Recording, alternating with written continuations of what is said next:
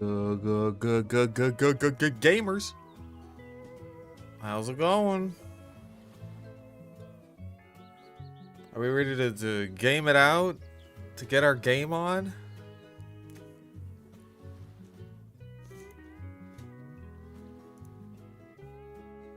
Also, I apologize if you're hoping for it. I don't think we'll be starting Black 2 today. I think that grinding up for N and gets us, and also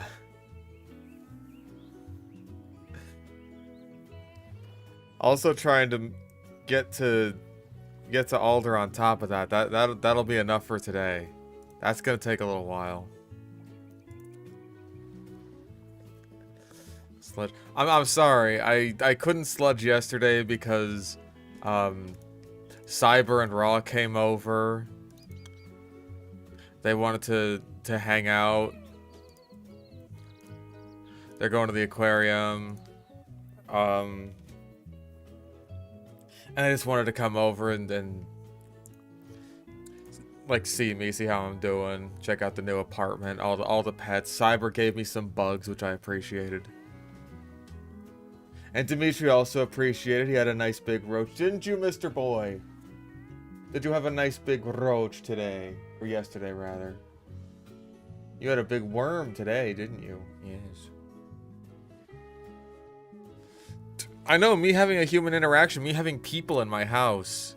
Brandy was not cool with it. Brandy was like, who the fuck are all these people? What is going on here?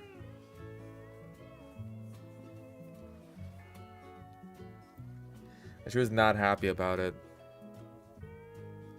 Dimitri was cool with it, though. He kept getting passed around. And it was he did jump at one point. He jumped to the ground. But, like, that's honestly pretty normal for him. He just sort of just leaps.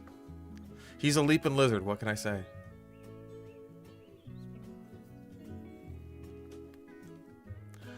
Anyways, we can go Tism. So, this is the team that I'm sort of thinking of at the moment. I don't think I got the Dragonclaw TM. That might be helpful for Arkin as sort of a backup plan for Hydreigon. I did get my invite. I just checked the mail today. I did get my invite. I do still have some Southwest Airlines credits, so I might be able to make it. I'll have to see about that. Yeah, a lot of... there was a lot of death. There was a lot of death. But it'll be okay. Everything will be fine. No one can fly, right? No, of course not. Arkin will probably be able to after it evolves. But, that's for later. What the hell's... Oh, in battles against other players. I was like, what even is the battle box? What does that do? What does that mean? What is extreme content? What does that mean?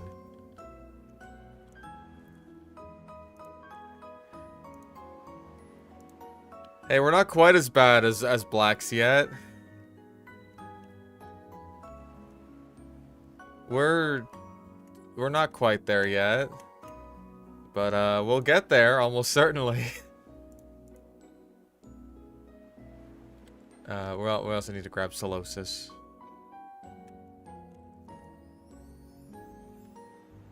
Yeah, we're like 5 behind Black so far. We'll see how Enid gets us go. Maybe we'll have 1 guy left by the end of this.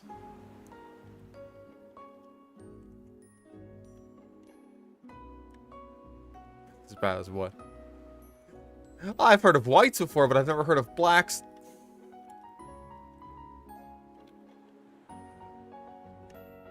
Okay. I kind of doubt that Archie can take on an Audino by itself. I mean, maybe we could try. Let's see what it does. Nah, that still really hurts.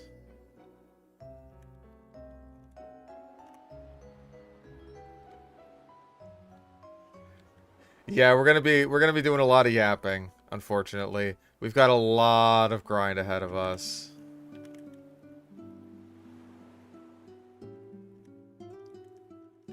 Next Joey DLC is probably gonna be the Rebirth pack. I kind of expected that more in like the summer months, but I guess it makes sense that they want the first, like big DLC after the mandated immediately after release pack to be the Rebirth one. It's just like, yeah, here it is. Let's get it over with. It'll at least be nice to have the alternate Mosasaurus and Spinosaurus. That's mostly what I'm looking forward to. Maybe a new map will probably be nice.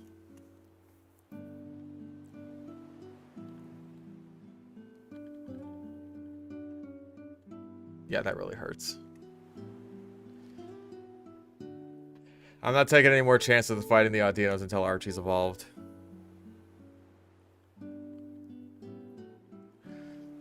Dragons, Gigasloposaurus, Titanosaurus, Acolops, and 2 other species. One of the other species is probably Anurognathus.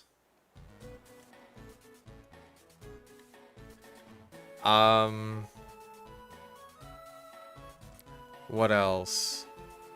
I mean, there was the weird amphibian thing that didn't even have a name. Also, I should probably put the guys on the team.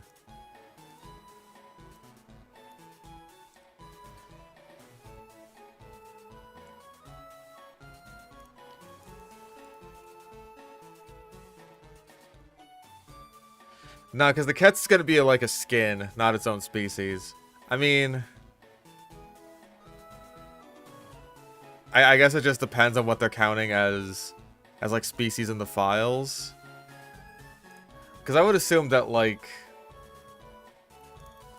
the Mosasaurus and the cats, the new T-Rex, those are all just going to be like new skins or patterns or whatever.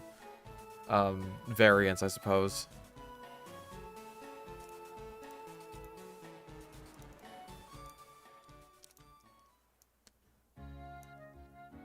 I think we probably are done with Ceratopsians for a while, but like I still think that there's some more that could be added. I wouldn't mind seeing like an Ionosaurus or like a Centrosaurus maybe. Where there's Axu. Oh wait.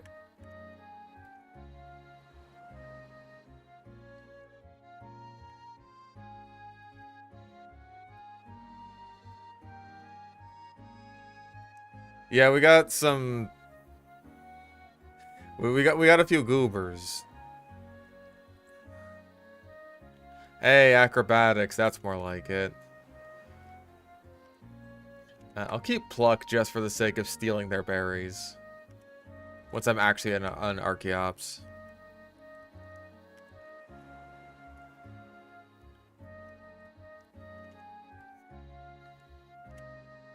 I mean, I guess I could have just taught it acrobatics, huh?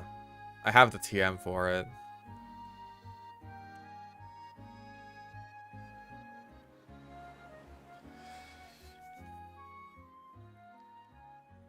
Saturday, Monday streams after Pokemon? I'm not sure. I mean, I could just, like, start doing TF2 again. I could always get more footage for shorts and stuff, and fish bites and all that.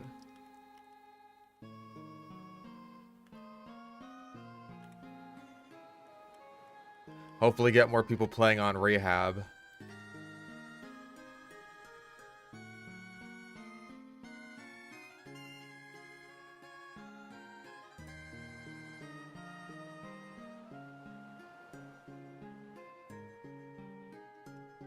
I think I have like 7 levels to go until Archaeops.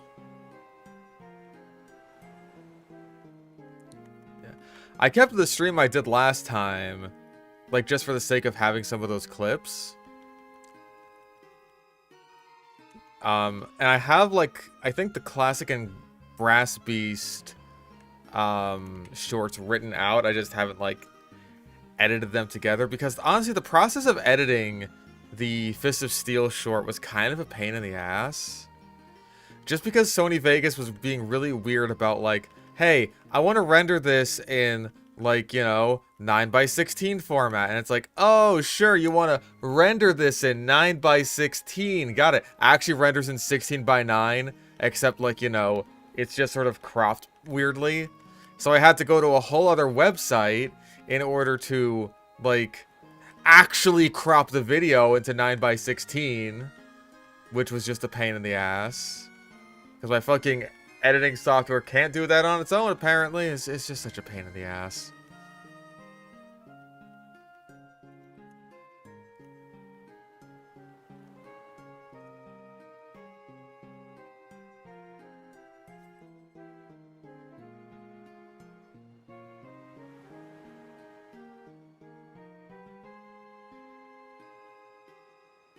Dragon Breath.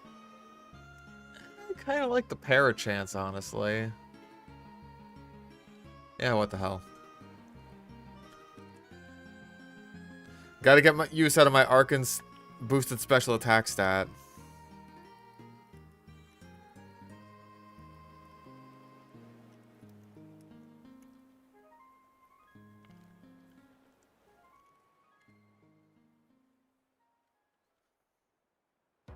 Yeah, I think the Rebirth Rex will just be like a skin and not a new variant.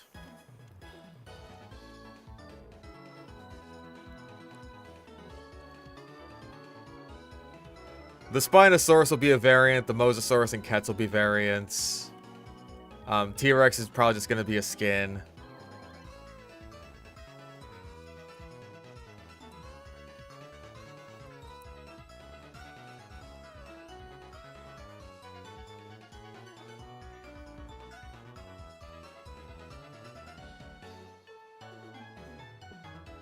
It'll be a skin, and then Jurassic Park fans on Twitter will complain that it's not a new model. That's like, you know, perfectly screen accurate and all that stuff, because Jurassic Park fans are just a little bit crazy.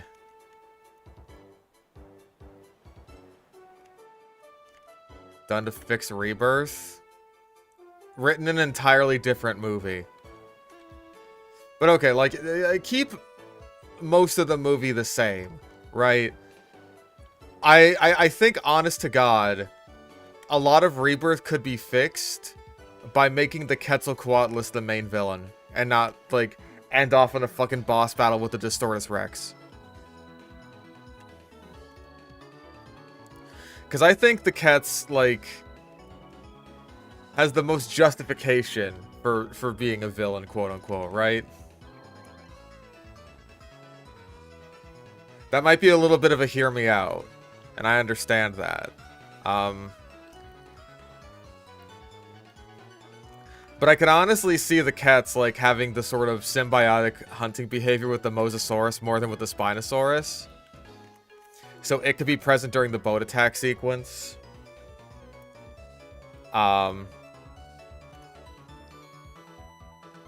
And then the first one that they could go to, the DNA that they have to get, could be the Ketz.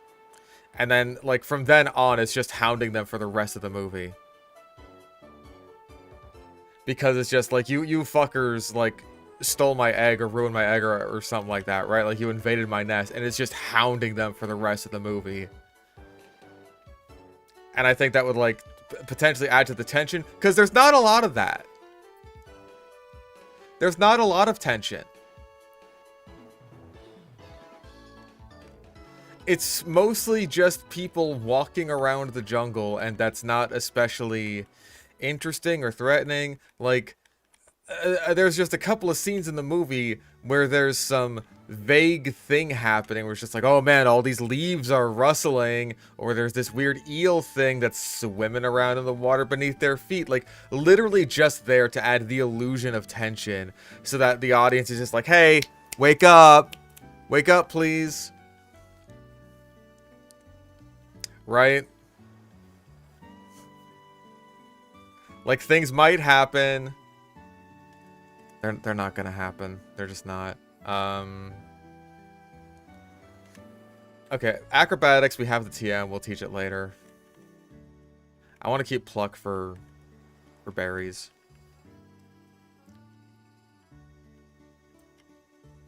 But like you could replace those with just the Quetzalcoatlus being there.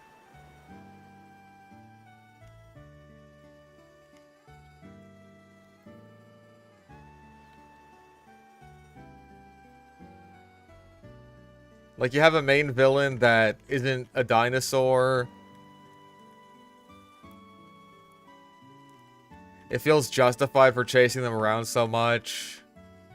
Like hell, you could even have two Quetzalcoatluses, like the mother and the father. And then, you don't have to do anything about the stupid fucking dragons and the distorters. Like, all of that was pointless. There's no point to any of it. It adds nothing to the story.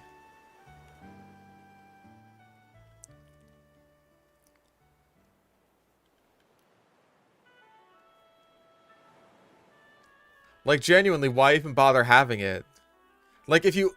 Again, if you're gonna change the movie as little as humanly possible, like, there has to be a Distortus Rex, there have to be the dragons, then, like, make it a Biosyn facility instead of InGen. That explains so much. That explains why this thing even exists in the first place. It's like, oh, hey, you know, they're trying to brute force their way into making a T-Rex, and they failed. They fucked up super hard. Cool. That's it. I'm good. I'm way more sold on that than InGen is just like has an island in the fucking Atlantic, so ridiculously far away from Jurassic World, as they already have Jurassic World that they're making fucking hybrids on, even though they're already making hybrids on Isla Nublar. Like, what are we doing here? We just have a new fucking InGen island for the sake of it.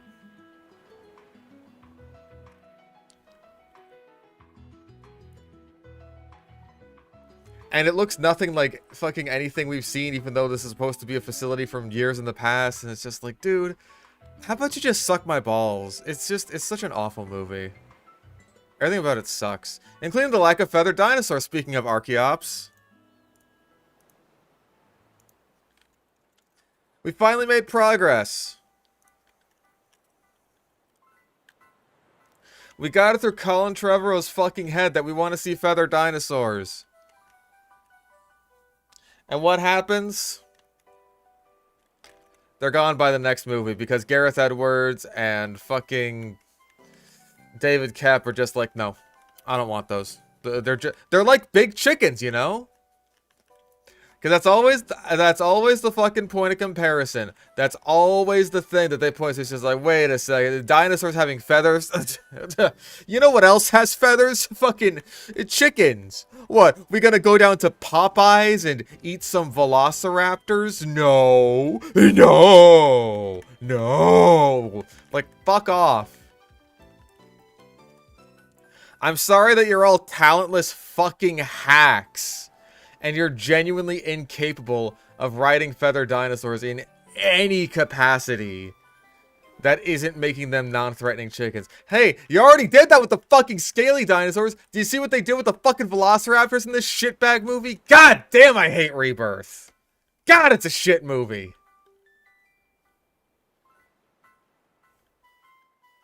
So fucking awful.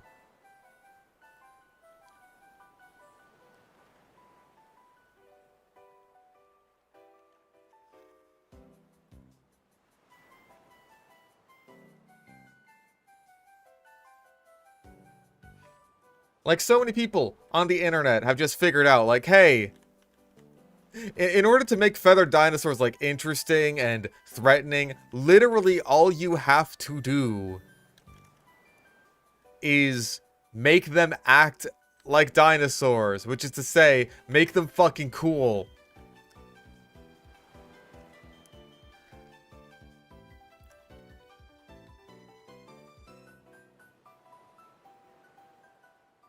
Like, I think when you're actually watching Rebirth, it feels less bad because most of it is just sort of whatever. But just thinking about all the stupid fucking creative decisions that made it into that whatever to bad state is just so fucking frustrating.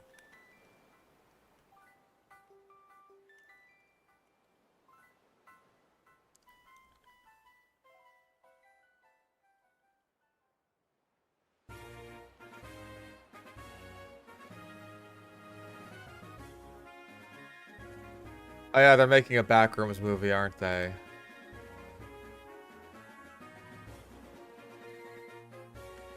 Listen, the Elite Four was bad this time around.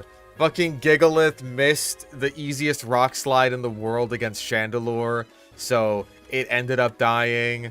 Seismitoad. God, what happened to Seismitoad? That wasn't against... Was that against Grimsley? Were most of my deaths to Marshall? I feel like they were.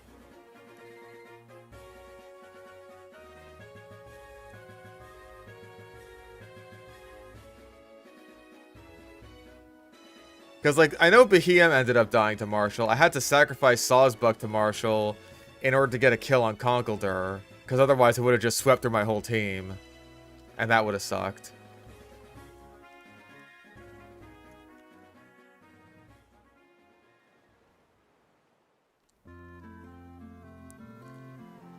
Did Seismitoad? I think Seismitoad might have died to a crit from Grimsley or something.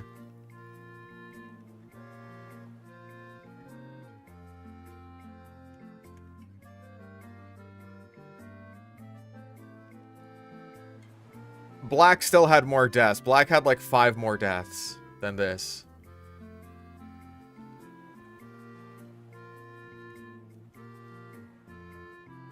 Actually 6.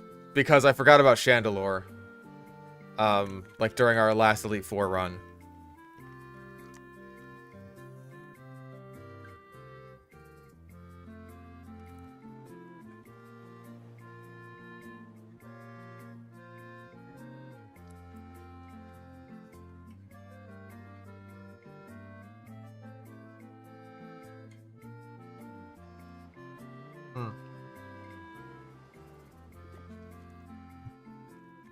Yeah, the late game of Black and White has just been kicking my ass.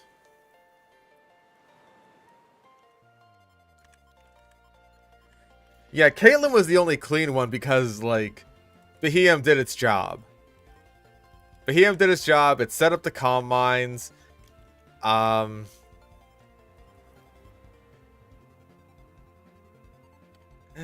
then fucking Marshall came along and it's just like, okay, Behem, I need you to either, like... I just need you to dodge one Stone Edge, or have it be so that the last one, literally the last fucking Stone Edge that this guy has is not a crit. Wouldn't you know it? One Stone Edge later...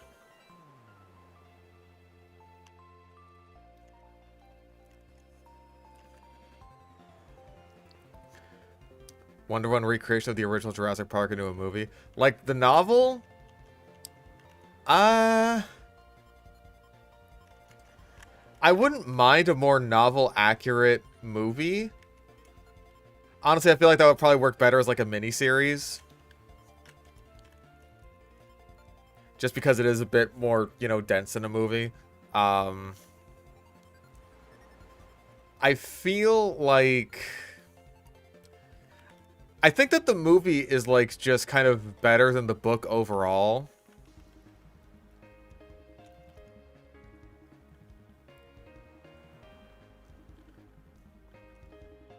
Like, there are definitely some things where it's, like...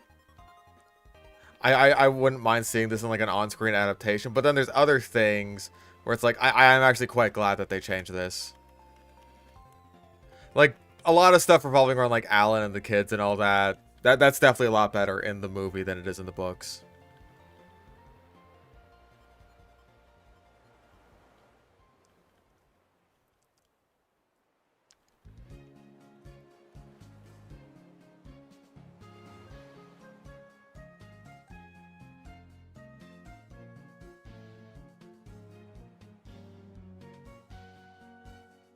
Like, I think it was a good idea to give Lex her moment. Where, like, she does her hacker thing in order to help reboot the power systems and all that. Because in the book, she doesn't really do much of anything. In the book, she's the younger sibling and just is generally pretty useless.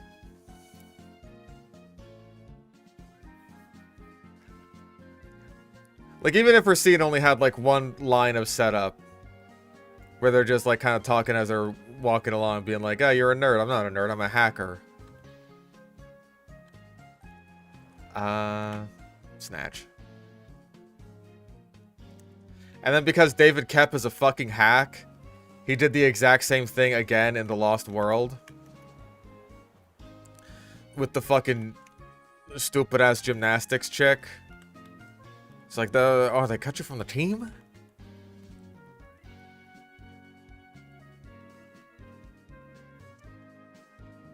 Recently heard that Velociraptor is not Deinonychus, but actually a Kilobator with GSP lumped in with Velociraptor. I'm pretty sure GSP lumped in Deinonychus with Velociraptor, but the Velociraptor slash Deinonychus in Jurassic Park is actually more a Kilobator sized, if I'm not mistaken. When was a Kilobator described?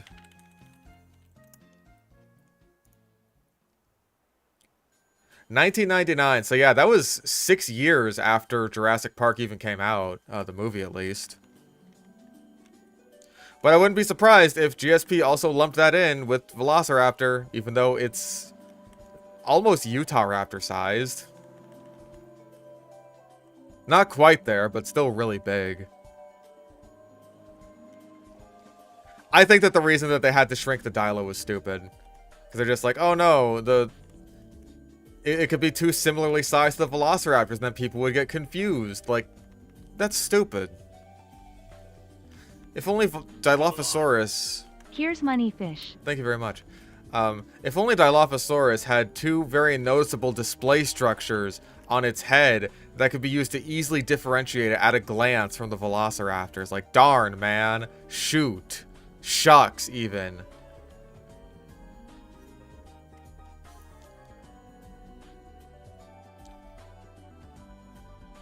I guess there's simply no other recourse. Also, where is... There's Rock Slide. Now you better not miss, unlike the last rock type I had.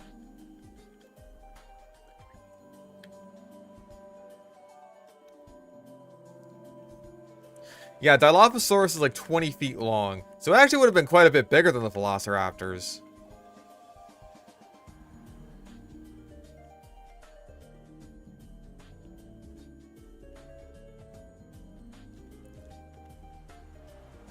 Because the Kilobator is a big raptor, but it's not like Utah Raptor size. It's like, what are we looking at here? Even then, I feel like that's a bit bigger than the Jurassic Park Velociraptors. I think it's closer in size than Deinonychus. It's like 15, 16 feet long. Like somewhere in between a Kilobator and Deinonychus, I think is like the sort of prime Jurassic Park Velociraptor size.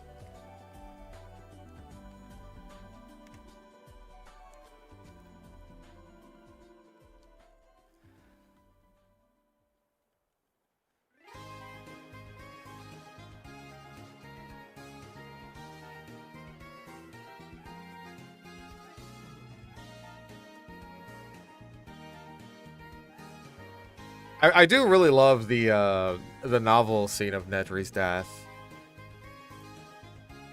Like, I think it's a really good, horrifying description of someone being, like, blinded and disemboweled. It's really fucking horrifying. Like, I could definitely understand why that wouldn't make it into a PG-13 movie.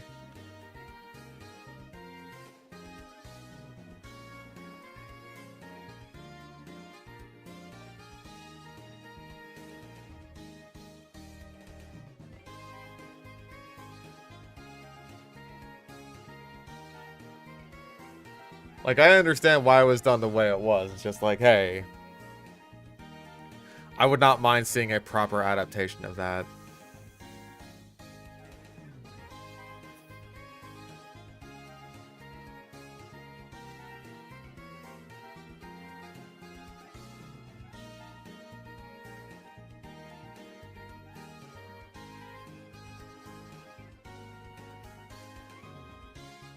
Well, the novel description has Nedry being completely blinded Like, he opens his eyes and realizes that he can't fucking see anything, and then he feels like this, sort of hot sensation going across his stomach, and then all of a sudden, like, oh, something warm is, like, falling into my hands, and he has to, like, kind of grope around to realize those are his own intestines that have, like, fallen into his own hands. And then the Dilophosaurus, like, grabs him by the head and lifts him completely up off of the ground as he's just, like, hoping and praying for this pain to stop. Which, the Dilophosaurus eventually makes good on.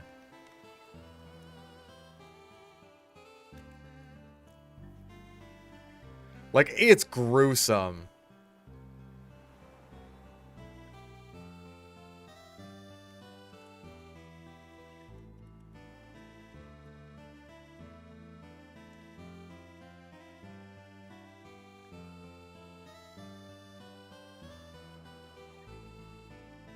Like, with the lawyer getting munched on, that was more, like, you kind of just see the T-Rex bite him and shake him around a little bit. You don't see, like, little bits and pieces of the guy going everywhere.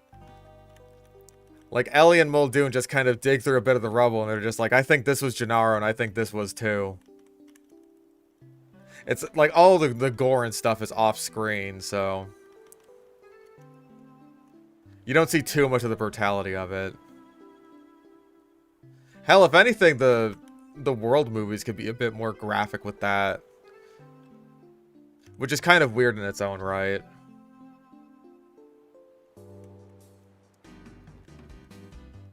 Like, the fucking stupidest character in all of fiction, he gets, like, basically ripped in half, and, like, some of his limbs get torn off by, like, the T-Rex and the Carnotaurus at the end of Fallen Kingdom.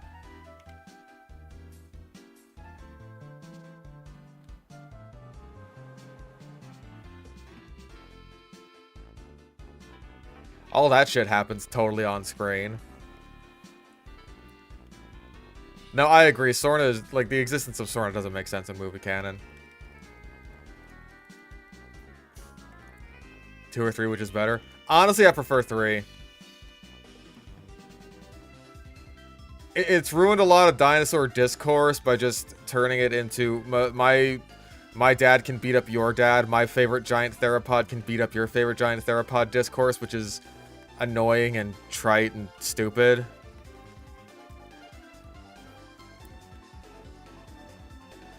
But, like, I think it's a perfectly watchable movie. Oh shit. Right, that thing has counter. I gotta be careful. Yeah, don't fight Socks. Don't fight Socks. That was like a 1 in 4 chance of me dying there.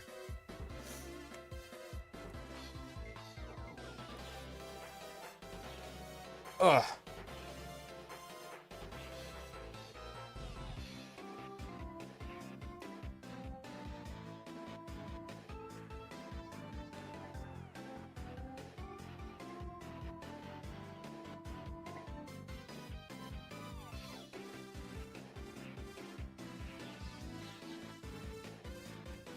Well, see, my gripe with Sorna is I just don't think it makes sense for it to exist at all, because why do you have, like, a dinosaur breeding facility on another island when there are, like, both in the book and the movie, you have dinosaur breeding taking place on Isla Nublar?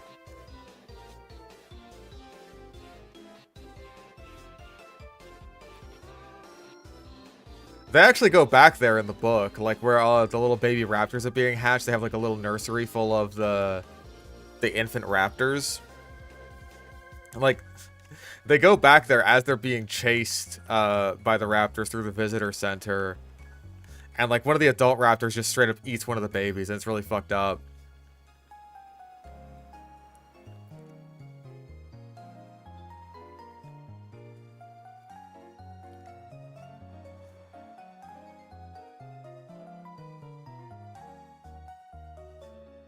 Yeah, sure, whatever.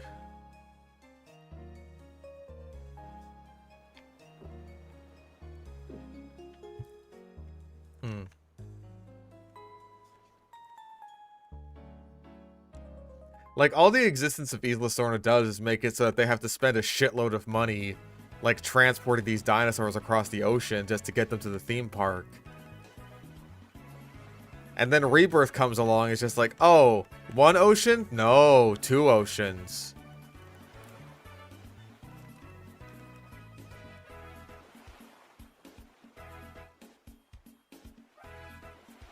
Listen, lots of things die. Things die in life. That's what makes it life.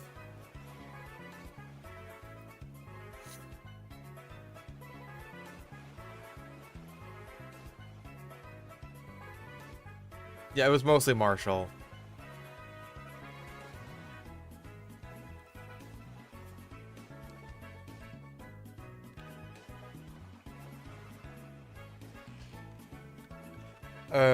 Okay, Clinker and the Orb. I like how they're not even evolved yet. None of these guys are even evolved.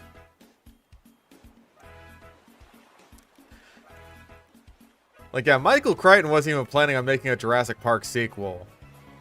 But then the movie made a shit zillion dollars, and they were just like, okay, listen. Listen, you worked with Kep, right? It's just like, yeah. He's got to base his script off of something. And then Michael Crichton was just like, yeah, he does.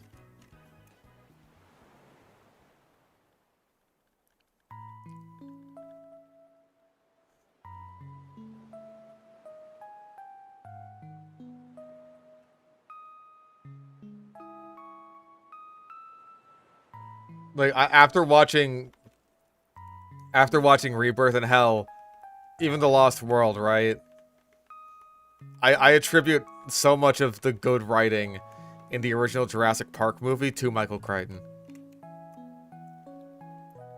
Like, even though it is such a different beast from the book that he wrote, that was the same thing, basically, I think he did all the good writing. I think it was all him.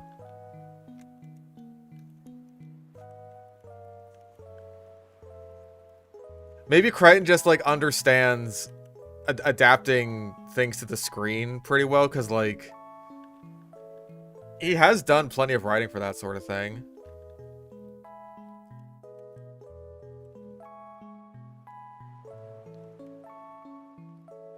There were lots of crits.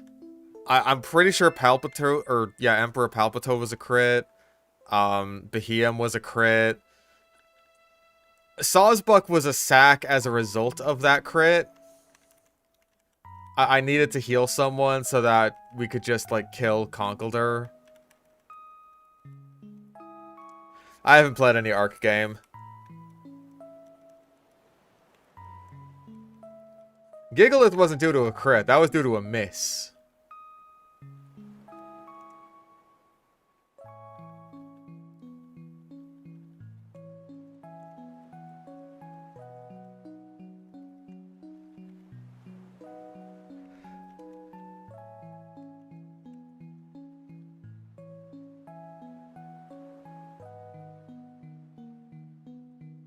Cofagrigus also died to a crit. I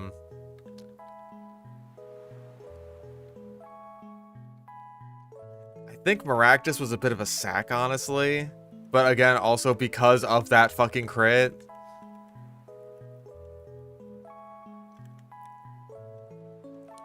I have not seen the Arc Megaraptor. But if the designs are improving, then I'm down with that. Ooh. Ow. Ow.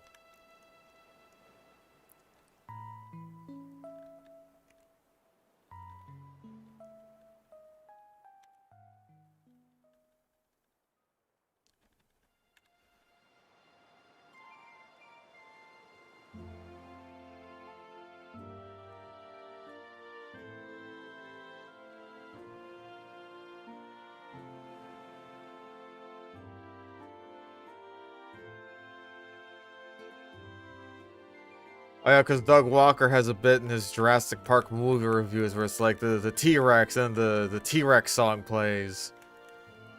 But in Jurassic Park 3, the T-Rex dies. So it's just like, now I can't play the T-Rex song anymore. What the fuck? I've seen an irregularity.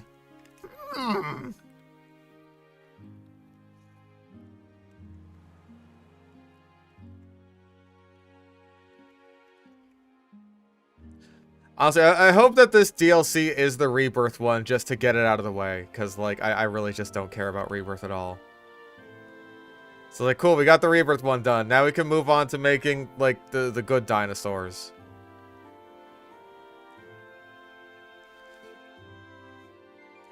We can move on. We can have more peak, like, Irritator and Ostroraptor.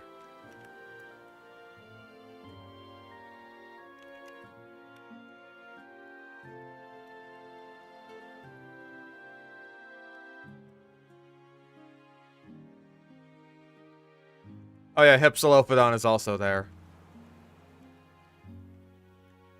The good dinosaur. Say that again.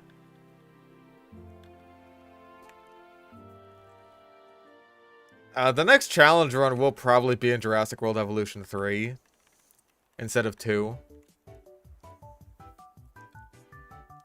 Because, like, I really just want to get to the quality of life stuff of the third game already. I just want it. And I want it now. The orb!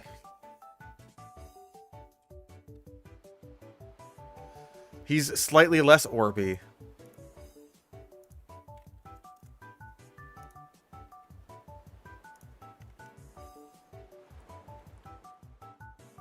Yeah, they're really just, like...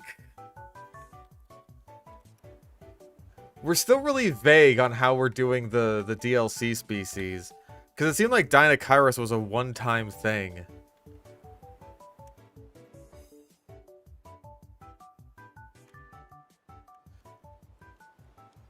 Like, I wouldn't be surprised if the DLC packs from this point on are, like, 4 species, with one of them being a resold species. Which I'm not happy about. That's, like, a big thing for me.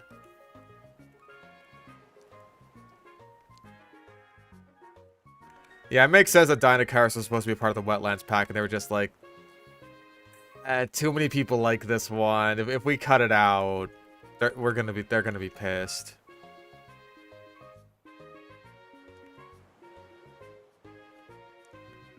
But I'm still not especially clear on whether or not Hypsilophodon was like a last second edition that replaced what Dinosaurs was gonna be, or if there were gonna be 4 species in the pack and one of them was Dinosaurs, and they were just like, fuck it, we'll release it with 3 species instead.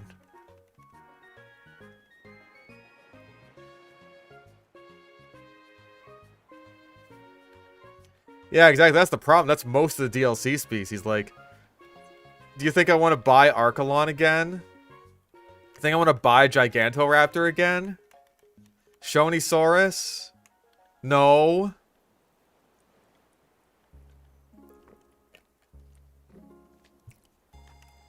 I would rather not.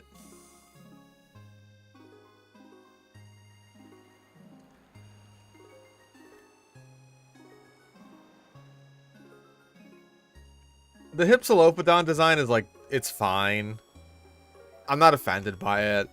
It alright.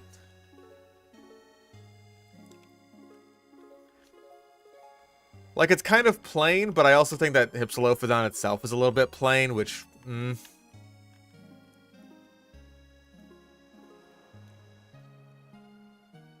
Like, we've already got Dryosaurus. Do we need another small, very similar looking ornithopod dinosaur? Like, it's one thing if it looks super different, but it just kind of doesn't.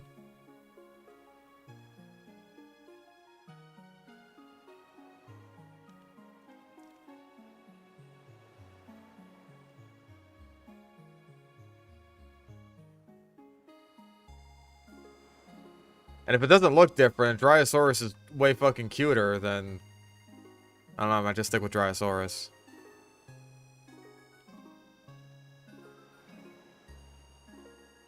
Personally speaking.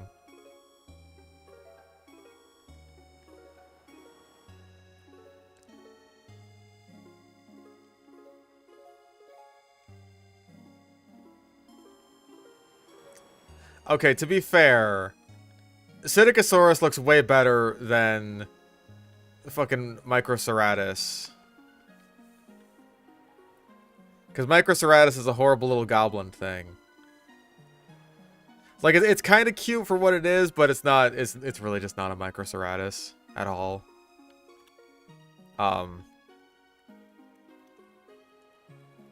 Psittacosaurus actually looks good.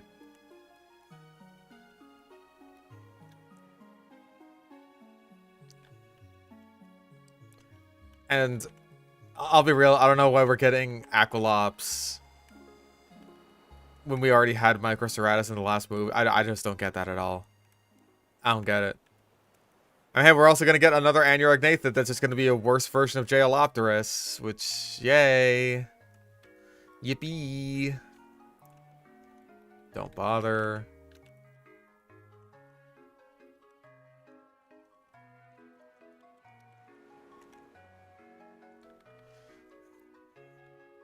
Like, I'm not offended by it, but, like, I don't know. I feel like it could come with something more swampy. Because, like, hey, a lot of fossil deposits are very swampy. Especially because, like, you got the semi-aquatic mechanic, right? Like, I feel like so many people would have been stoked if one of the species was, like, a crocodilian or even a big amphibian or something like that, right? Just something that feels more swampy than, like, Hypsilophodon, right? Like, even if you're saying, oh, it's a canon species. Like, in the canon, in the original book, the Hypsilophodons, they were chilling out in trees. So I would associate them more with, like, forests than swamps, personally speaking.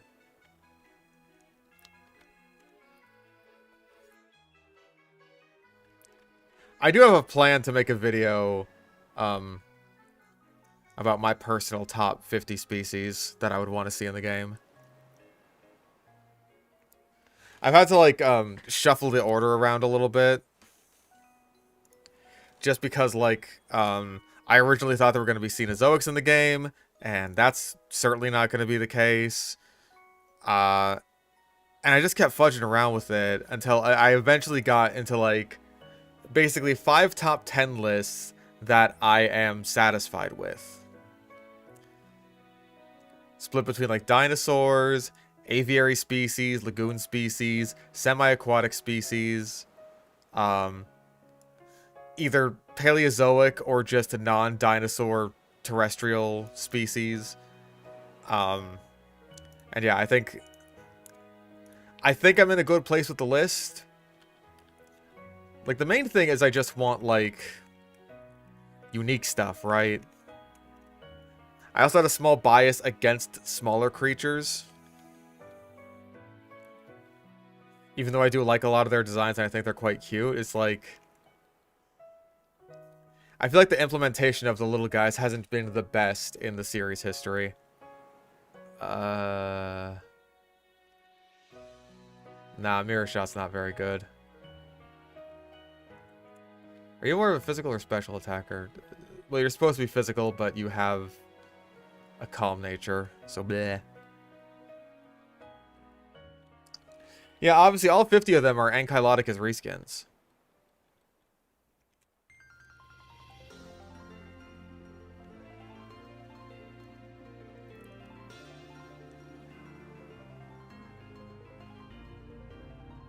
Yeah, I agree that you'd need to add a lot to justify Cenozoic species.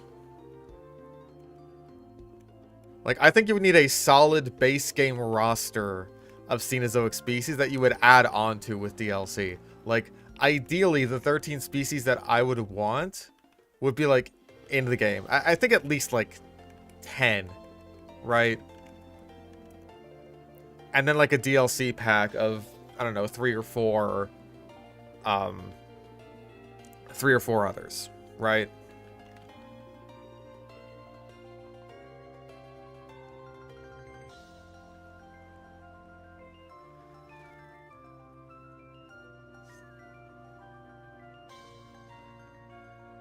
And honestly, like, finding 10 for some of these categories was the hard part. Like, a lot of pterosaurs look very similar to one another, so it's kind of difficult to find, like, 10 unique pterosaurs. The same goes for semi-aquatics, honestly, because, like, a lot of them are just kind of big crocodiles. It's like, I can't just have a list full of a bunch of big crocodiles. There's got to be something in there that's different, right?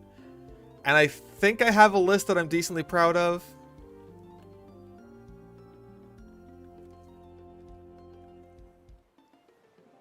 It's like, maybe some of these guys wouldn't be, like, everybody's top picks, but I think that they would add the most to the game if they were added.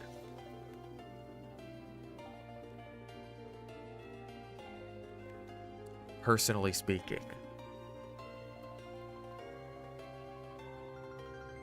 But I'm one of the few Jurassic Park fans that is not obsessed with making sure that every species that was mentioned in canon in the novel literally once, even if it's just like a fucking half-eaten corpse on the beach, Ornitholestes, gets added to the game, right?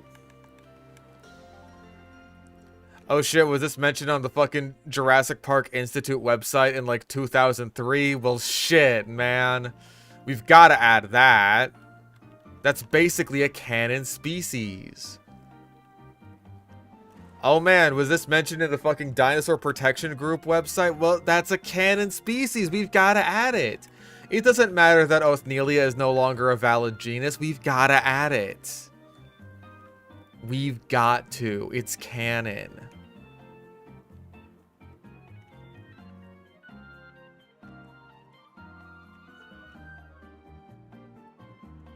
I don't even think Ornitholestes would necessarily be bad. It's just like, I wouldn't want it added just because it's a canon species. You know what I mean? I'd want to add it because, like, oh, you know, sort of weird little late Jurassic Silurisaurian with a kind of pseudo raptor claw. That could be interesting. I'd like to see what they do with that. I'd like to see how they design that.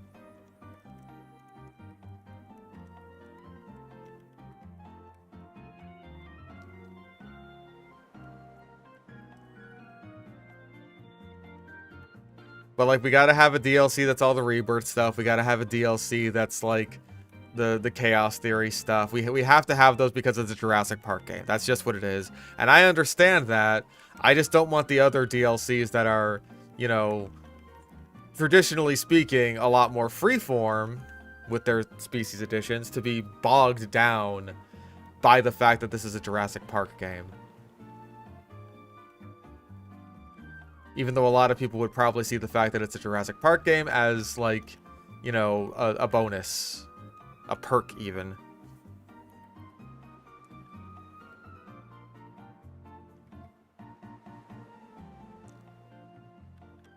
Oh. 2 games left. When are you going to use Standalone Dratini line? I've been begging you to name after Big Bad Evil Guy for my book. I did end up naming a Dratini after Thandalin in HeartGold SoulSilver. I just never ended up actually using it. I think it was in consideration, but then I ended up using Tyranitar instead.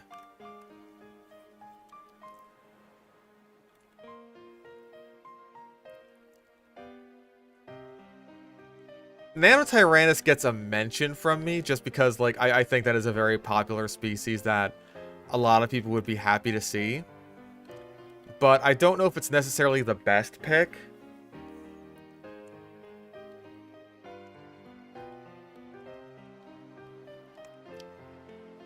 That's just me speaking personally, though. Like, I think there are more dinosaur clades that could use representation, or at the very least, more unique-looking species.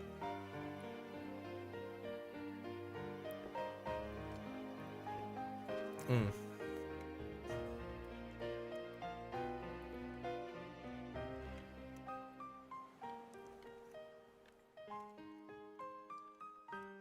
Nope, come on.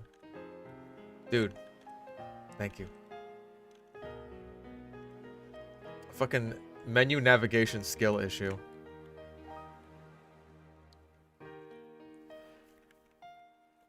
Magurosaurus. That would be a good pick. My personal pick for like a small sauropod would be Brachytraclopan, just because I think it's funny.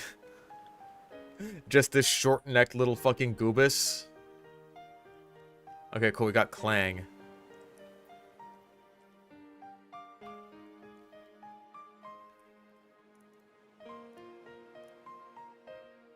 Number 600. The 600th Pokemon is one that nobody gives a shit about. And is like consistently at the bottom of Bulbapedia's most popular Pokemon list.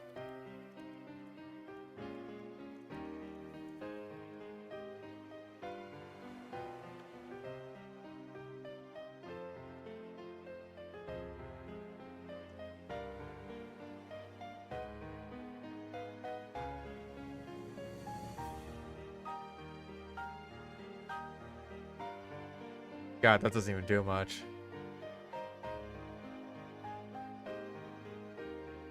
Luckily, Audino does even less.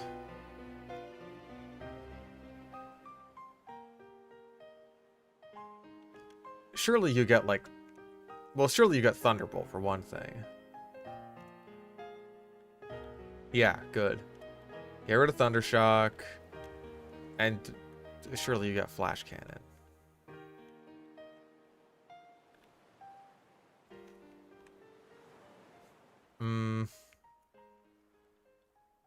We'll think about it. I ain't sure what good moves Clang gets. Name a little slime friend. Goopus.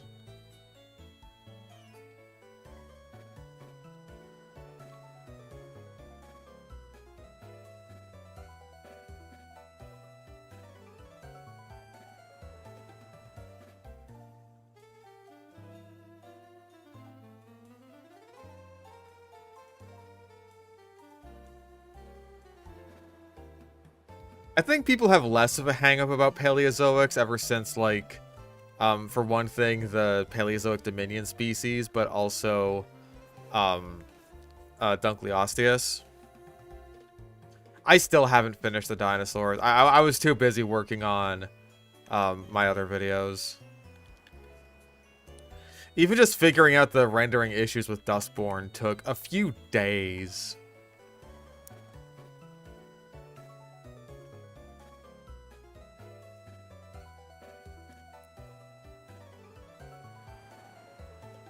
Honestly, the fucking amphibian doesn't bother me nearly as much as the little eel thing that you don't even see its full body.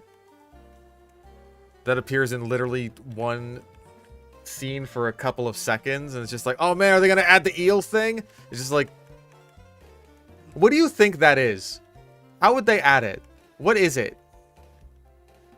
It's just like, I don't know, but it was on screen. We gotta add it. Like, again, that's the kind of shit. That's the kind of shit that other Jurassic Park fans are on that I am simply not. Saw your Dustborn video in its entirety. Gotta say, it kind of sucks. I hope you mean Dustborn the game and not my video. Plot holes in Dustborn's magic system. If it's the god language of Babel, why did they only build a tower? How was it recovered if God scrambled it? I think... I don't know. I don't know. They say that, like, the fucking... The proto-language... That the muties can use the proto-language subconsciously or some shit. That's what, like, your baby daddy tells you in one of the scenes that I just really wasn't paying attention to because, Jesus Christ, the writing in this game is so goddamn dull. But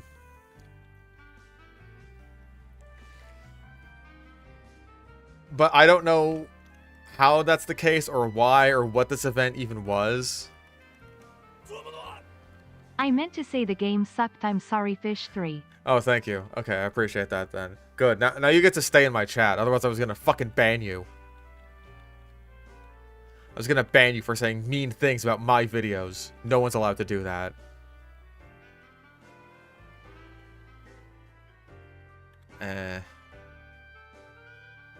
Dragon Dance. Alright, cool. We've beaten the game.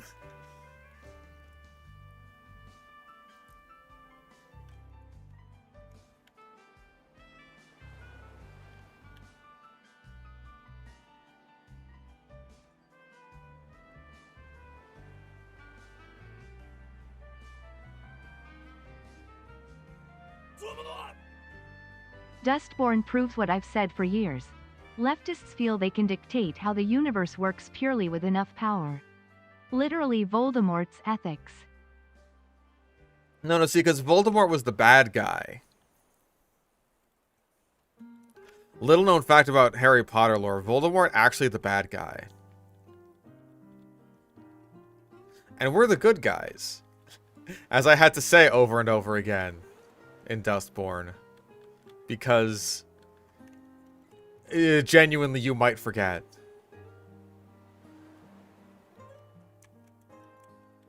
And I wouldn't blame you if you did. Ow. Okay, well, since Clinker can handle his own against the Audinos, what I'm gonna do is train up Revolver and Donkey Kong while experience sharing the little goobers.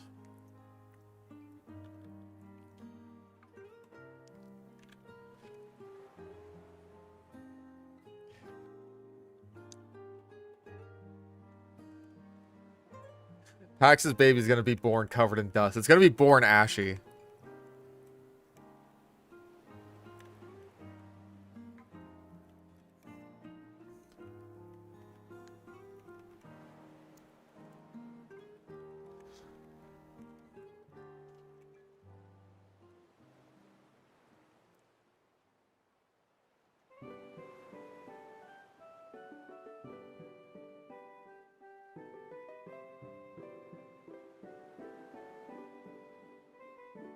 Yeah, after all the shit we went through in the game, that baby's gonna be a pile of mush. Voldemort was a bad guy wizard supremacist who wanted to subjugate muggles, and Pax is a good guy anomal who sings about how time is up for the normies. Yeah. See, they're totally different. Cause see, Voldemort, he's like the Nazis. What? No! Christ, we hate the Nazis! Dr. Ben donated $1. Imagine getting one of the strongest boosting moves in the game as a signature move, but you can't do anything with it, so a mythical steals IR from you. Poor Klinkling. Poor Klinkling. Poor little Clinkus.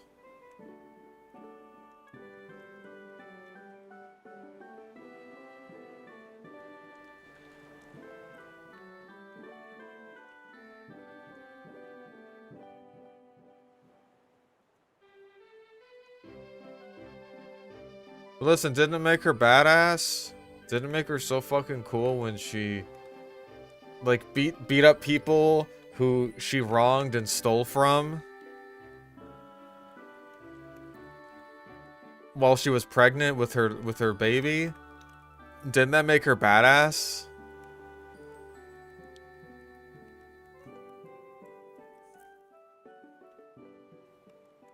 Isn't Pax so fucking cool?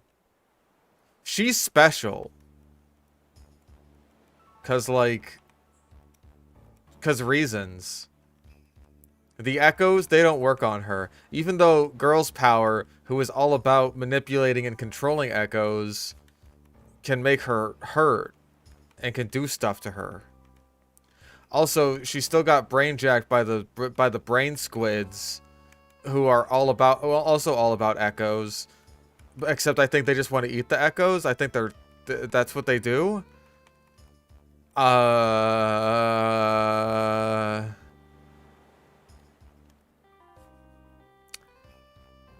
But it all makes sense. Because Pax is really cool.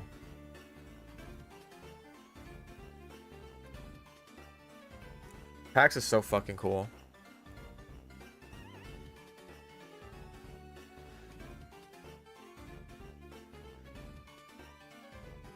Yeah, I eat echoes now. That is a thing I do.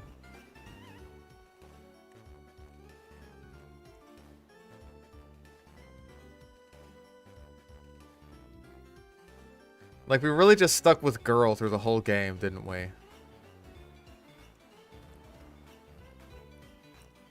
Saw a video where someone made a parody Dustborn wiki and the picture of Sai was the Murray. That's awesome! How have I not heard of this before?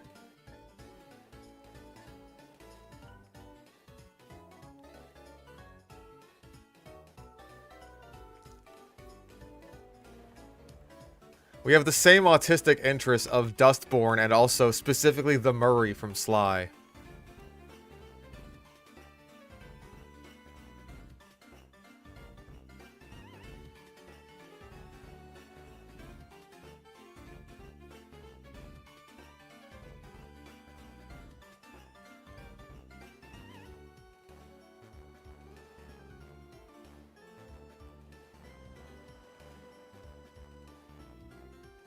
I feel like the game probably has mostly positive reviews, either because, either because people are judging the game's politics rather than the actual game itself, or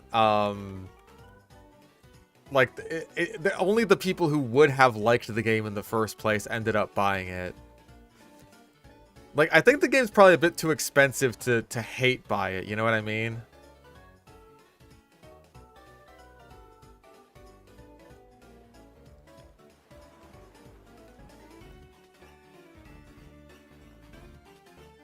Like, I'll do it because I'm a YouTuber and I can make money off of it, but I understand if for other people that's not really the case.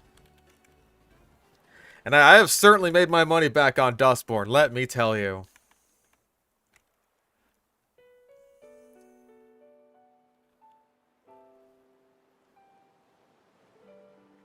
I want to say that video has made over $200 by now, which is very nice. That's a lot more than Dustborn cost to buy.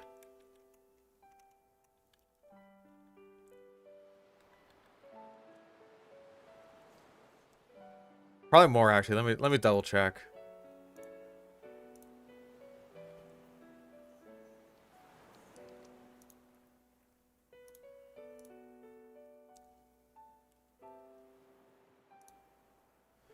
Let's see.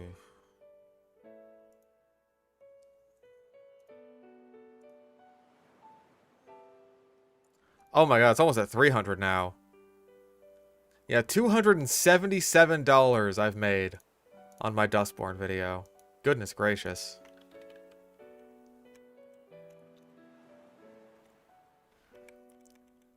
I think it was worth it to spare other people from the potential pain of ever having to play Dustborn. Just in case it goes on a super big sale and they're just like, you know what? Maybe I'll give it a try. Maybe it's not that bad. No. No. No. Bad. Worse than you could possibly imagine.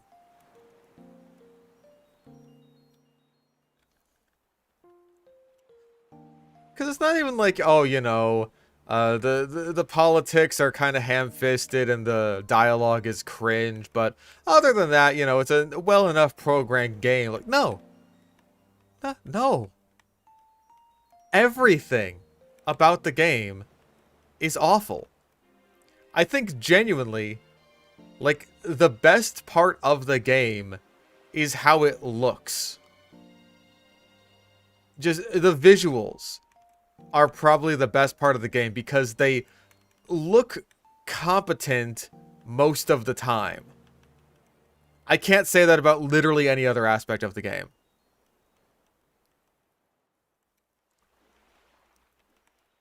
The writing is always bad. The music, like, certainly the music that you're playing sucks. And then all the background tracks are completely forgettable.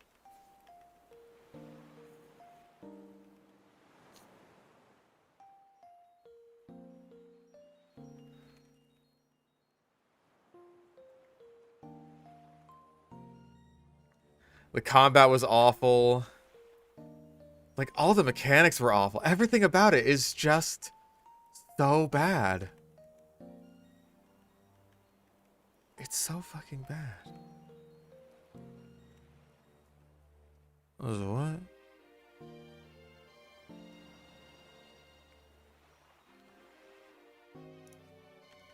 Yeah, do you know who the fuck I am? I made Bad Weapon Academy.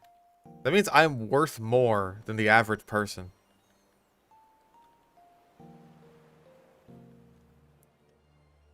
I'm simply superior to you all.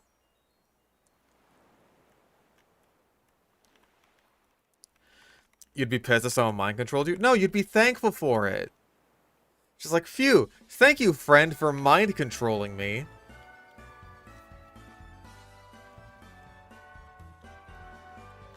I'm so grateful to you that you just smoothed over my brain and eliminated all conflict here because we're not people.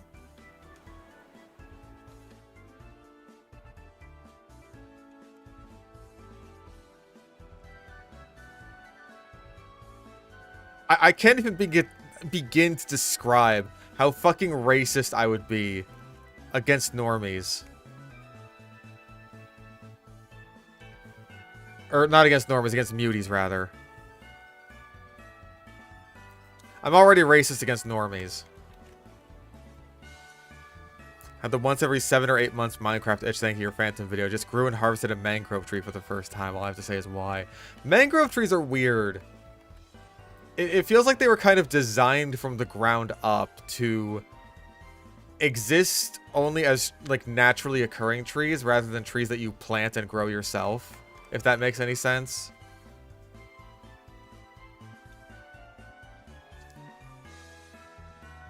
Not fighting you because you have counter.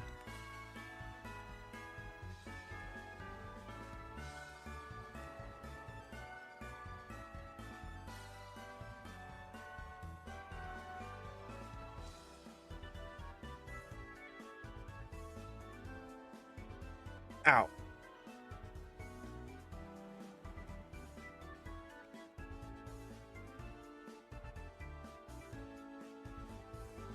I feel like the weirdest part about the mutie powers is just how fucking inconsistent they are across the board. I'm not fighting you, you have counter. You know what I mean? Oh, my fucking wrist hurts. It's only been like an hour. Ooh.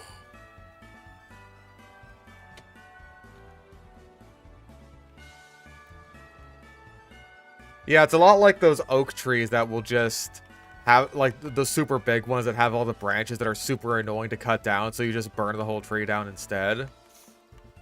It is a lot like that.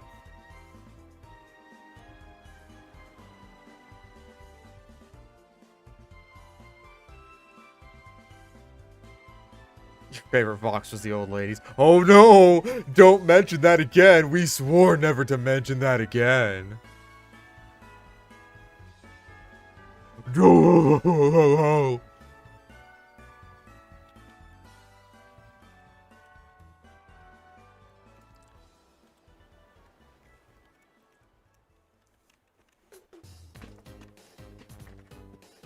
Fucking intolerable game.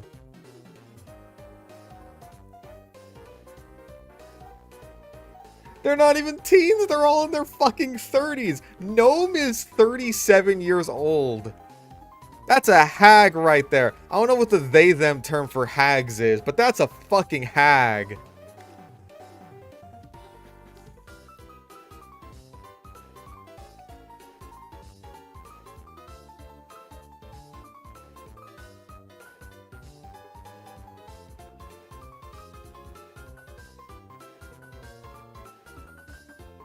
What's a fault?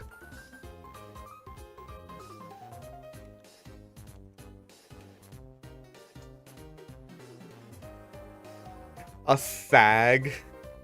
Okay, when I in particular say that, it sounds like a different word. No, they don't act like adults. They barely act like people.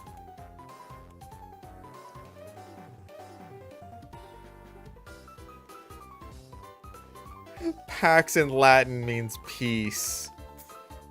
The least peaceful person ever. I'm so glad all the gay people in my chat, of which I have so fucking many, are cool with giving me the pass.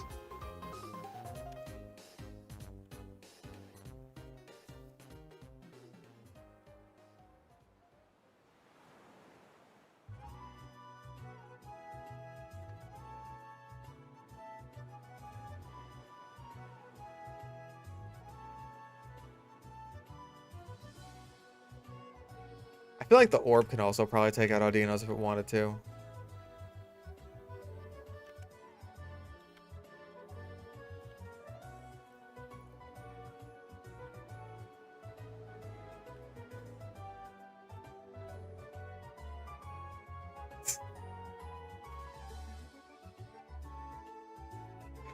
I genuinely can't believe that they just, like, highlighted the fucking vitiligo thing so often. And then, like, a chapter later, fucking Sai goes out for a casual Humpty Dumpty doll walk in the middle of the goddamn Nevada desert. She's just like, oh man, I'm so glad to be out of the desert so that my vitiligo can get away from all the harsh sun. But she goes for a walk in the middle of the Mojave Desert. What is wrong with you? I hate you so much. You're an awful character. Everything about you is the worst.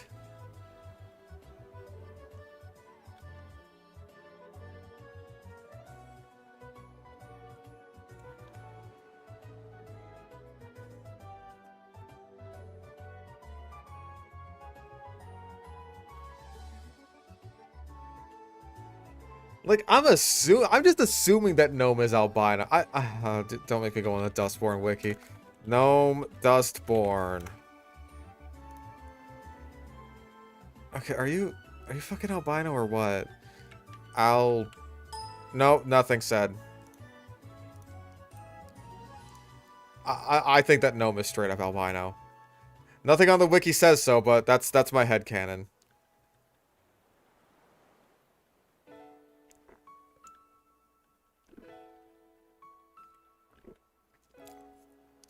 Really out here making me fucking reflect on the Elite Four, where we lost 4 Mons again.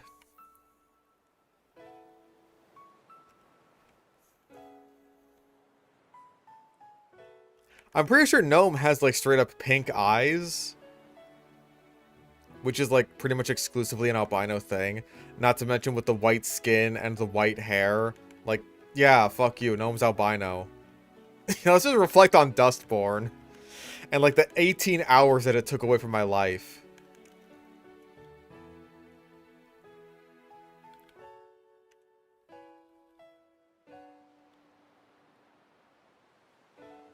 What does this move do? It just raises speed, right?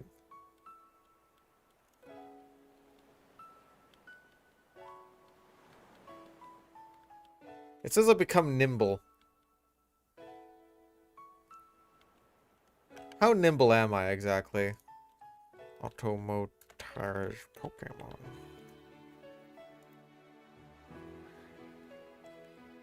Reduces its weight by 100 kilograms. In American, please?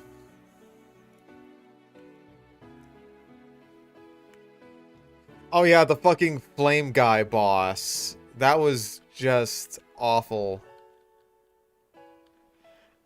Like, looking back in hindsight, I think I was maybe supposed to be using my Vox powers more. I think, at least. But the fact that I couldn't even use my taunts while I was under the effect of this fire attack that went on for like a minute fucking straight, that covers the entire arena, makes me wonder, what am I really supposed to be doing here?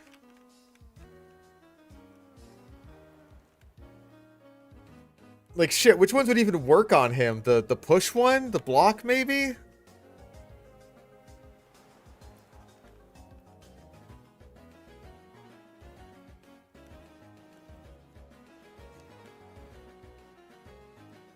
Like, brute forcing everything else in the game worked totally fine. I don't know why this one fucking boss was just such a headache. And it doesn't even matter. It's not important to the story at all. Nothing about it mattered. I don't even think you have to go to that area.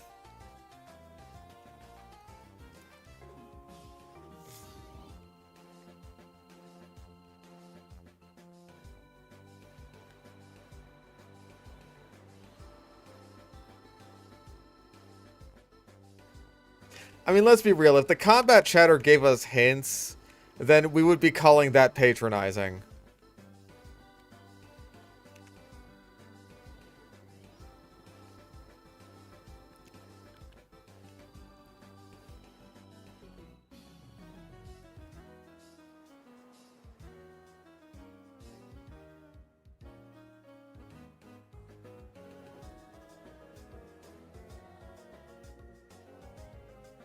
God, we still have like 5 levels to go until we get Kling Clang, don't we?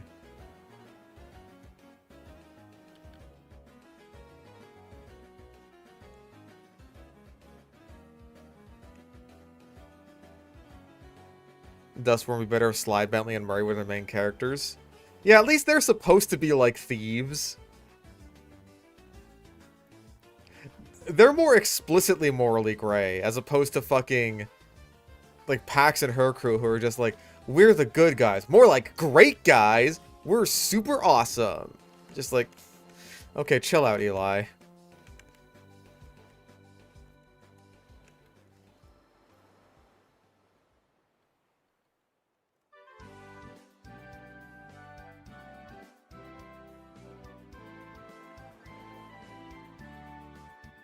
Eli was honestly kind of a nothing character. Like, he's probably one of the few likable ones just because he's nice. That's literally it. That's all it takes. Men are easy. Just be nice to them. But he was kind of nothing. He's like, oh man, I really want to go and find my best friend. And then like a chapter later we find her. It's just like, cool. Okay.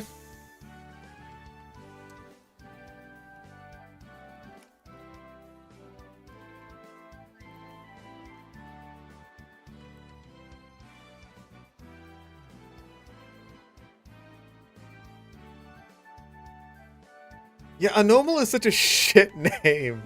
Like, all of the other names were better. The fucking slurs were better.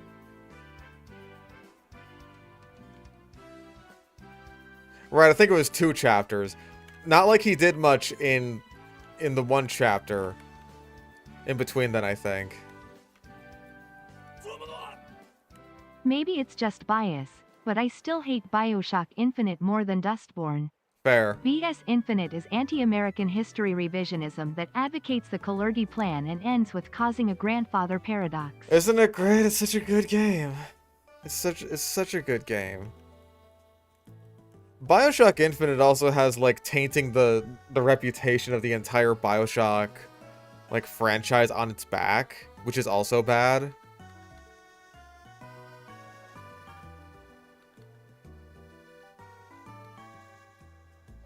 Like, Dustborn is just a bad game. Bioshock Infinite is a bad game that essentially guaranteed that we'd never see another Bioshock again.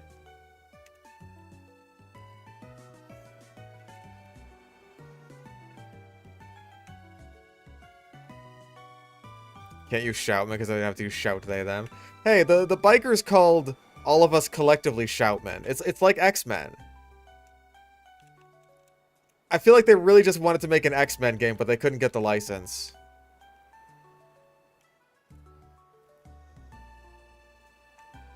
Even Ziggy was all like, oh man, Shoutman? That's way better than a Anomal. Like, she wouldn't mind being called a Shoutman. She doesn't need to be called a Shout Lady. Sly, I hate Anomals. We should beat them to death with hammers, Sly. I'm right there with you, Bentley. The Murray will thunderflop the Anomals into oblivion.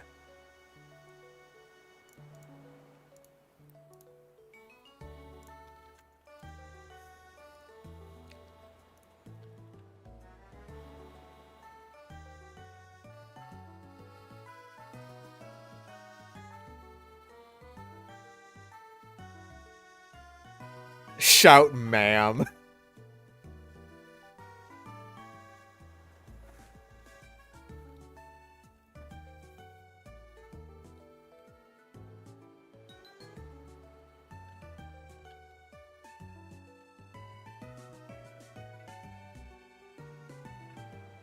Yeah, the Guru could mind control Pact. The Guru could definitely mind control Sai.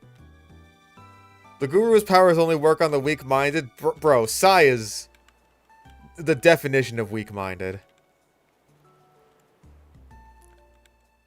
She's out there having a fucking panic attack and Gnome is just like, no, you're not. Oh, I'm not. Okay.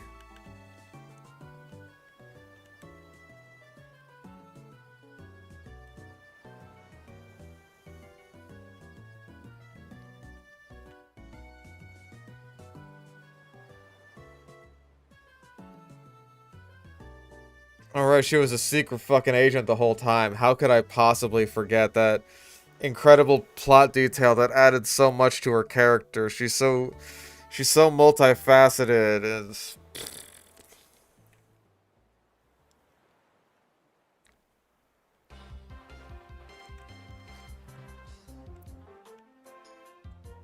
I like how in the chapter that is setting up the fact that Sai is a double agent, when she's like, when one person asks a question one time, like, hey, do you think someone sold us out? And she's just like deflecting to, oh, maybe it was all the crazy people in the camp. I don't know.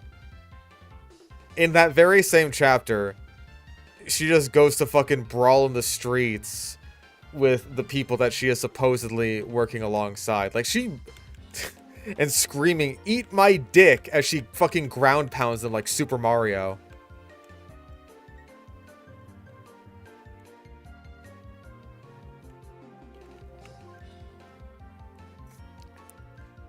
Try to tell a team member no, and the game forces your protag to agree by having the they-them mind control you into agreeing. In any other game, that would be making you resent that person. Like, hey, we're talking about Bioshock. At the beginning of Bioshock 2, where the fucking evil bitch uses, like, the one hypnotized plasmid on you and then forces you to shoot yourself in the head. It's just like, okay, cool. So she's dead. I'm gonna kill her now. Like, I want to kill Gnome now.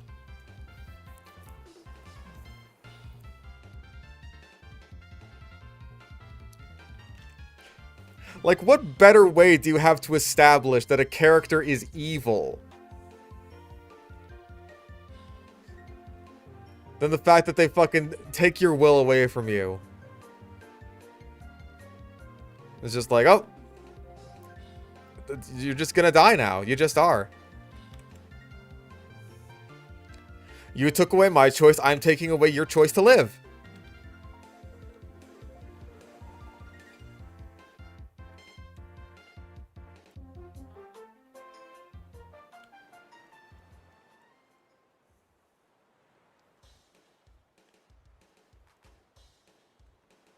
Play Mass Effect. Perhaps one of these days. It's just one of the many games that I have to add to the ever-growing list.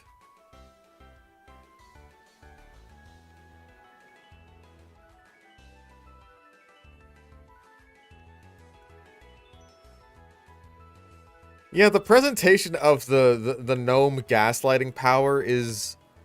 It's depicted as almost like cute and harmless, or beneficial, if anything. Except for in literally one scene in the fucking... in the most pointless episode where we have the Battle of the Bands. Where Pax is talking about like, hey... you using your mind control powers on me when we were in a relationship together? That's not cool. And even then, I don't even know if that's like a necessary dialogue choice. Like if I have to call him out on that.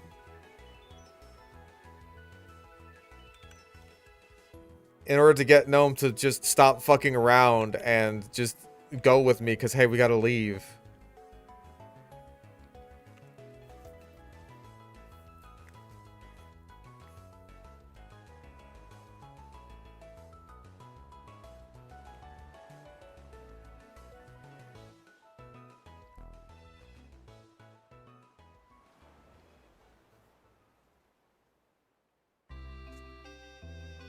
It was funny when the little midget dude just shot Sai in the stomach and almost killed her. That was funny. I liked that.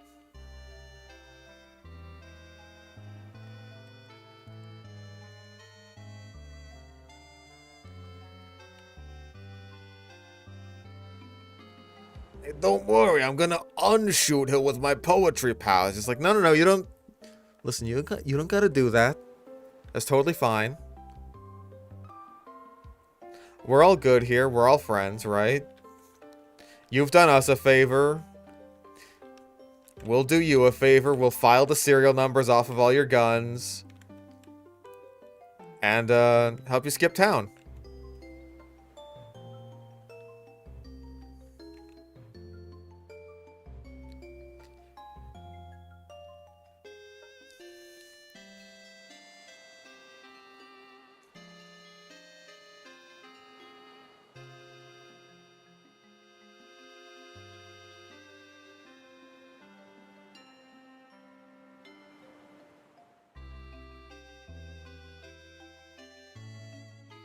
Mr. Planty, Jesus fucking Christ. Yeah, I feel like having both Justice and the Puritans was kind of superfluous. Like, even though they're in opposition to each other, they really didn't seem all that different in their goals or anything. Like, everyone's just racist against muties. Except apparently Nova Scotia specifically. Which... I still don't really understand why we couldn't have gone through Canada instead of going through the US when they also hate muties. Like, if both of them hate muties, then like, what fucking difference does it make? Let's just go through Canada because at least it's safer. That's what I would assume, right?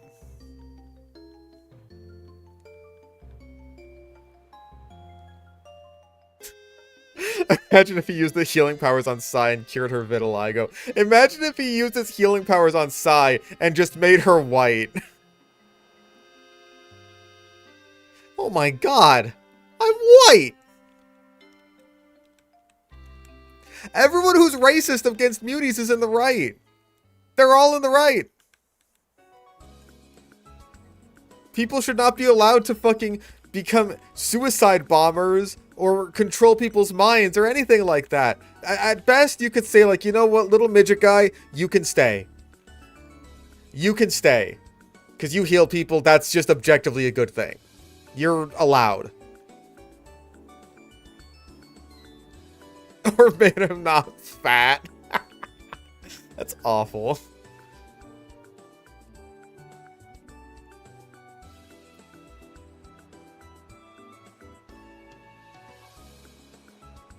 Any person can just become a fucking black hole and instantly kill you. I mean, apparently the fucking two goobers did not die, even though he died, and he, like, sucked them into his big black hole.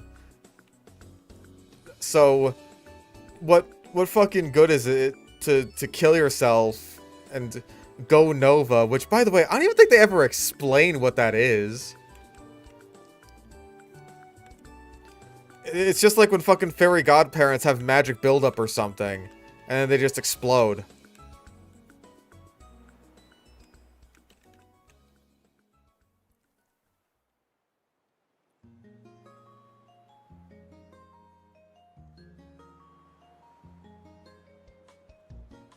Like, they're not even sure if that killed him.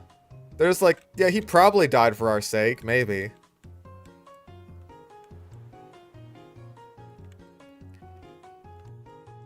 Yeah, he only ever uses his healing powers on us fellow muties. But, like, he could be used as a tool for good. You would have a fucking citrus berry.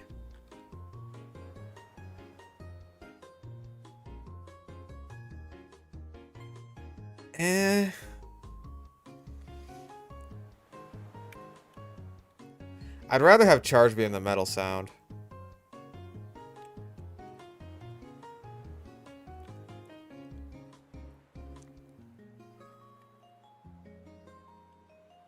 Also, I feel like it's glossed over way too quickly that Justice apparently has, like, an experimental drug that just leaves muties apparently perfectly lucid, but they're just unable to use their mutie powers. Dude, you've won. Congrats.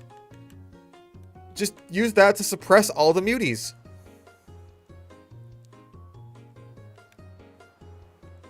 Like, oh, you have mutie powers? Well, you gotta take this now.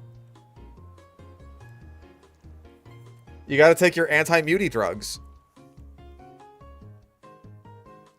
They should be using that all the fucking time.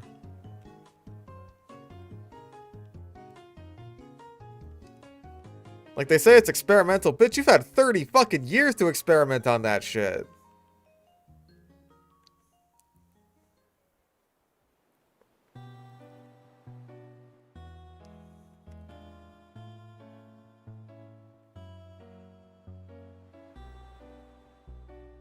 Oh my god, I'm just realizing, like, fucking Ophelia.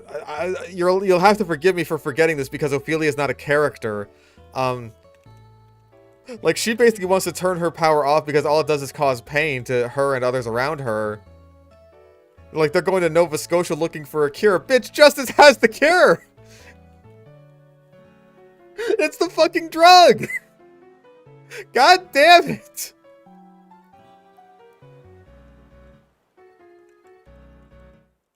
You could just turn it off!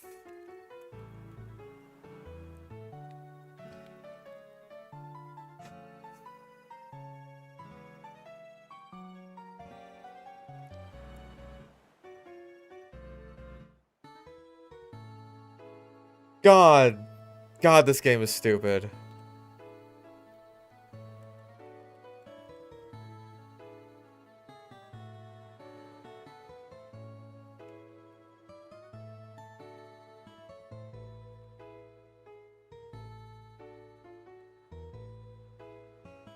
I feel like if Justice made the fucking muties just so that they could develop the drug, then all the muties would just end up being like euthanized afterwards. Right? That's what I would assume.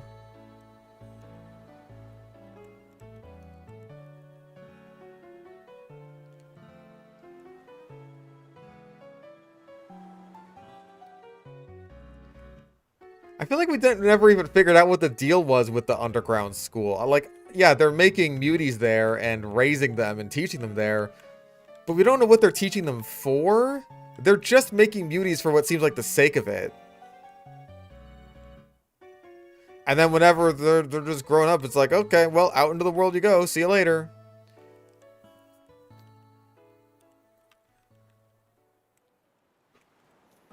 Like, we don't really figure out how this place collapsed or anything like that. It's just like... At least I don't think. I was trying to pay attention.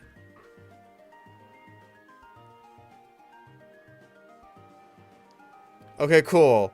40 fucking 9. What a weird evolution level.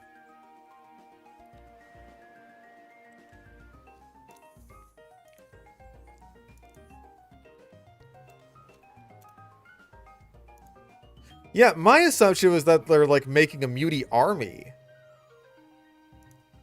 But, like, if that was the case, then I feel like we'd see, you know, more evidence of that, right? Like lots of war propaganda and stuff like that all over the place. Eli would probably talk about it. Ophelia would talk about it. But Eli just seems really well-adjusted and nice. I don't know.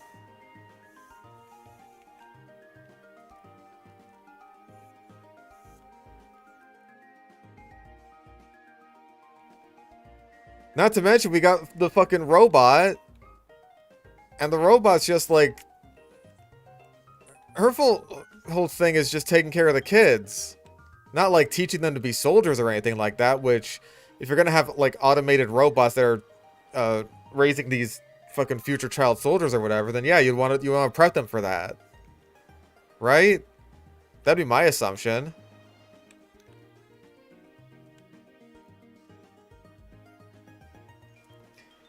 I think there was one... I think, honestly, the fire guy was the only antagonist that had a Vox power.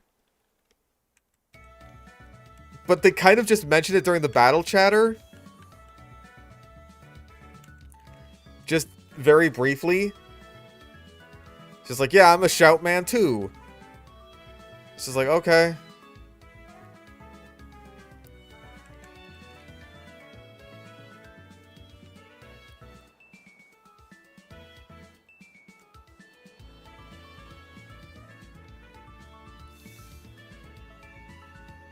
Yeah, the robot was just a nanny bot. That's all it was.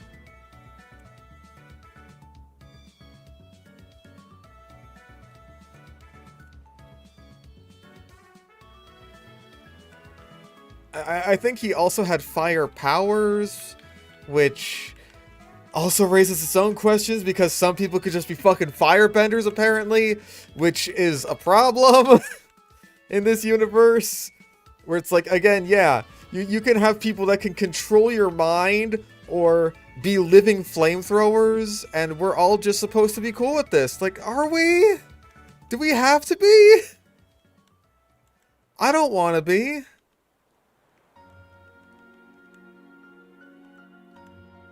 No, the robot's death didn't matter at all. The robot died in the middle of its fucking character arc. Like, it's going on this whole identity crisis over the whole fucking game where it's just like, oh, I want my name to be Viola now. Actually, just kidding. I'm going to go back to being the caretaker now.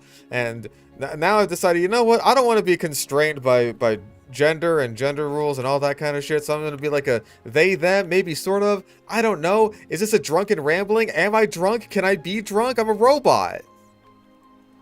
Like, fuck, dude. All that shit, and the ending is nothing. I push Pax out of the way, and then just stand in the train tracks. And die.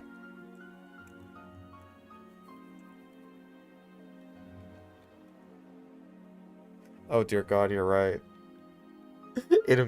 Dude, the robot immediately became a they, them, and then it instantly fucking killed itself. Oh God, that's awful. That is awful!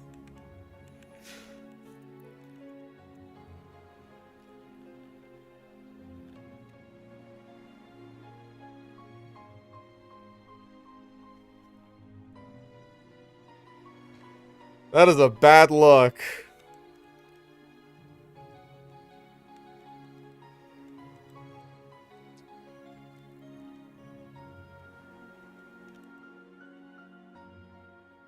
Yeah, you could tell they were so hoping for a sequel. Especially with all the shit they built up over one scene and then never mentioned again with, like, what is very obviously Pax's biological mother.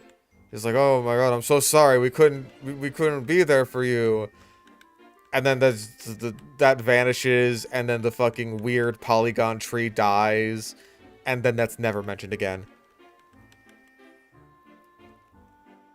But that would have been mentioned in a sequel, even though, like, all of the fucking characters end up in such ridiculously different situations depending on the ending you get that how could there be a sequel?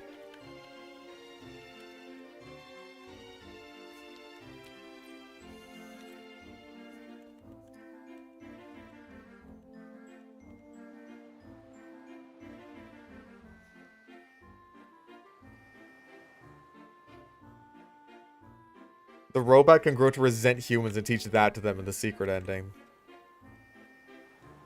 That's pretty funny. Pax's racism against robots lives on, and the caretaker's racism against humans.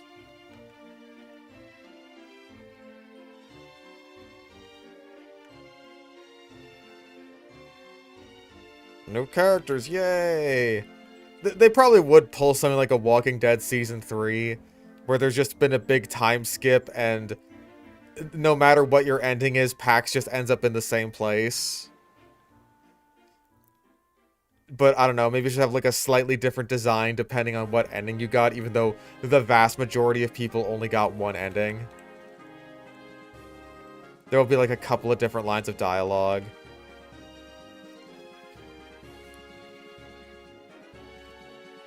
Sai will thankfully go unmentioned.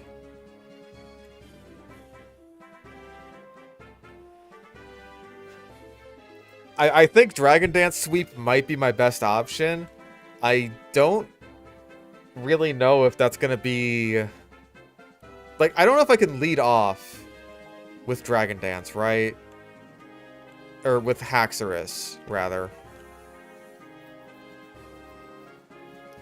Well, the vast majority of people who did complete the game, like 88% of people who actually finished the game got the same ending as me for Pax, which is really bad design.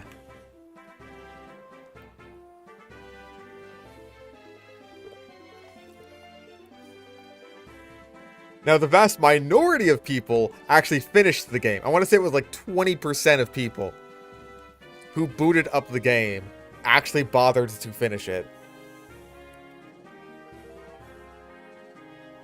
Actually, I'm going to check that. I'm going to check my achievements. Check those Dustborn Steam achievements. Let's see. Completed issue 10. Yeah, 20 fucking % of people bothered to finish the game.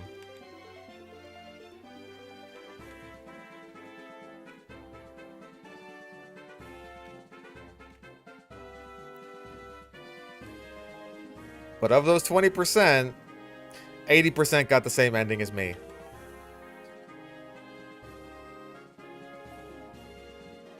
God, we're still talking about Dustborn. It's been ages since we beat it, and we're still talking about it. It's such a fucking amazingly bad game.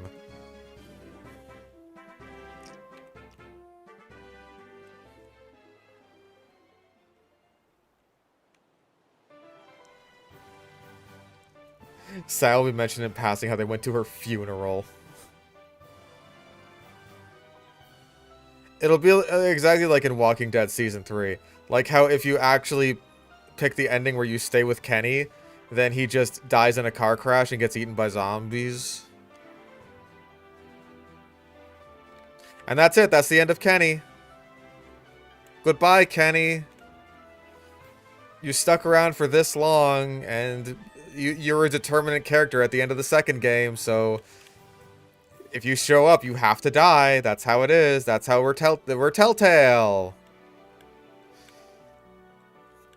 Ugh.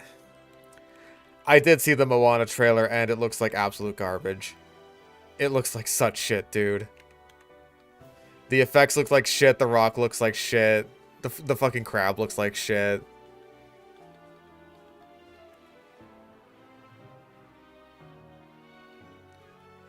It all looks so bad. Yeah, Walking Dead sequels just really tainted the first game's legacy. But I guess that's just kind of how The Walking Dead goes, huh? Like, it had a good first season of TV, and then everything after that was just kind of bleh. And they had a really good first game, and everything after that was just like, bleh.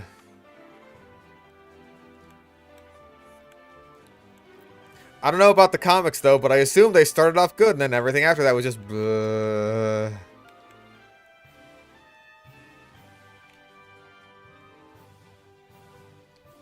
Can I get fucking Audinos, please?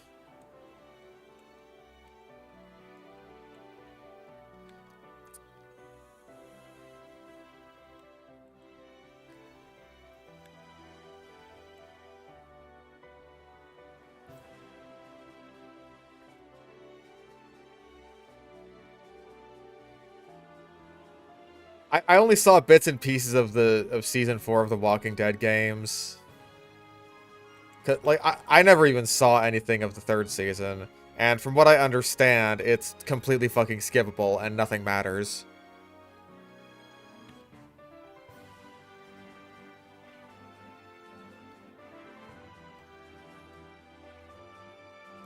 Like, none of the new characters in it are ever seen or mentioned again, so it doesn't matter at all. It don't matter. None of this matters. Best Telltale series is still Sam and Max will die on that hill. I mean, yeah, like, Sam and Max have multiple good games. You can't say that about, what, anything else Telltale has made?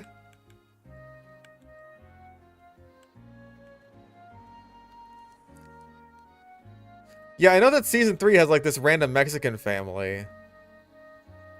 And it's just, like, in Season 4, they're never even mentioned again. And certainly don't show up. But Clementine is also there, and she's the one you care. It's like they realized a season too late. Now that we're at the point where Clementine can actually be a character who should have agency. That's when they realized, like, oh man, shoot, maybe Clementine shouldn't have agency in this game. Like, no, you fucking idiots! Clementine shouldn't have had as much agency in the second game. Because she was still a little girl who's just, like, carrying a bunch of fucking morons on her back. God damn it, you're all fucking dumb. Like, I know that the first game was really setting up that Clementine was going to be basically the main character of the next game. I still think that making her the playable character was a mistake.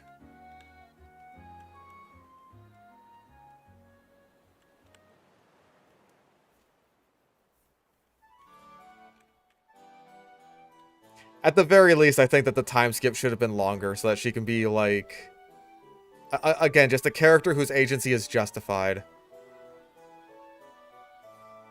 I don't want to get fucking paralyzed by static. Just go away.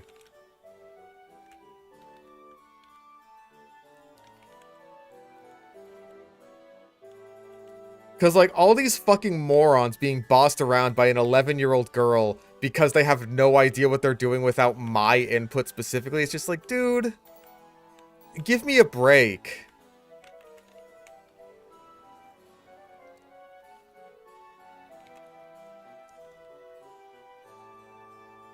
What are any of you fucking losers good for? Like, oh, we have a doctor. He should be able to tell just fine if that's a dog bite or a zombie bite. It's just like, that could be anything. That could be any kind of bite. It's like, are you fucking for real? This is your job. Do you know how different dog teeth and human teeth look, dude?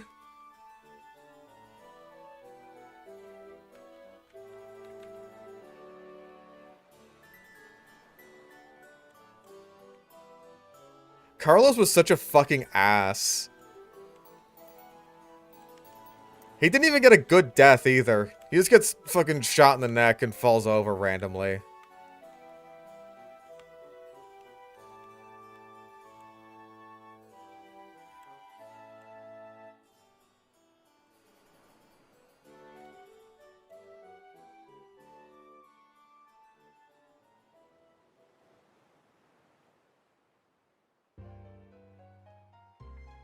God damn it.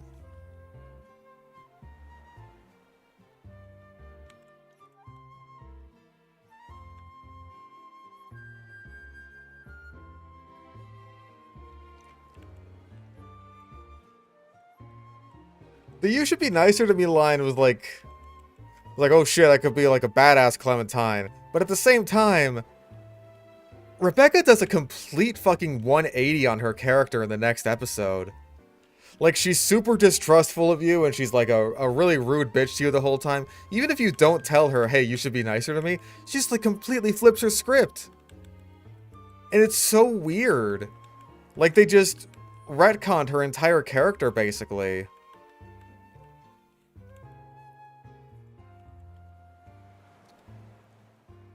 So it's not even like she feels pressured to start being nicer to you because, like, oh shit, she knows about my baby and all that kind of crap. It's just like, nope. You know what? I just misjudged you. I'm sorry. So it's okay. Huh?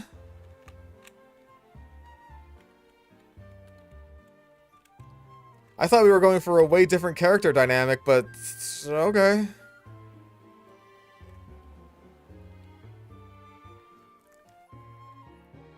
Like, maybe I'd have to sort of earn your trust over the course of the episodes, and that kind of leads to a satisfying moment where you trust me to help, like, deliver your baby or something, like a character arc, but it's just like, no, I guess that just happened off screen.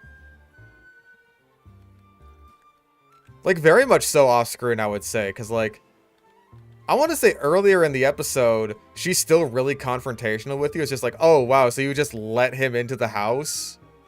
Like, really, you stupid fucking bitch?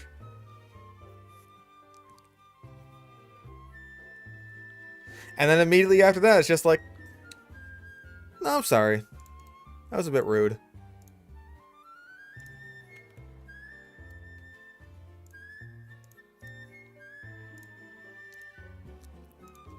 Yeah, it's true. I think that's where the satisfaction comes from, because it's just like, yes, I could be an asshole to these fuckers who locked me in a shed overnight to see if my zombie bite would get better. At least what they think is a zombie bite.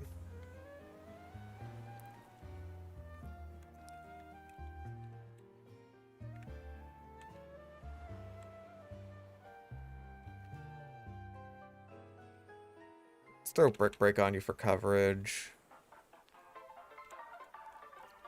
What else? You should learn Rock Slide too, right? I mean, I guess I could teach you Shadow Claw. Is that helpful for much? Not really anything on N's team.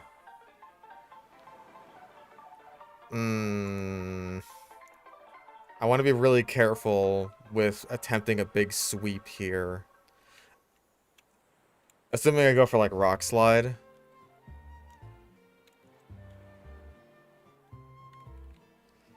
Because, like, I think I would want to take out N's Vanilluxe, assuming I am setting up, like, all of my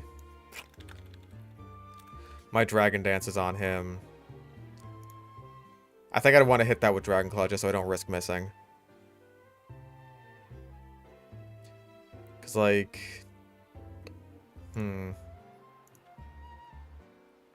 Maybe I go for Ghost for the sake of Kafagrigus. Fighting is good against Buffalont and Bisharp.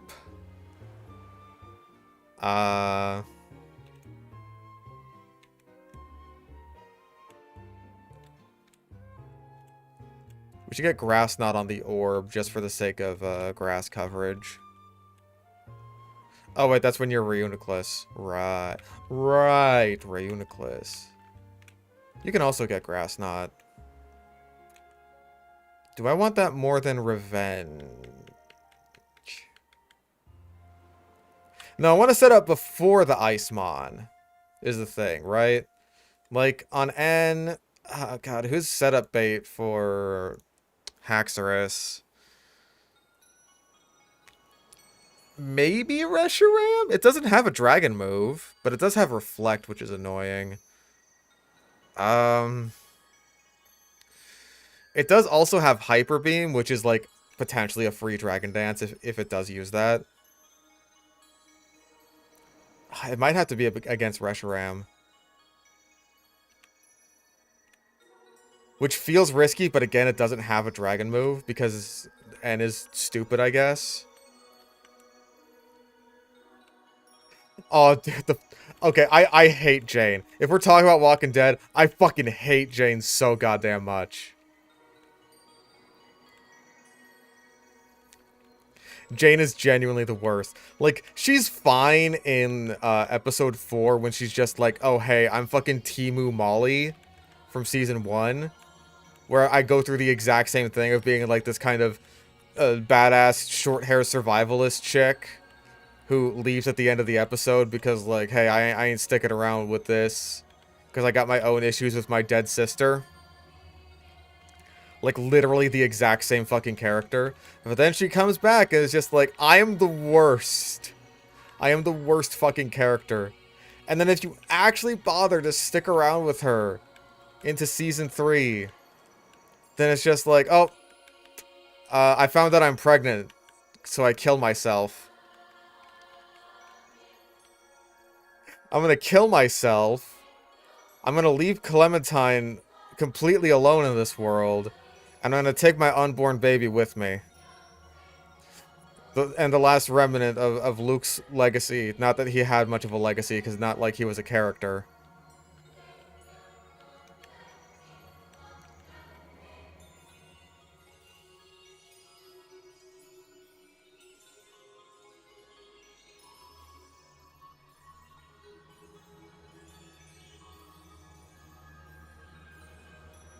Yeah, leave this child to take care of a baby alone by herself.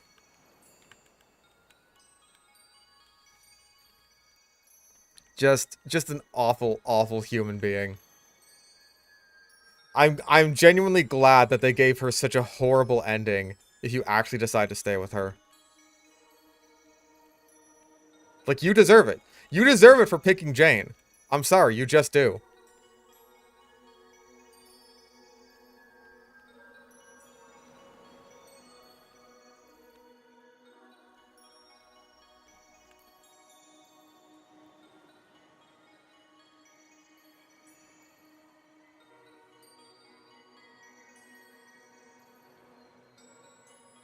There we go.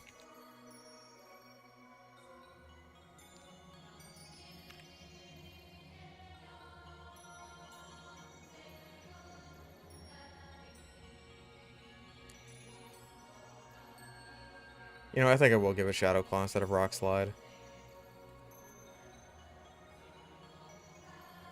We've got plenty of guys that can Rock Slide.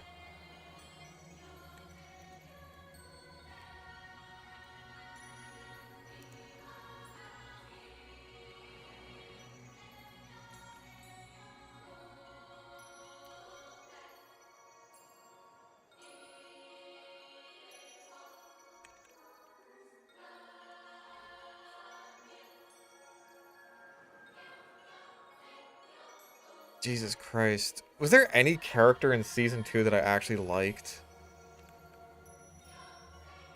I guess Pete was nice, but he was only around for like one episode. At best, an episode and change if you saved him at the end of episode 1, which, like, you really should. Even though it's kind of a fruitless endeavor. Because he's already bitten, so what difference does it make? But you know what? You get to spend time with him. He's one of the few likable characters. I don't know, even the villain, even Carver, right? I found him weird because of, like, how much stock he put into Clementine. How much he looked at this random fucking little girl he just met and was just like, we're the same, you and I. Because we both know what it means to survive. It's just like, bro, I don't know you. I'm an 11-year-old child. I am a baby.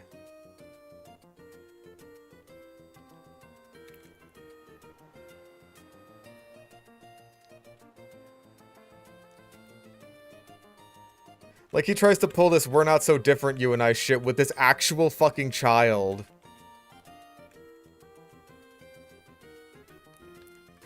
Yeah, a lot of the writers left Telltale after the first season. And so people had to, like, pick up the pieces of what was left of, like, the vague outline of the Season 2 plot. I think some of the writers were still around for when they were writing, like, the first episode of Season 2. So that's why that episode is probably, like, the most coherent of the bunch.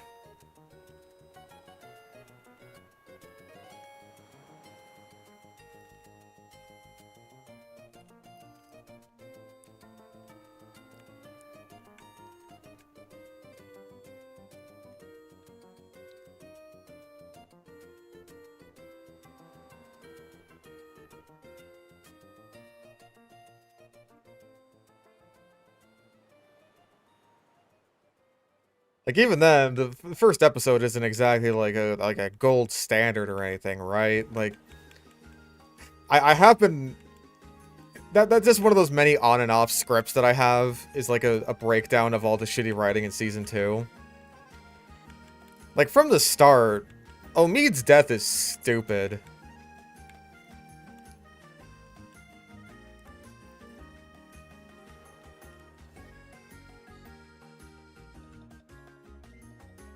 Yeah, we're doing a lot of grinding. I could probably pull up my fucking script here.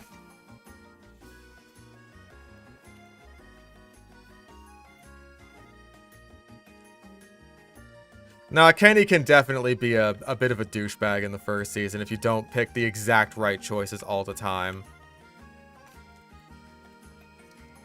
Like, I appreciate what they were trying to do with that, and like, oh, hey, the way your choices...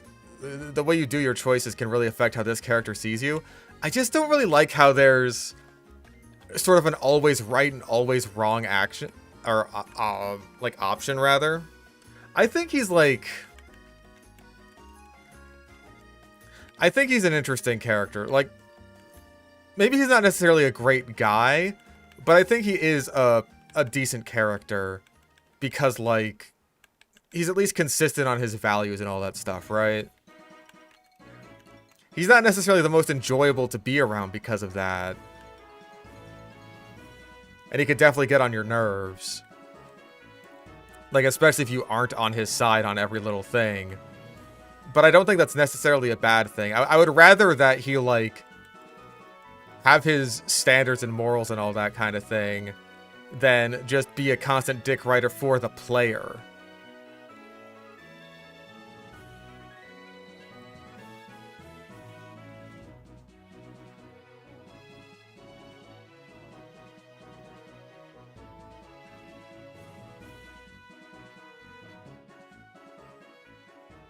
Like, he's definitely the most complex out of the Season 1 characters just because he is the most complexly written in terms of how much... $2 to remind everyone of tax day smiley face. Oh, don't fucking remind me.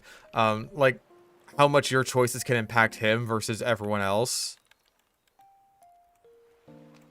Which is partly just because he sticks around for the longest out of any of the characters, I think. So that was a very intentional choice.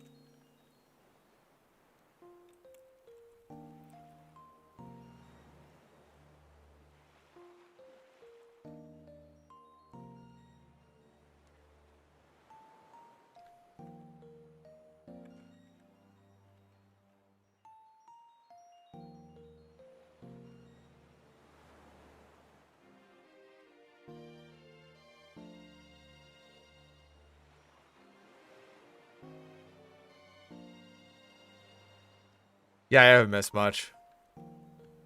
We're just grinding.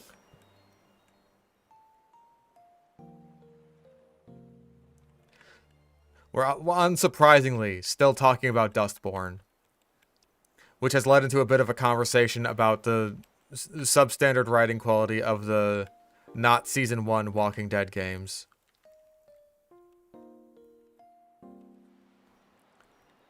Yeah, I agree. Like, I like what they did in concept, but the problem is that they overtuned it too much.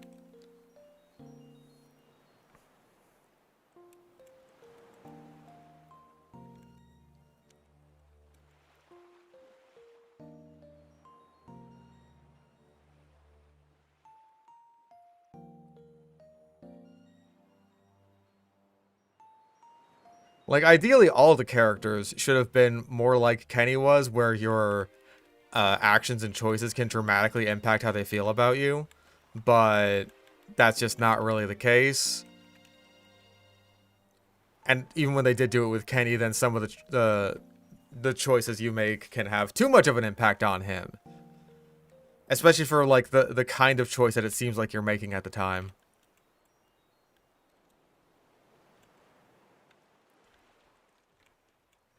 And, like, another weird thing about the writing in Season 1 is that they kind of make Kenny right about everything. Which sounds like a weird thing to complain about. Oh, shit.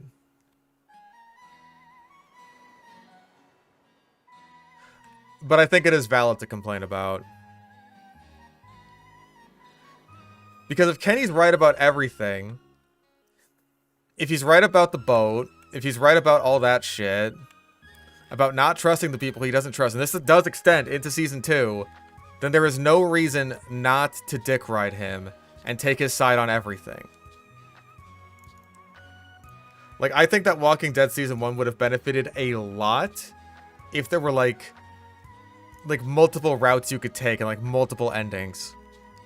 Because the fact that the game seems to be setting up like a Lilly versus Kenny conflict, and then no matter what you do, Lilly leaves, makes it seem like if you side with Lilly all the fucking time, then there's just no reason for that. There's no benefit for that. All you've done is side against the character that you're going to spend, like, the rest of the game with.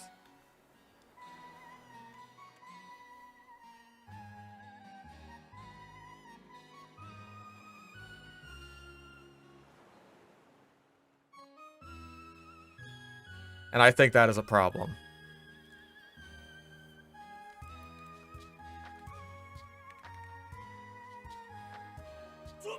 Hello. Dr. Ben donated $1. Thunderbolt? Now to start a civil discussion about who Clementine should have ended up with between Violet or Lewis. It could go either or for me. Oh yeah, Clementine's fucking bi in the 4th game. I forgot about that. Yeah, again, I've barely seen anything of the 4th game. Most of what I know about through pure osmosis. You can learn Thunder, but not Thunderbolt. That is so fucking weird.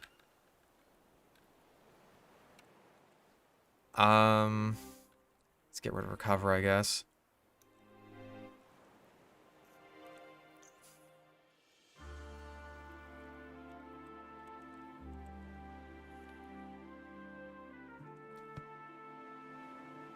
It's not just that other characters should be correct about things. It's like, I mean, that should also be part of it, right?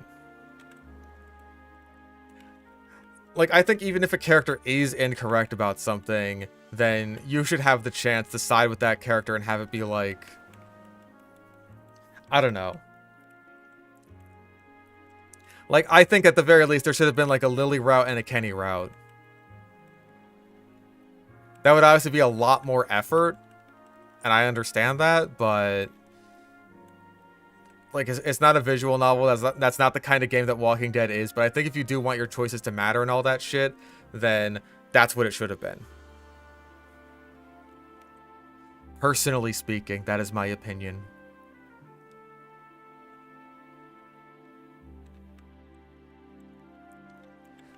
Well, Alakazam could at least learn, like, Charge Beam. Reuniclus can't learn Charge Beam, which I thought for sure, like, oh, hey, you know, if it can't learn Thunderbolt, surely it can learn Charge Beam. But the weird thing is, it can't learn Thunderbolt, but it can learn Thunder. And I don't get that at all.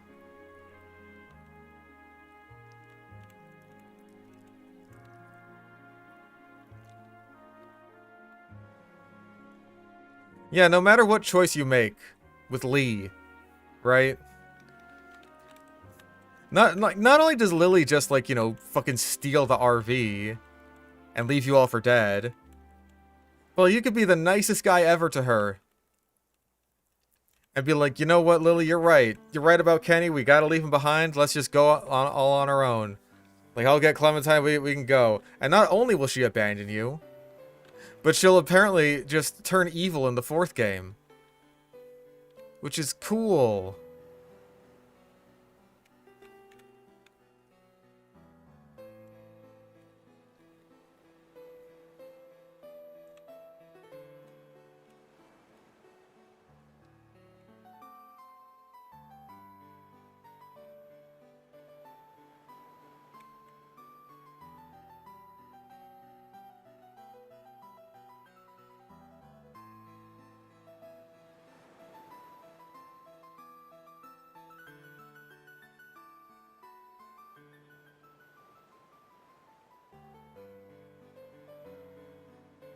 But, like, that's one of the only things that I even know about Season 4 is just, like, yeah, Lilly comes back and she's, like, the big bad at the end of the game, which I don't really care for. Like, if they're gonna bring back anyone, why would you not bring back Krista? That loose end just never gets wrapped up when it really feels like it should have been. It's just like, okay, I guess she just died off screen then, even though she spent more time with Clementine than basically anyone else ever did. That's really cool.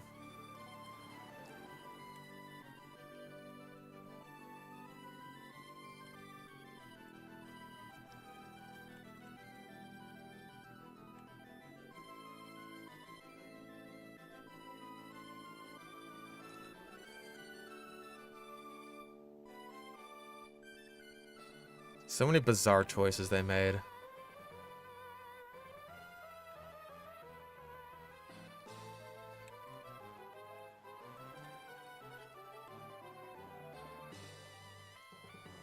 Like, I honestly wonder why they even bothered just having you be with Krista at the beginning of the game if they're gonna kill her 5 seconds later anyway.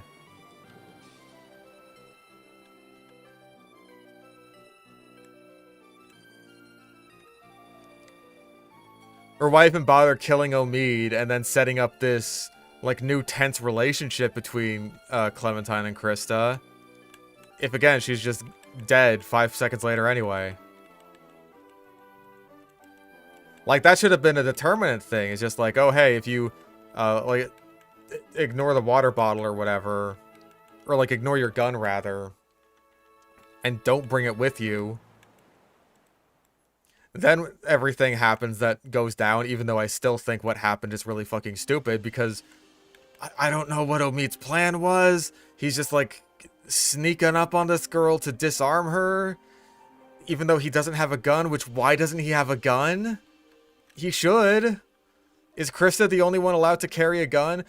Me and Krista are the only ones allowed to carry guns? Is this fucking Chloe Price's America? I believe I should control the gun. It's the men who need to be checked.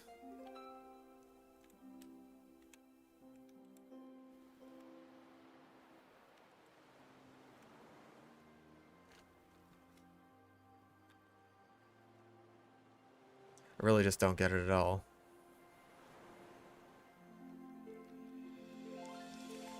He doesn't even go back to get Krista or anything if she is the only one that does have a gun. That's what I would have done.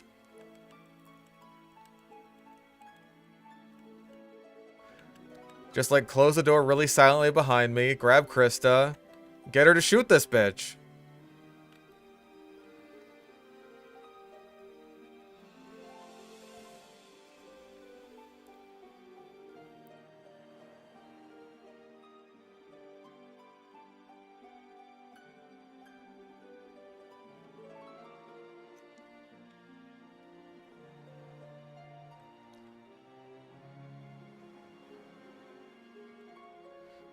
But the reality is he really should have just had a gun on him in the first place, because literally, why wouldn't you? It's the zombie apocalypse. It's not like we've never seen him shoot stuff before. He should have a gun. Everyone should.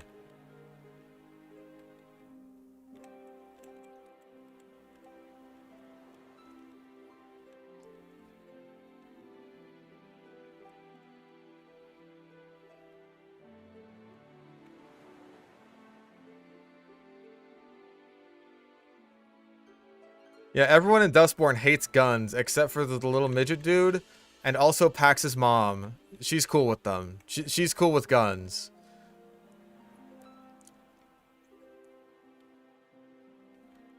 She believes that she should control the gun. It's the Freds that need to be checked.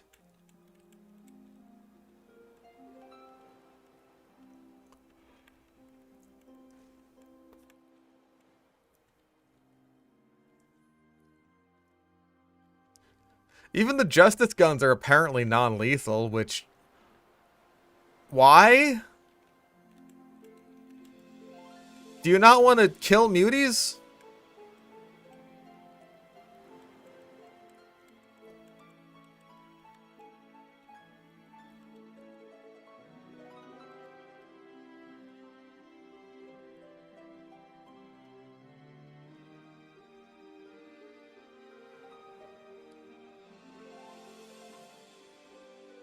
What does Justice even do to the muties that they capture? Because, like...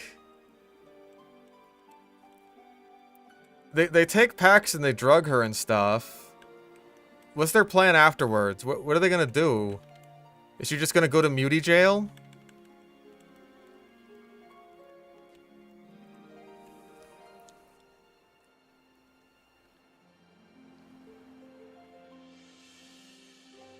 Blender. That's what I would do. That's where I'd put the muties.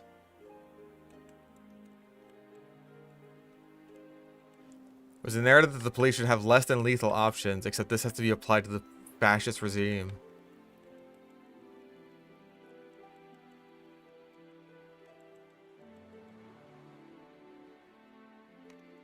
Yeah, the mutie gulags.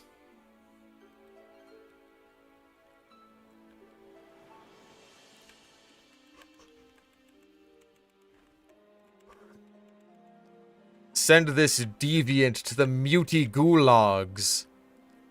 Have her vocal cords removed immediately.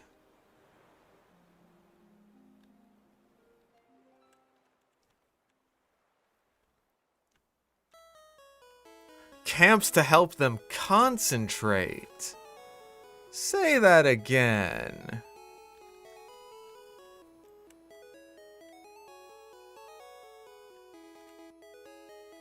Oh.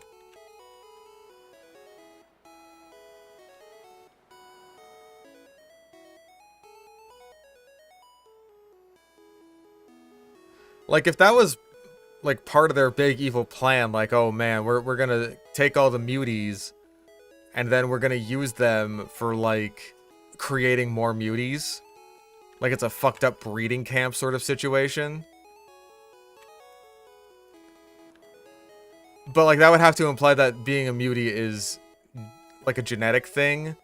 When what it actually is, oh, you had to be exposed to this one, like, weird radio wave, like, 30 years ago. You had to be there. You just had to be there. I apologize that I'm not super interested in playing Pokemon Clover. You'll have to forgive me.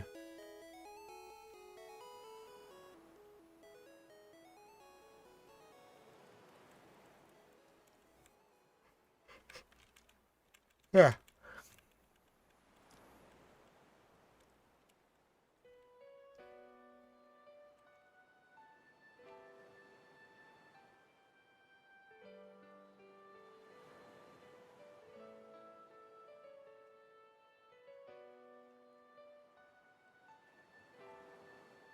Like, you ever have someone just ask you to do something over and over and over again? Like, dude, you gotta watch this show. You gotta play this game. Dude, you haven't seen this movie? You gotta see it, dude. You ever have someone do that just over and over and over and over again and bring it up constantly, even when it's not especially relevant? and it's just like, it seems like they're really trying to force it on you, and then it's just like the last thing you want to do now is play that game or watch that movie or watch that show. That's Clover for me.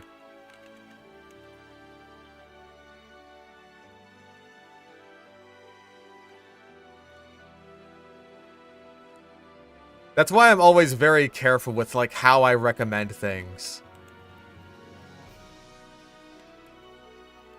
Like if there's something that I want someone to watch and I think they'd enjoy it, I'm just like, yeah, I think you'd enjoy this. You should watch it. I will mention that like every once in a while, if that. Maybe just once ever.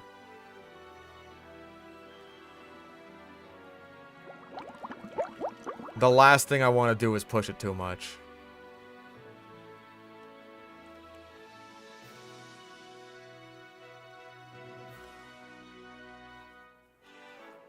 Because I always feel bad. I always feel bad whenever that happens to me, because just like, I'm sure this is good, whatever it is, but like the last thing that I want to do now that it's been like forced too much, is just want to participate at all.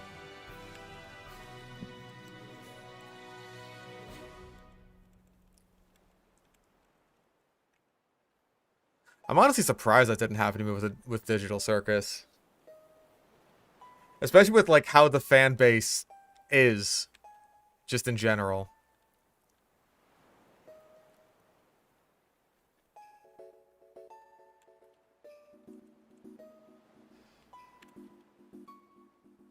Okay, so you need acrobatics.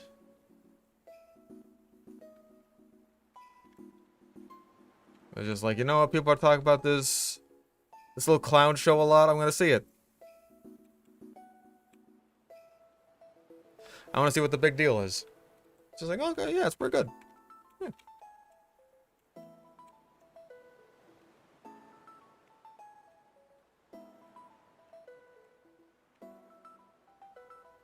Okay. We're just about ready. I just want to finalize movesets and all that good shit.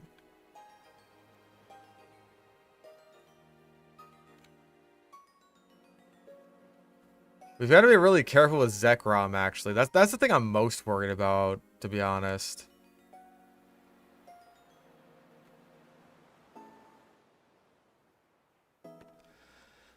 Ow! Ow! Do I have a Dragon Fang? I think I do, right? I have a Dragon Scale. There's a Dragon Fang. Okay. You can get... I don't know, do I have a magnet?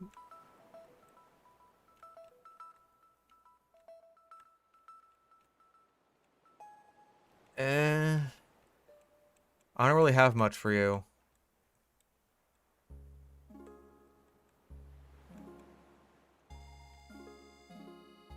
We'll see how I feel about you. You get your scope lens, that's up here. You get your mystic water, that's up here.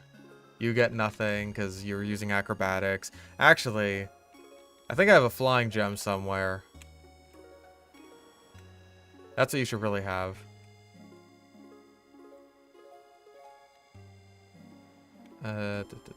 Flying gem. Now we're cooking with gas.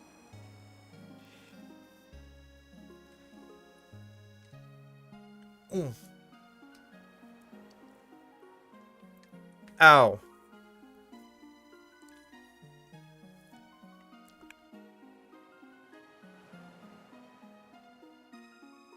Reshiram I'm not as worried about, since Chopper at least resists Fusion Flare, and as long as I don't get crit destroyed by Hyper Beam, then that's like, hey, I have 2 turns to Dragon Dance now instead of 1.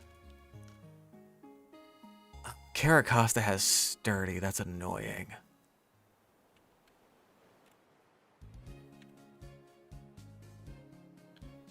Okay, well, let's check movesets. You're good. That's about as good as it's gonna get for you. You're also good. Also good, I want to say. Also, do I have anyone with Intimidate? I do not.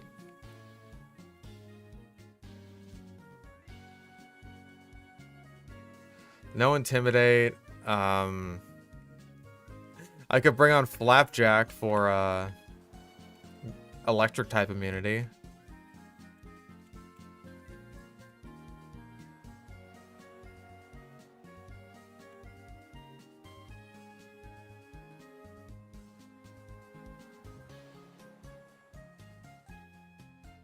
There. 20 Hyper Potions, 20 full restores, that should be enough. I really wish I had items for the Orb and Clinker, but I really just don't think I do. Like, do I even have a Twisted Spoon or anything like that? I guess I have a Spell Tag. That's good for Shadow Ball.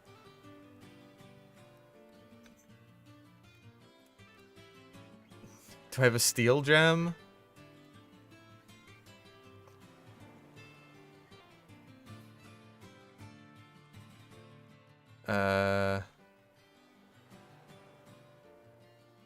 Dark.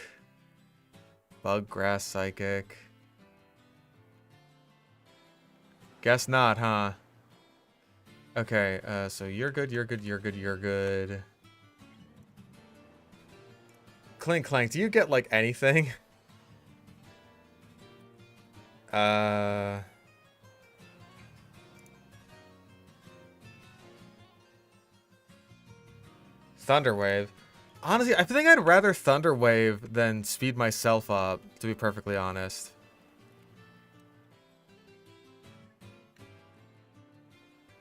I think that just works better for me. Because then that's just more freeform. I could paralyze someone and then switch out and now outspeed. I think that's a lot better than just speeding myself up. Yeah, Clinker really doesn't have anything.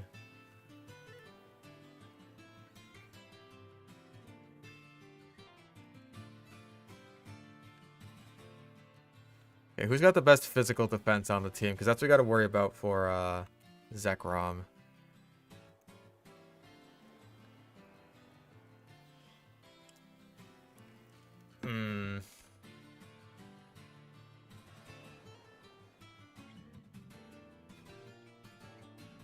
Oh, right, because I have to go in this way.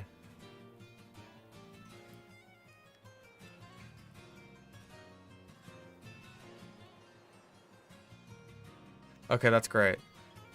You've been waiting around for me for a few hours now at this point. Candy.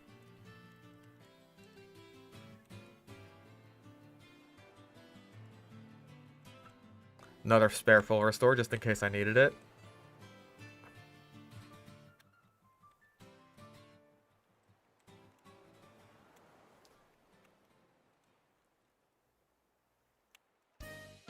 You.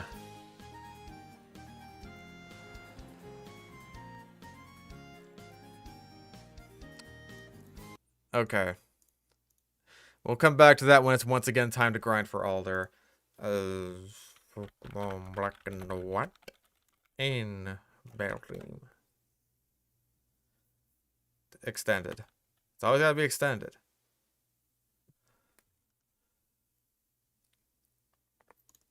Alright, you know, let's do this first.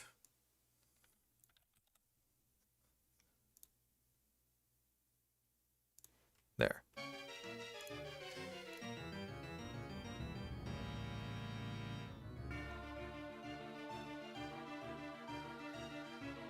Oh boy. I am nervous about this.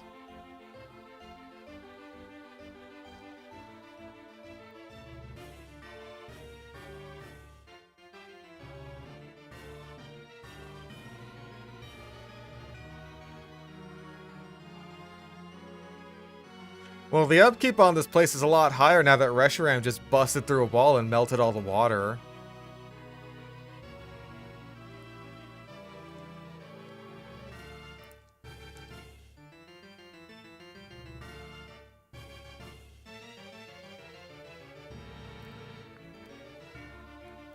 Like, Zekrom at least had the good graces to just, you know, pop out of a little egg.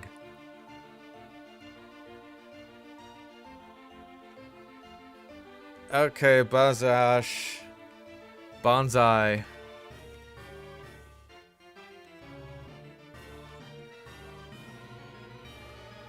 Nope.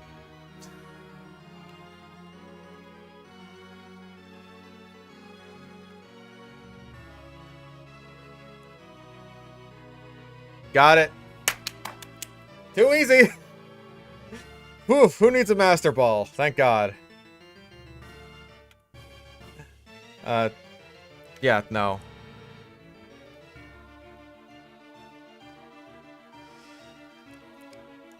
Okay, hold up.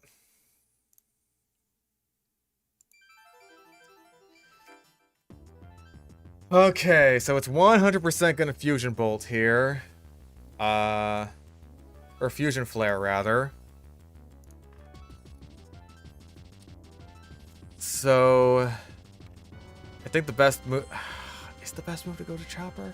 Maybe Revolver, actually. We can't burn it, though. I used the Master Ball on a Dino because I forgot that I had to catch Zekrom. I forgot that was mandatory. We could also go to Donkey Kong. Although his special defense is even worse than Chopper's.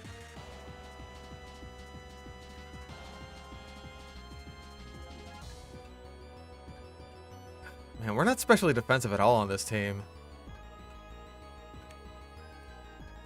We could go into the orb and set up a light screen. That might be worthwhile. Just to keep Chopper a bit more safe. If I had a light clay, that would actually be really nice. Okay, here's what we can do. I have a better idea. We have to do a little bit of pivoting here. We go into Revolver to tank the Fusion Flare.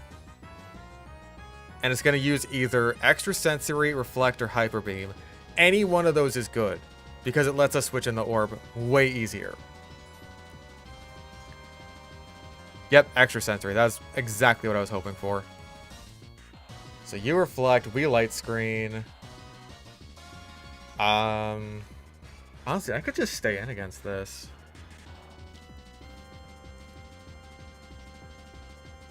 I think we'll give it a shot.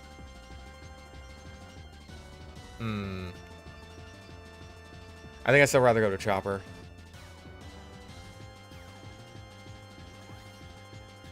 Ooh, Hyper Beam. Oh, thank goodness for Light Screen. Kill your ass. 2 Dragon Dances up. Ah, man. Is that enough to kill Vanilluxe? I really don't know.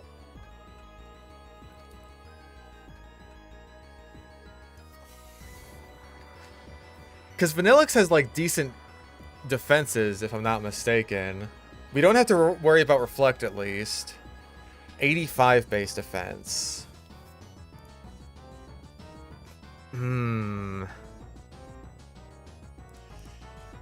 85 base defense. Oh, we do have Brick Break. Okay. That's at least... I feel a lot better about that, actually. Let's go for it. Yes! Okay, cool. It's like the main thing to worry about. I say that, but here comes Archeops. We're definitely faster than it at this point, and we should one-shot it. Good. Excellent. Kling Clang... I trust that to survive a Brick Break more than... fucking... What's it? Vanilluxe? Like, what does that have? 115 base defense, so yeah. We're gonna heal here just for the sake of being safe. Another Hyper Beam. Let's go for another Dragon Dance. Perfect. And he just switches in Zoroark. Wow. Not even disguising itself as Caracosta.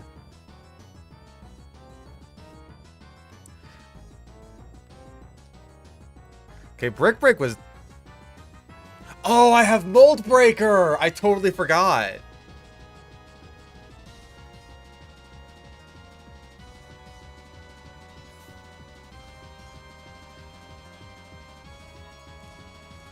Okay.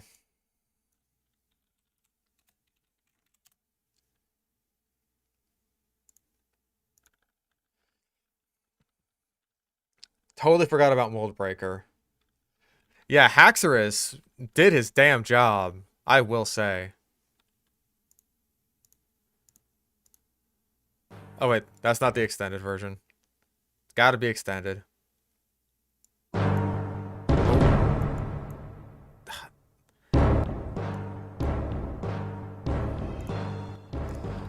Okay, this thing cannot, it can't Toxic me, and that's important.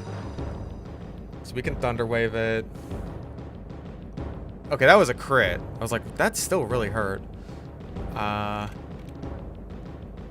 safest thing would be to set up more Dragon Dances with Chopper. I think he would go straight into Hydreigon if I were to set up Dragon Dances right now. The thing I'd be worried about is just getting Toxicked.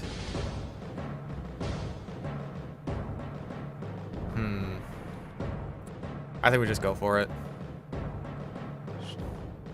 Nope, that's what I should have been worried about. God damn it. Okay. Rash Nature with a special defense drop? That is not happening. And damn, this isn't even a good option to set up light screens against. Alright, we're gonna have to think of something else. We can't set up against this thing. We'll have to find another thing to set up against.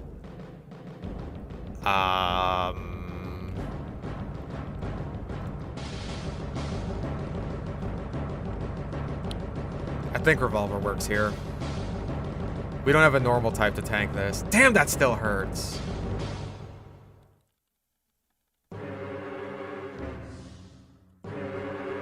Not even a 2-tap.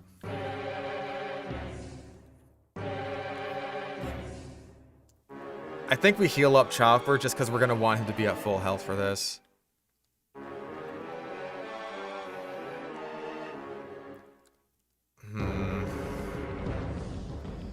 Okay, he has enough that's good against Clinker that I think it's a fair switch.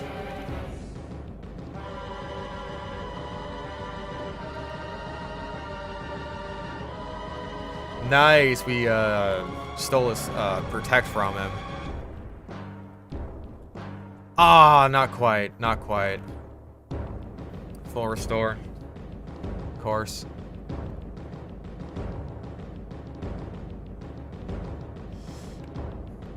Heal up.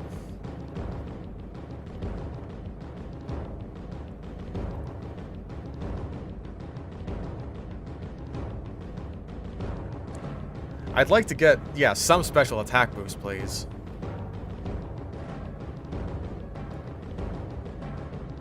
Still not dead. God damn, dude. Ugh, just fucking die. Okay, go. Oh, that is the worst thing you could have switched into. Oh, that's the worst. And the worst part of this is I'm at such low health, I don't even know what move he's gonna use. He might very well go for Surf here. Oh, that's bad. Okay. It doesn't have a dark move. I think we go for the orb. If we can set up a light screen, that just makes our job a lot easier. Yeah, this thing knows Fire Blast, Dragon Pulse. Okay, that is the worst thing it could have hit me with, and we lived. As long as it's not a low roll. Okay, cool, we hit it. Thank God.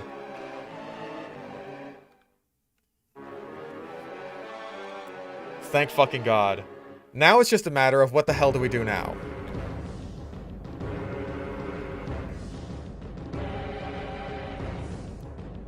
Because Orb set up a solid light screen there. Can't do anything else. It's gonna Dragon Pulse again, almost certainly. If Revolver wasn't hurt. Okay, we could heal up Revolver. And then maybe go for a blizzard? You've got to be fucking kidding me. Oh, Christ.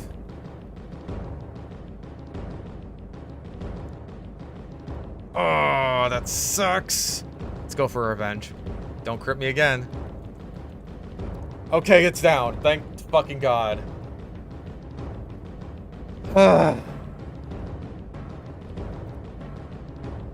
It's gonna go for wild charge. I think now we can at least try to set up. Let's get like one in there, at least. See how much this does. That really hurt. I think we heal. Let it damage itself some more. Now we brick break.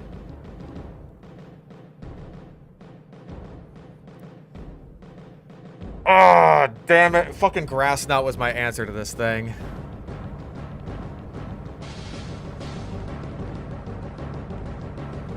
Heal again, I guess. Heal was correct!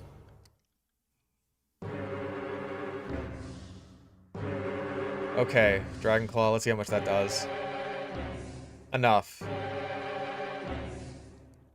Oh, I thought he was gonna heal. Okay, at least I have 2 now. That's a lot better. Bisharp, that's slow as hell. Dies to 1 brick break. Okay. Alright, let me just fucking check Electros' stats. If it's like... If it's 85 or below defense... 80 defense. This thing, it should be dead to 1 Dragon Claw. Yes! Okay, we did it. With 1 loss, that's not so bad.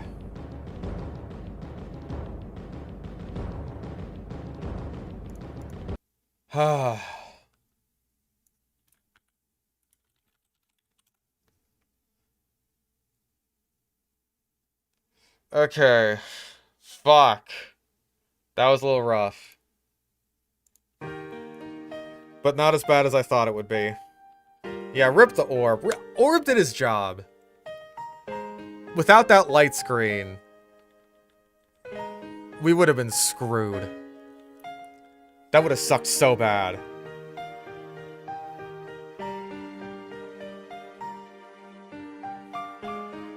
But you know, that does leave a slot open on our team.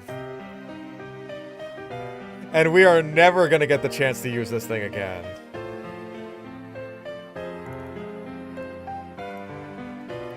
So I have a proposition for another dragon. A second dragon, even.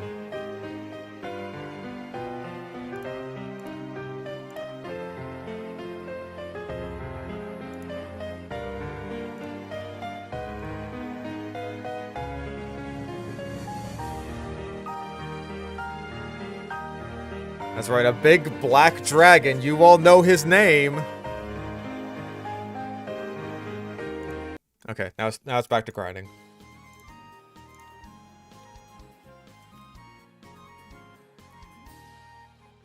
Hello, cross-dressing looker. Were you having fun dressing up as my mom? That's really weird. You're kind of weird, guy.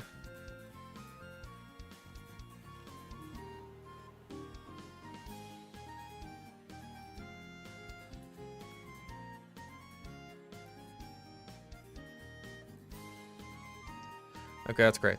That's great. That's really sick. That's really cool. That's really... Okay, bye. Okay. Well. Rip the orb. You did your job. You set up some life-saving light screens there. I really don't know why the hell black and white restricts you from using the fucking fishing rod until the post game. It's really dumb.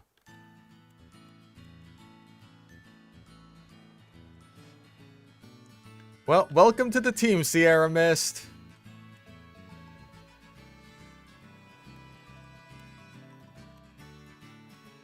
We should get some balls for, like, everything else on the upcoming routes.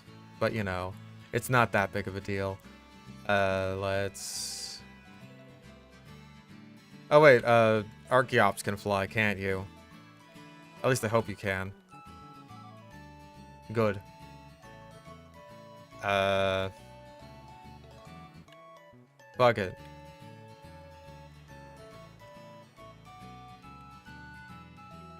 Now we're gonna do the smart thing and not accidentally fight the triple battle trainer first things first. We're gonna cross the bridge, we're gonna go see the Audinos, and then grind on them before we do anything.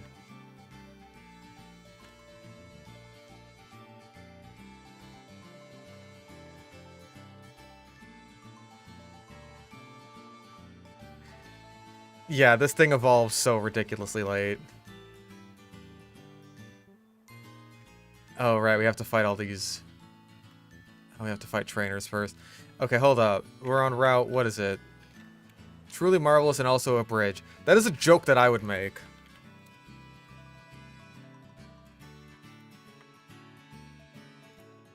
I'm not a bot. Why do you think I'm a bot just because I Google things in incognito mode? Huh? What's your fucking problem? Trainers. Yeah, Pokefan Elliot here. He's got mons in the 60s, but they're all like shitter goobers. In fact, I think Clinker is just the right guy for this job.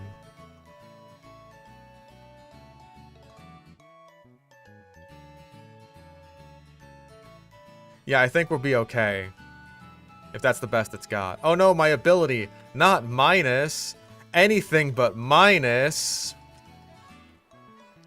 Not Lenny.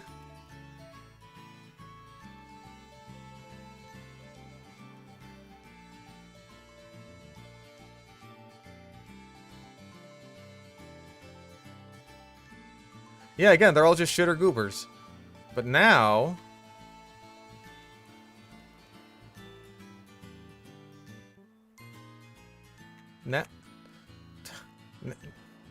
Okay, I guess we should catch a catch here first. Not Marowak, because we've already used that.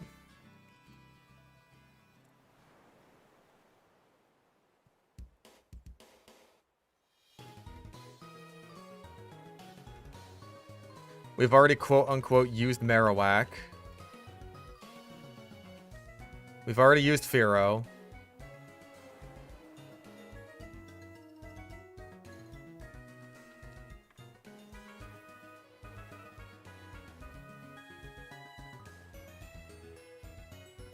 It's more like Marowak used us. Okay, Kangaskhan.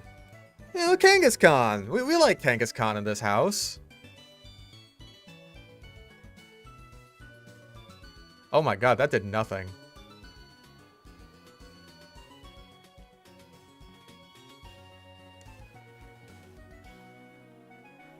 Alright. Name that kangaroo.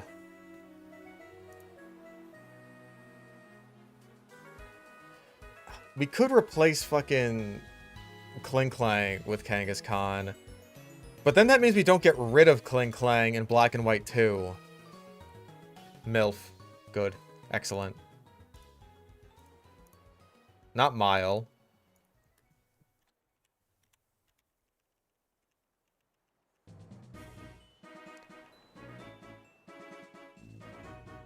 Grass, you could shake any old time now. Don't have to be like on the same level as the grass, right? Because I don't want to be. I really don't.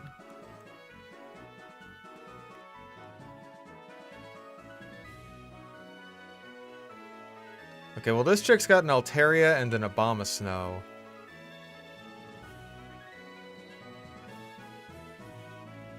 So that shouldn't be too bad to deal with. I say that, and then it Cotton Guards. And Dragon Dances. Okay, it's Dragon Dancing to Dragon Pull. Really? You missed twice in a fucking row! God!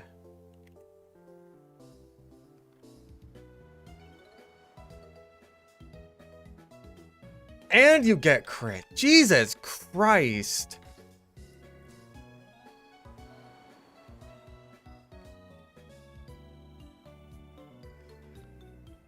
Why do you disappoint me so?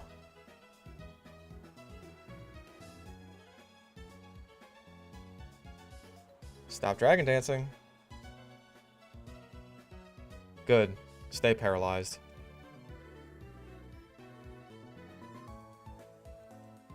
Donkey Kong, please just kill this thing in one fire punch. Thank God.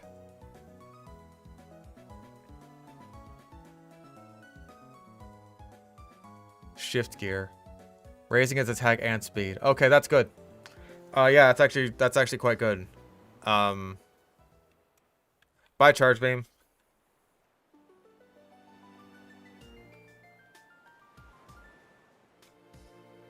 Goodness gracious.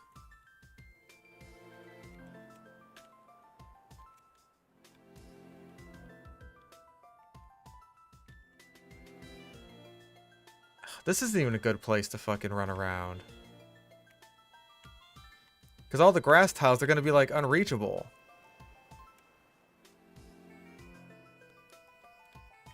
Yeah, I'm pretty sure it's +1 attack and +2 speed. So that's just, like, strictly better than Automatize.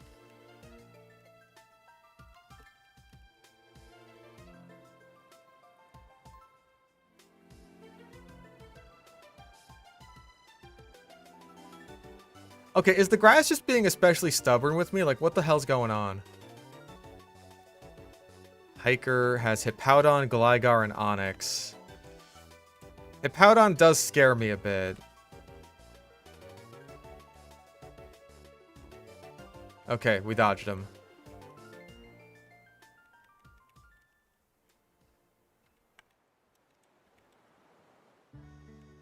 Okay, there's a shaking grass tile.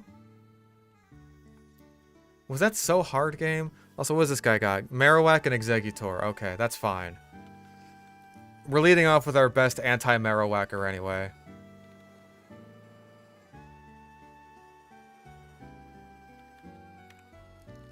Alright, Automatize makes me less weak to low kick. I don't care.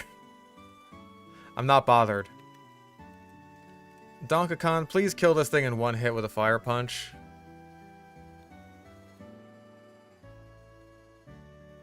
Uh-oh. No! Donkey Kong! Oh, I should have gone for the damn Flare Blitz. Why?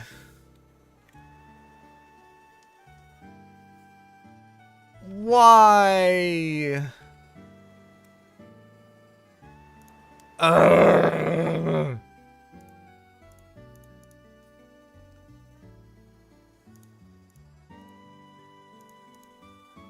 I'm fucking mad. I always forget that Exeggutor has, like, better defense than special defense. I always fucking forget that. God damn it.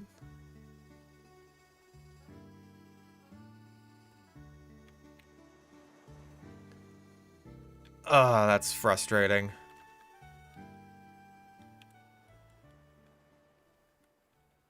I always think it's the other way around. I don't know why. I'm sorry, Donkey Kong. Well,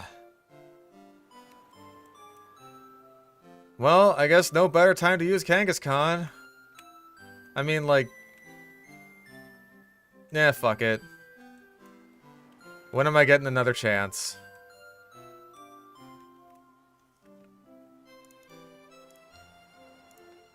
We're gonna have exactly as many deaths as Black by the end of this. They're just gonna be distributed differently. It's got Scrappy. So that's good. Scrappy ability, quirky nature. So I'm fine with neutral. I can live with that.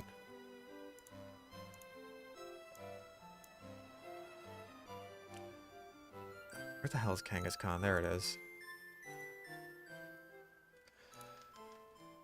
Okay, well... Well, we've already used you. I don't even know what's here. Is it just Slackoth? There's no fucking way. No. No, it's not just Slackoth. Okay, there's also Rhyhorn. If I was inclined to use Rhyperior... then maybe. Name that guy.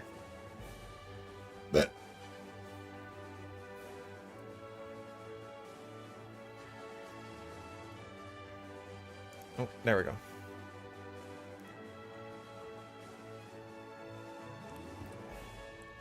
Guy. Guy the Rhino. A gyno, one might say. Don't say that, though, because it sounds weird. Okay, this here, this is the grinding route. This is where we do all of our grinding.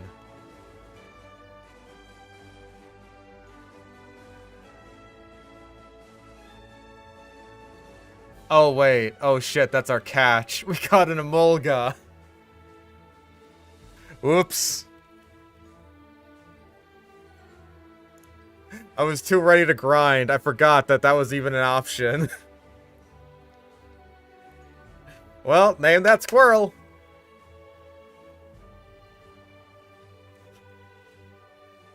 There's a big flying rat. Oh, Pikaflu is fun. I should have gone for that one.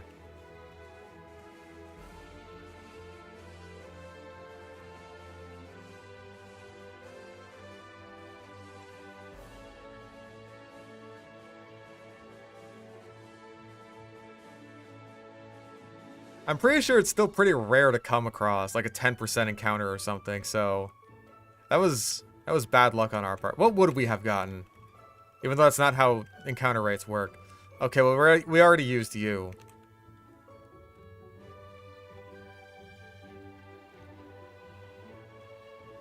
So get on out of here, you crazy kid. Fan of the Pokemon anime? Not really. I saw it when I was a kid, like a little kid, and haven't seen it since then. Also, fucking ow.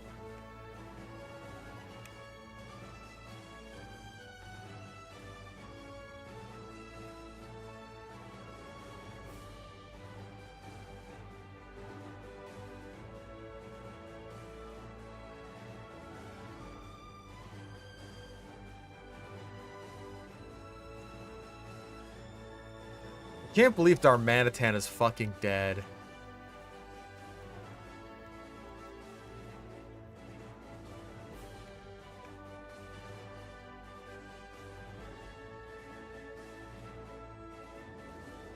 He's the guy that's been around the longest on this team except for our starter.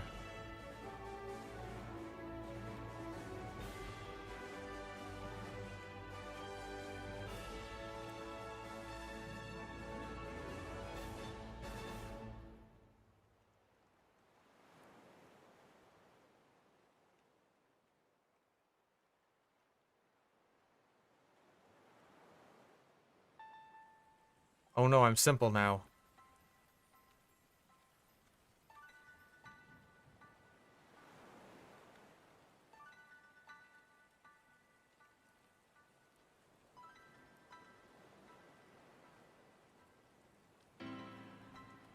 Well, we're gonna have to kill a shitload of Audinos to get caught back up.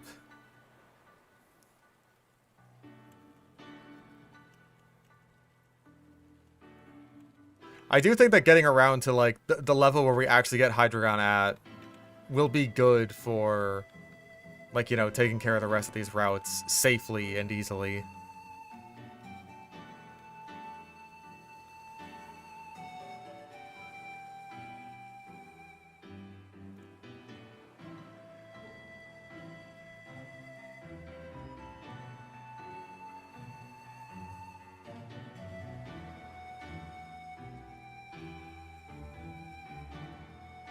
But it'll still take a while. Especially with little baby Dino just, like, siphoning all of our experience. Like the parasite that it is. But at least at the end of this, we'll get Ice Beam.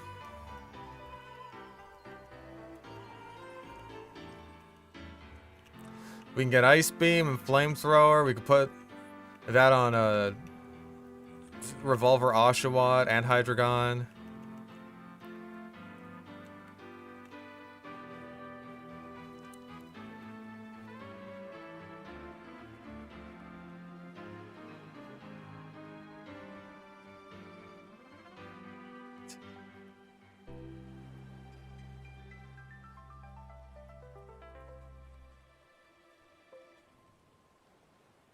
Oh man.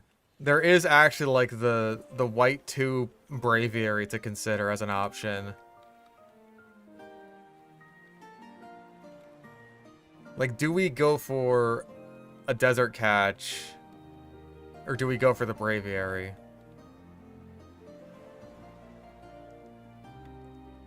Dragon Rush? No. You are modest and you're a special attacker.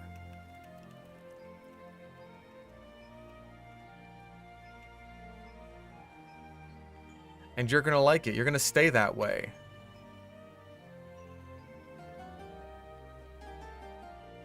Fucking cute charm. All your cute charm has done is make me mega horny.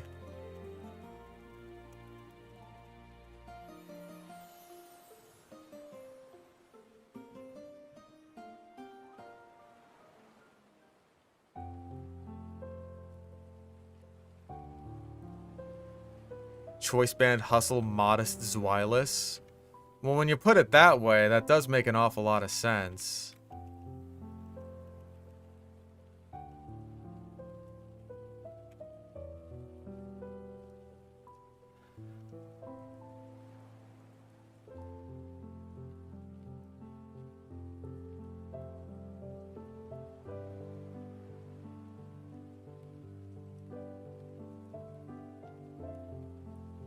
I don't think Hydreigon can learn Scald, can it? It just gets Surf, which is fine, I guess, if you're into that sort of thing.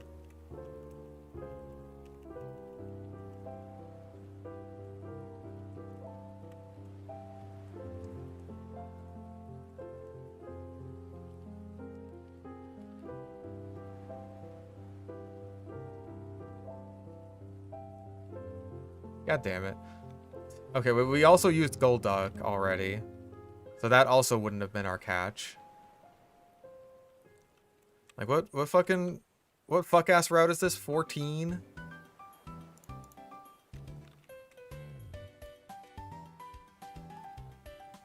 We could have found... We've already used Golduck. We've already used Wigglytuff. We've already used Altaria. Already used Beheeyem. We already caught Mienfoo. So we would have got Shuckle or Tropius. Guys, I'm gonna be honest. I think Emolga was the right pick. Not to say I don't like Tropius. I love Tropius. We love Tropius. It's the best Pokemon. The best Pokemon that we've ever seen. But, yeah. I think we chose wiser than we thought.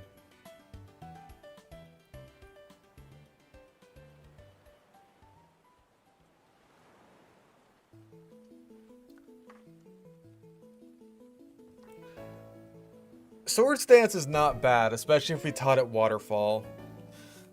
But I do also kind of... I don't mind being mixed. Ow.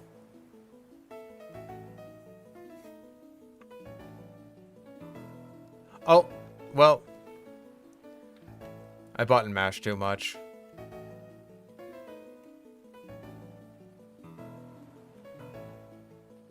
So let's just put that back. I wasn't done with it yet.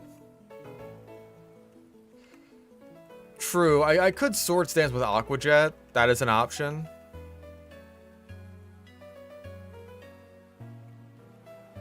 Ow.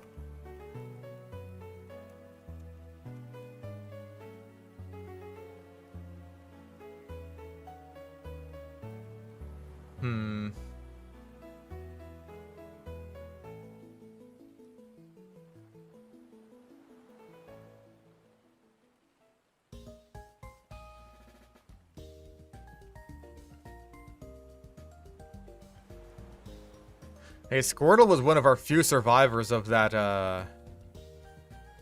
that Magneton onslaught in LeafGreen.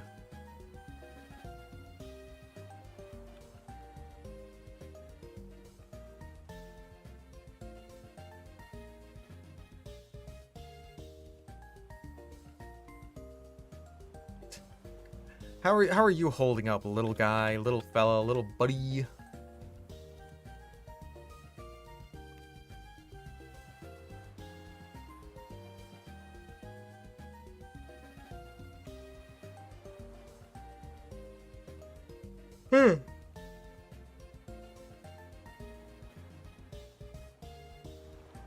Yeah, now that we experience grinding again, we get to talk more about Dustborn! Hooray! Everybody loves Dustborn!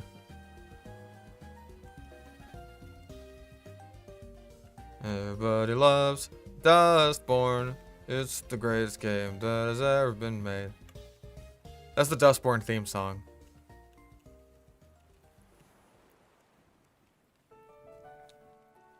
Well, actually, that's not true. We all know that's not the Dustborn theme song. We all know the words. We're the Dustborn.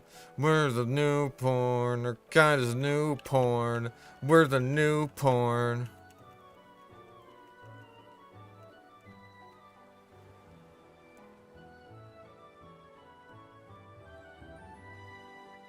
I'm also surprised that I haven't found the shiny Audino. I'm kind of glad at that fact, because I'd rather find a shiny basically anything else.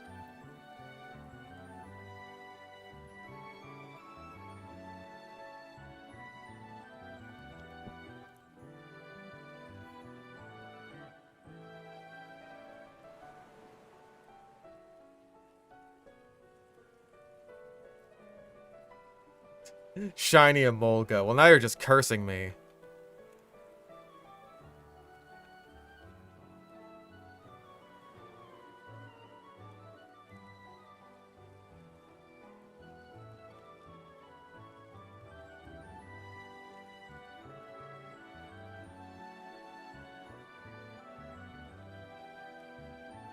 New Legends game that had the unused Galarian fossil mons. I mean, I haven't played any of the Legends games, or any of the Switch games, actually, for that matter. So, I'd think that's neat, but I still wouldn't play it or be able to play it because, hey, no Switch.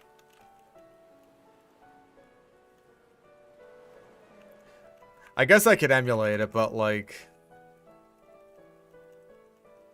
I don't know how good my system would be at Switch emulation. And if I can emulate the PS4, I'm sure I can Switch emulate. You fuck-ass duck.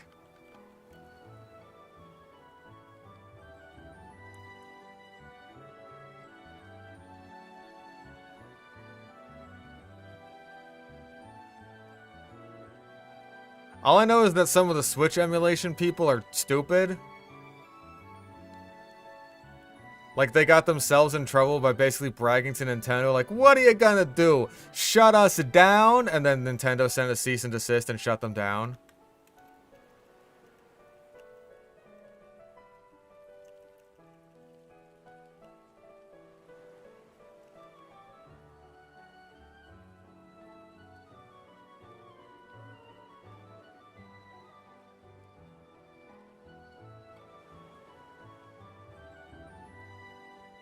Yeah, I also know that they're all fucking expensive as hell. It's all just the meme of enter my wonderful world of new Pokemon in a whole new region.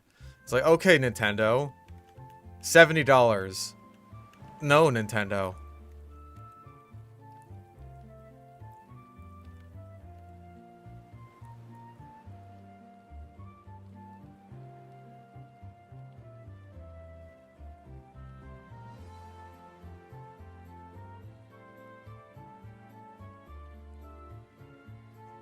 What are you gonna do? Stab me? I want those to be my last words. I hope that's exactly the last thing I say before I die. But I want to die of, like, old age. That way people will look back on me and think, like, oh man, his last words are, what are you gonna do, stab me? Man, what a fucking idiot that guy must have been. Only to find out that I died peacefully, surrounded by all my loved ones. All, like, 2 of them. 1. Yeah, 1.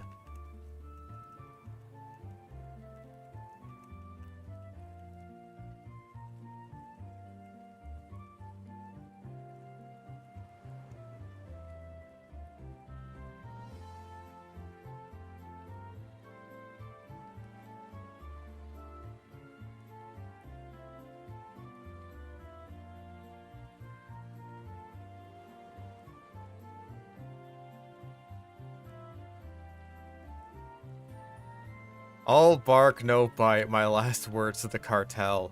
I feel like your last words to the cartel will probably be like,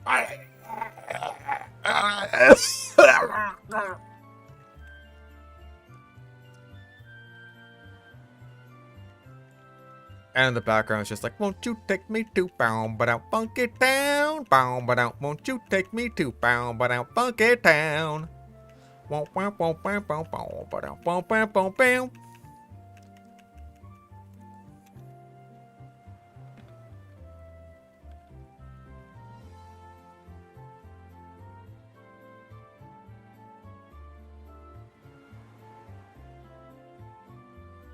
Funky Town.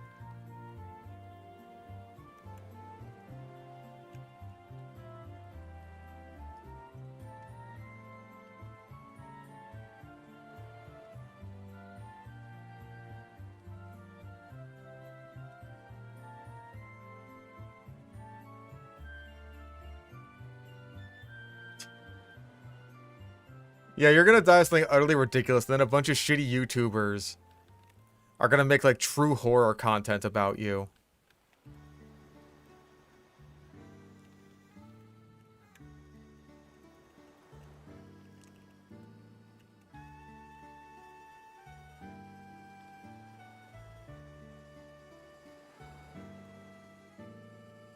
Dude, man, if Chills talked about my death, I feel like I'll have really made it, just, like, as a person. You know?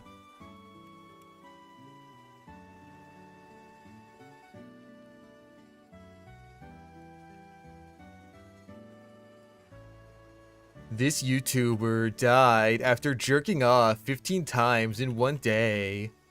That sounds like kind of a lot to me, but what do you think? Let me know in the comments down below.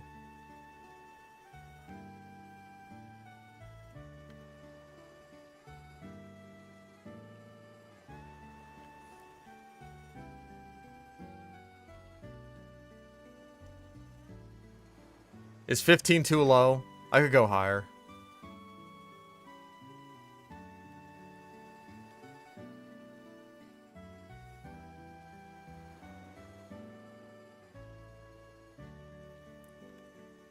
Well, I mean, it should be 15 times because of number 15, the Burger King foot lettuce.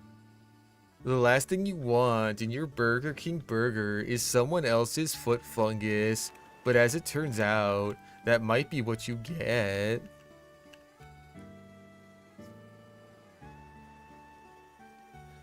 The record is in like the 40s. Well, that just makes me weak as hell then.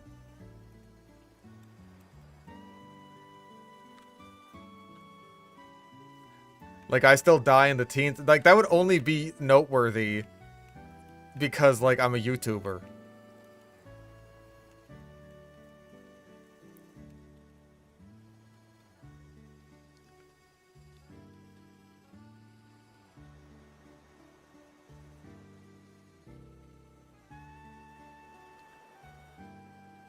Scarily accurate.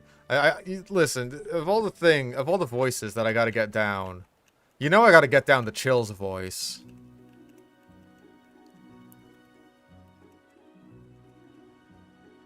That muffin is looking awfully like a hamster. Who baked my hamster into a muffin? Like, that one's not even Chills. That's a guy doing an impression of Chills. Famous YouTuber, fish stick on a stick, dies after a very unimpressive 15 goon streak. I don't know about you guys, but I have gooned like 30 times in a day before. But let me know what you think in the comments below. What is the most that you have gooned in a single day?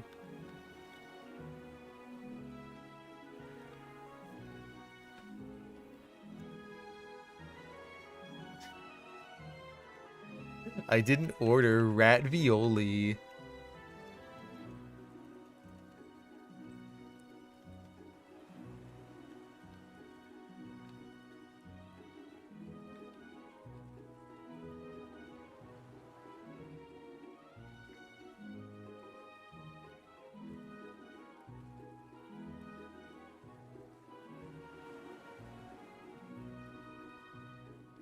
Jesus, you're even waiting a while until Zwilus.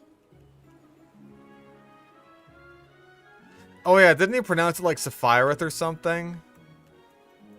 Sapphire from Final Fantasy.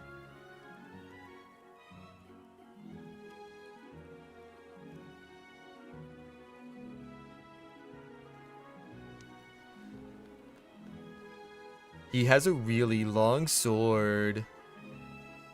Oh, Sephiroth, that's what it was. Sephiroth from Final Fantasy VII.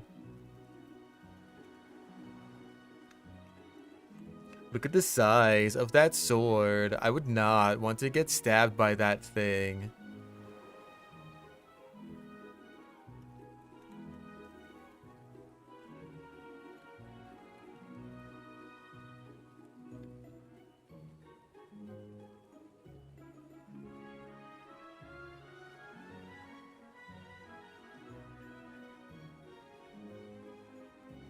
No, no hydro pump. You really are a mixed attacker, aren't you? It's just like, sword stance this, hydro pump that. I just want to grill, for God's sake. I'm pretty sure it is pronounced Sephiroth, but let me know what you think. How would you pronounce it in the comments below?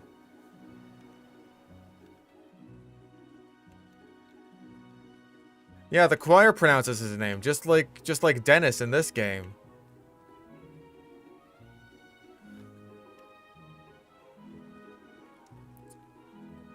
Because you're fighting him at the end, and the game is just like, Dennis. Dennis. Dennis. Dennis.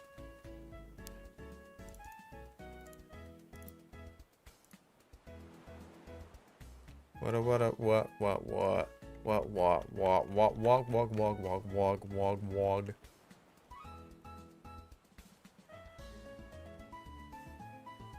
Yeah, who cares how those stupid Latins pronounce things?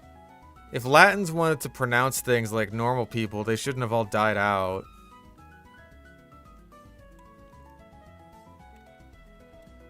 Fuck. You! Shunkel.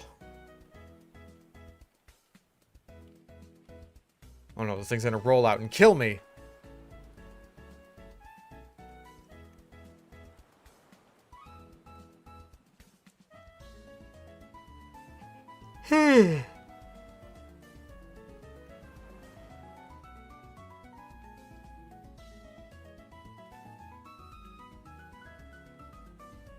Colosseum soundtrack. Don't you like imagining walking furred in your head? He's walking right now.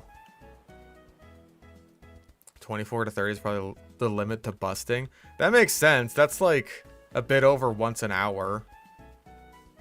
For like a whole day.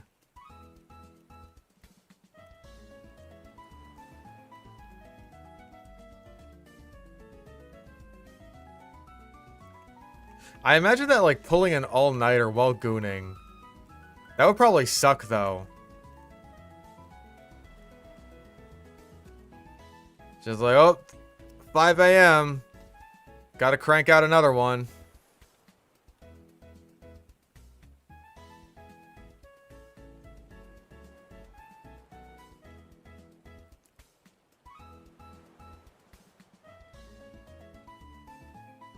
Oh boy, 5 a.m.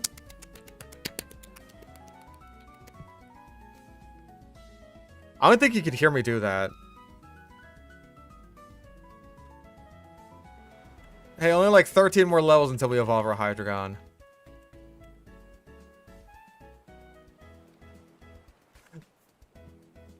Darling, it's 5 a.m. Time for your gooning session. Let's fucking go!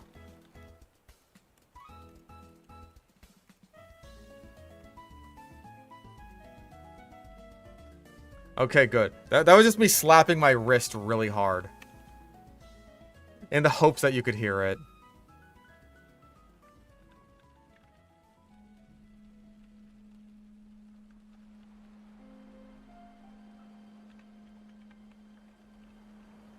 No Korra rant this stream. I don't know. What do you want me to talk about? Do you want me to read off the entirety of my Korra script? Because that would probably outlast the grinding. I hope you know that.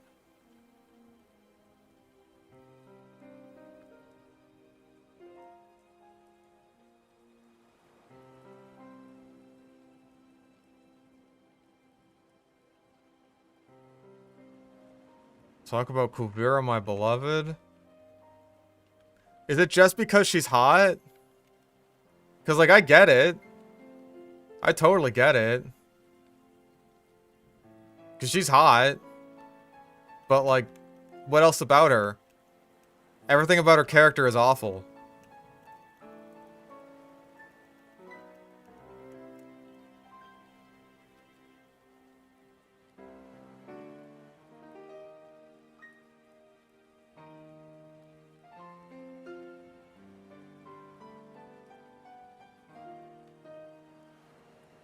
If awful, why hot? True.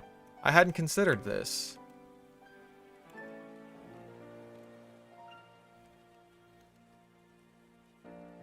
Platinum mech is your favorite core part? Really? That? I mean, if you really like mechs, then I guess I could understand, but... even then, I feel like it's not that great of a mech. I've seen better.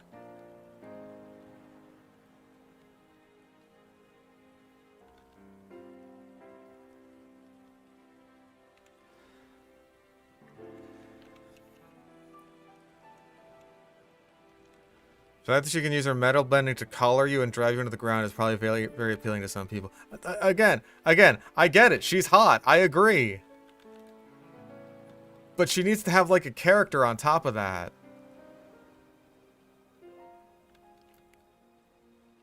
Or at least, like, a good character, right?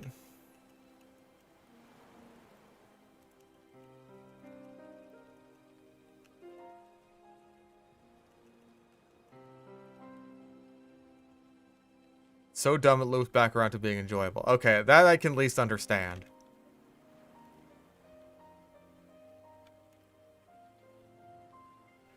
God, Gear Grind is not nearly good enough of a move to be as inaccurate as it is.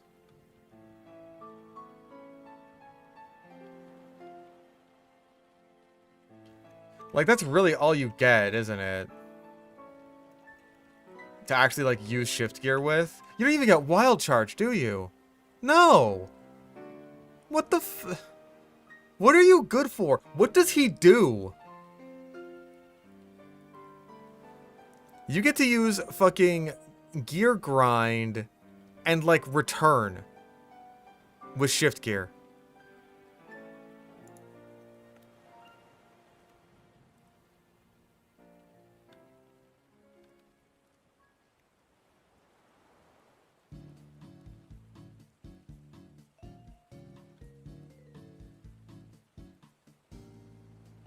God.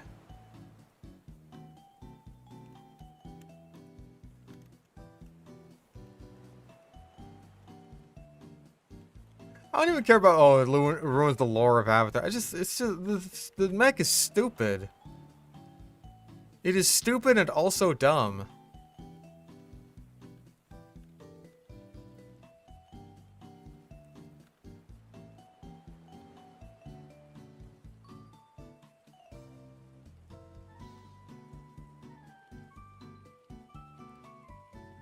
No, Unalaq is the stupidest character ever. He is the worst villain that Avatar has had since M. Night Shyamalan and Netflix combined.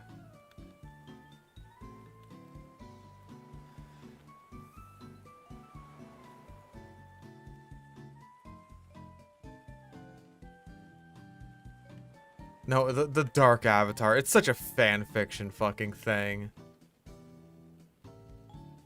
It gets Wild Charge in Black and White too. It took them one game for them to realize, yeah, this thing should probably get Wild Charge, huh? One game. Not even the next generation.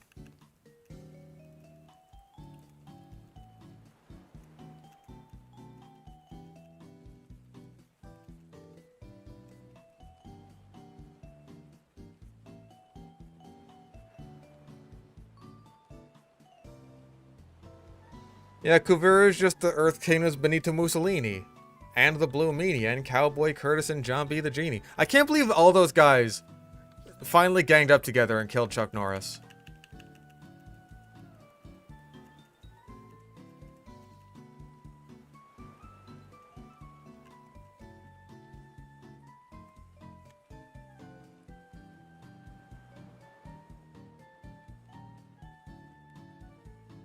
Yes, and she's also hot.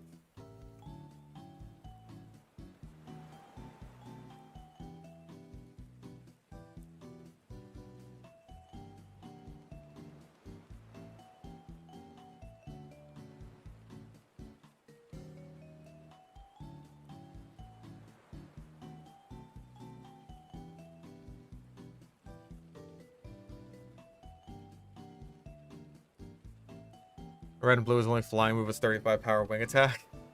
Just like good old Adam Wee. And just like Scyther was so graciously granted only in yellow version, at least Charizard got fly. Scyther just got wing attack. How depressing.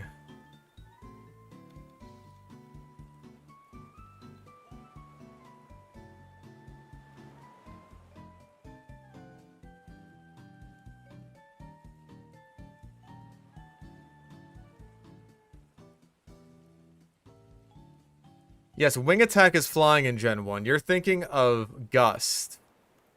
Gust is normal for some reason.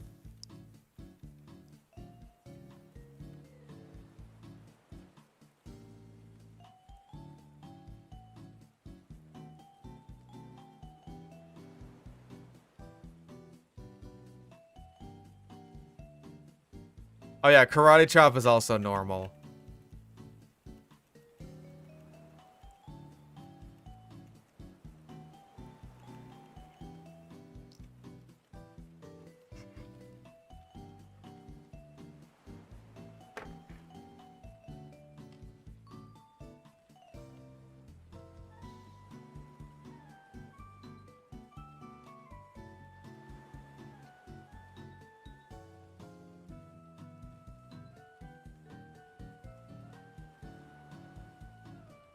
Okay, Bite at least makes sense enough because Dark type didn't even exist.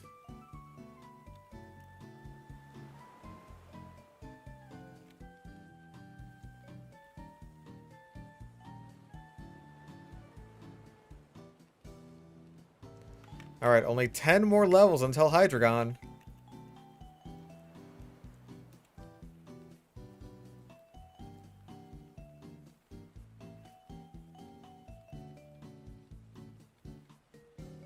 Oh yeah, wasn't Low Kick's thing originally that it could, like, flinch? And not that it was based around weight at all?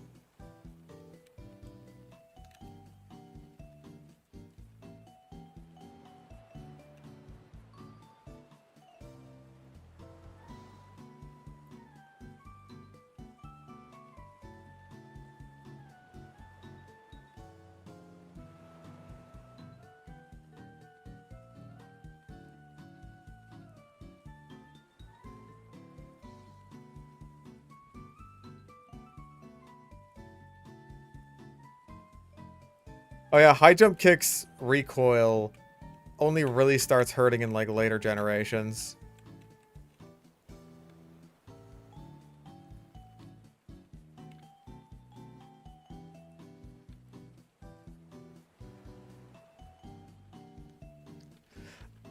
A lot of stuff in Korra is good conceptually. Like, Korra is so much fucking less than the sum of its parts.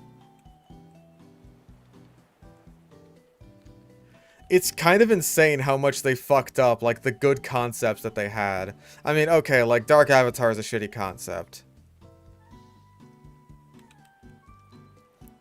But, like, the spiritually dense Avatar being led astray by, like, a sinister but well-respected spiritual figure, that could at least work as a concept.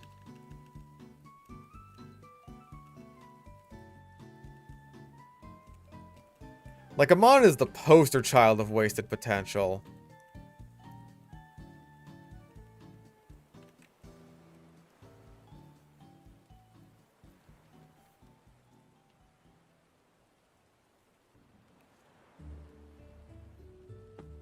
Like, if they just went with the story that he gives outright, where it's just like, oh, I was given this power by a dark spirit who let me take away people's bending. Or even if he was just like a fucking energy bender, right? Even if that was the case, that would be so much better than the actual story, because all that does is make everything about Amon make even less sense.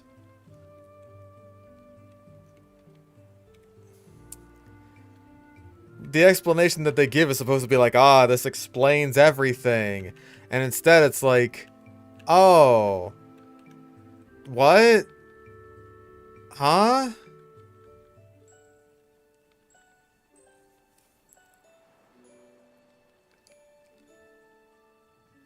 Oh. You know, I'm just gonna go. I'm gonna find it on Audino. I just said I'm leaving. I'm not comfortable with you just trying to keep finding me. That explains everything! Dude, Wigglytuff, fuck off. You're like a 5% encounter.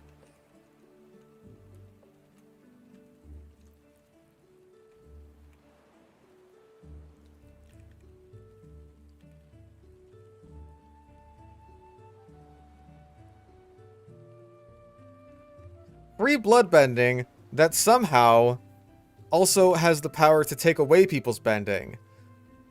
Somehow. He just figured that out.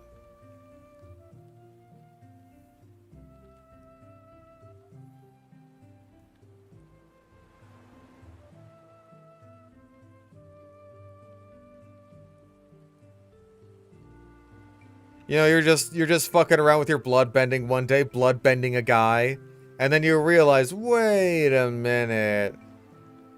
If I used my brain powers just right,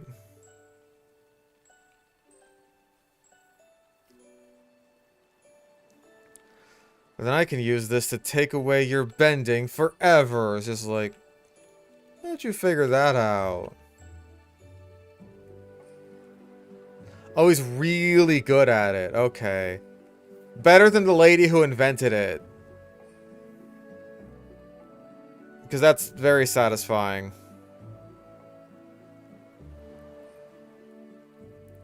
Outside of, like, Aang, I struggle to think of a character from Avatar whose reputation was as ruined as Hama.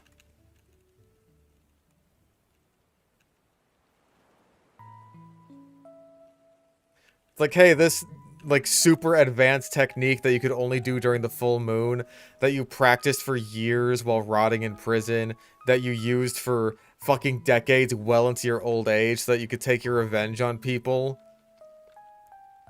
Yeah.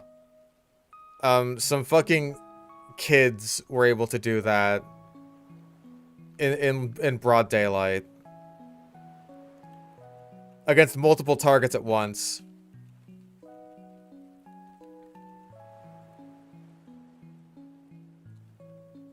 Just,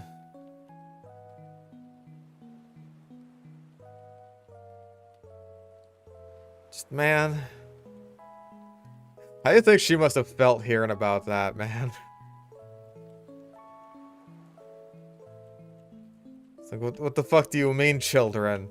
Yeah, children in broad daylight. They barely even have to move. Like, the whole puppeteering aspect of bloodbending, that makes it look kind of cool and also sinister. Like you're some kind of puppet master? Wait, say that again.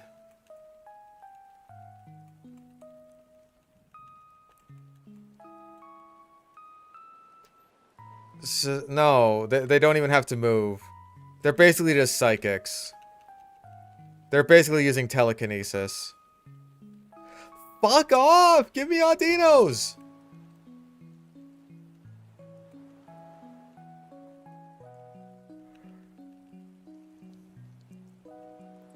You're saying I'm some sort of master of puppets.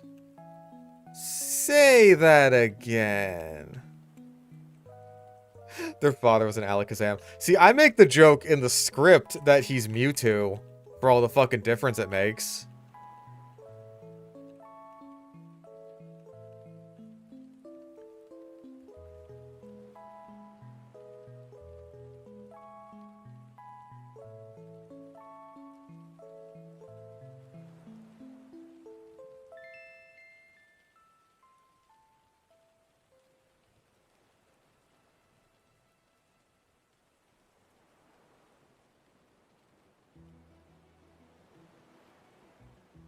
I'm honestly kind of surprised that bloodbending spread as far as it did.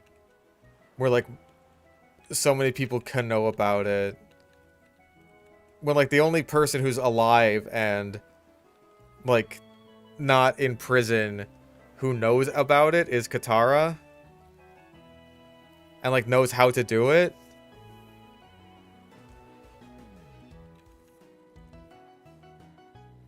I am on route 14.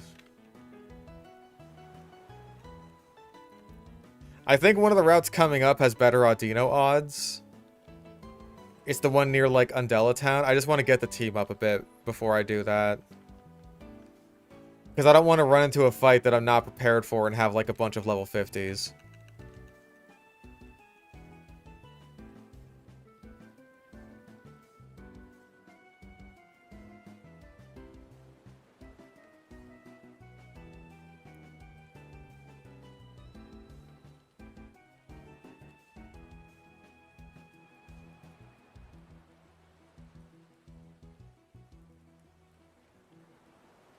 No, no lock on. Got 8 more levels until Hydreigon.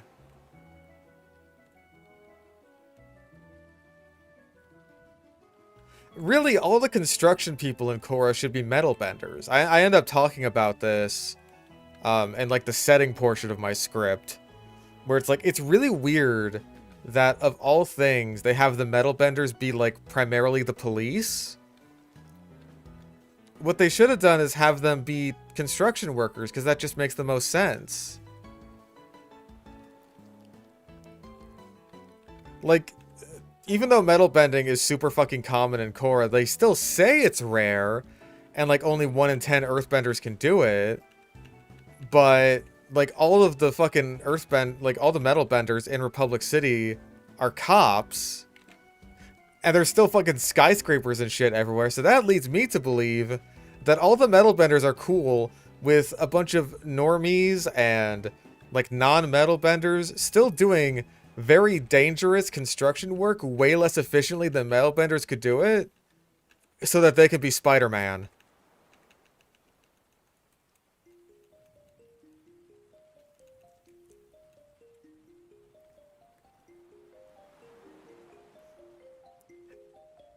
And because there's so many metal bending cops, it almost makes you think that like, oh, metal bending is like a prerequisite for being a cop.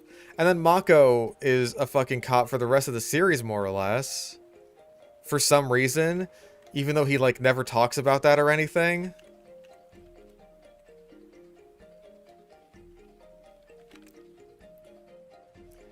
He just decides at the beginning of season 2, yeah, I'm a cop now. That makes sense for me, because, you know, I was like a kind of a shady gangster in my past. Now I'm a cop.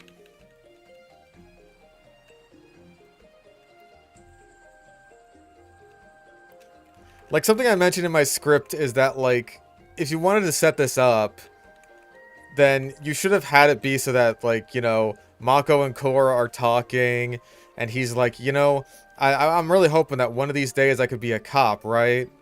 So that way I can, you know, protect people and, you know, keep people like the guy who killed my parents off the street.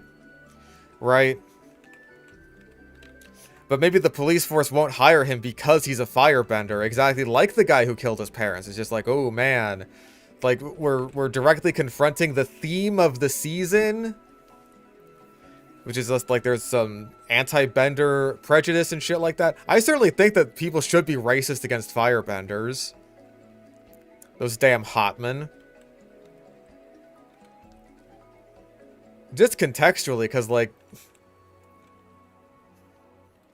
Apparently firebenders are still walking around just barbecuing people's parents for the sake of turning them into Batman. And, like, that's just still a problem.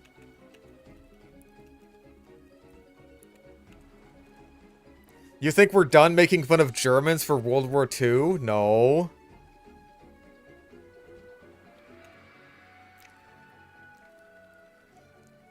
But, like, after the events of the season, then it would be like, you know what? You've proven yourself. We'll make an exception and allow you into our police force. And he's like, yay, I did it. I achieved my dream. But I also think that would be an opportunity. Because, like, he could be talking to Korra about, like, what he wants to do with his life. And then he could be like, you know, what would you want to do if you weren't the Avatar? And she just straight up wouldn't have an answer for that. Because being the Avatar has been, like, her whole identity for her entire life, and that gives her, like, serious pause for thought. I know, Korra thinking.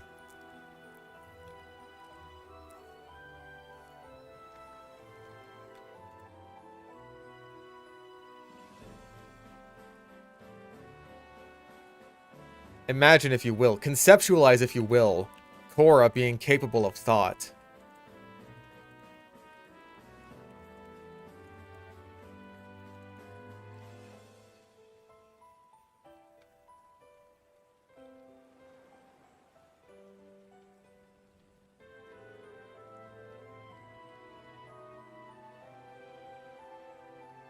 Yeah, her literal first words after appearing on screen are, I'm the Avatar, you gotta deal with it.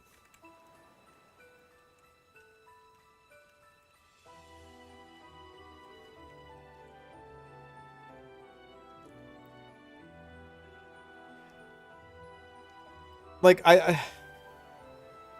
don't think that would work in the context of, like, hey, she's fucking bending 3 elements as a toddler, which you just shouldn't be able to do. All for the sake of a joke.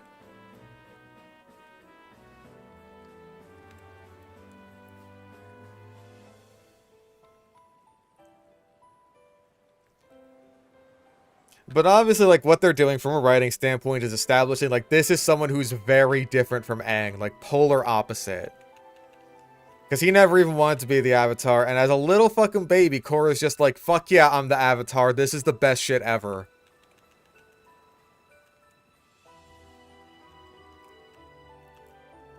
And so if you actually use that as a writer to, like, you know, establish some internal conflict and shit like that, really basic stuff we're talking about here, then, like, I still think you should age her up a bit first, but then that at least could be forgiven.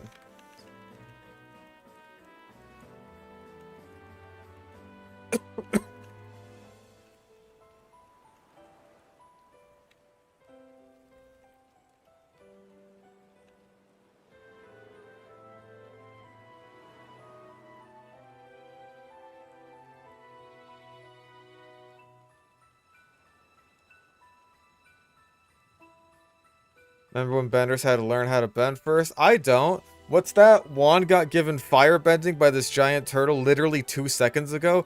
How about he just makes a giant-ass fucking flame right in front of his face? First time fire bending ever. Just punch the air, poof, instant fire.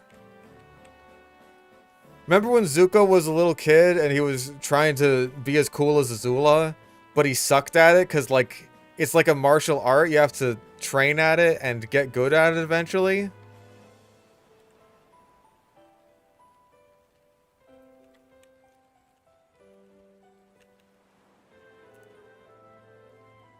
What even happened to Sokka? No one knows. What happened to Suki? She never even gets mentioned.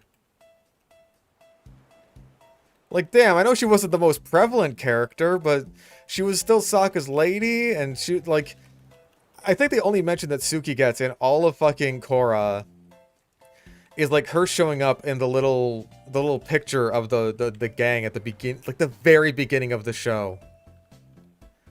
And from then on, she's never mentioned once.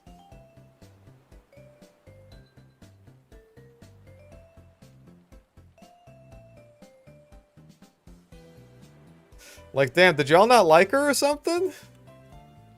I know you didn't like Aang because you did the whole thing where Aang's kids just bitch about him for an entire episode and talk about what a shitty dad he was for literally no reason.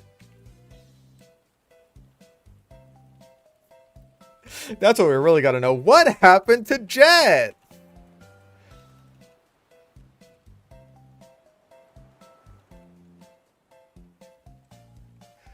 Like, I know Sokka's dead because Katara says so at the beginning. She's like, oh, my brother and many of my friends are gone. Even though it seems like Sokka's the only one who is dead. Because, you know, I mean, obviously Aang has to be dead for Korra to exist. But, like, Toph's still around. Zuko's still around. Is she talking about, like, Haru and Teo? Are they dead? I guess that makes sense.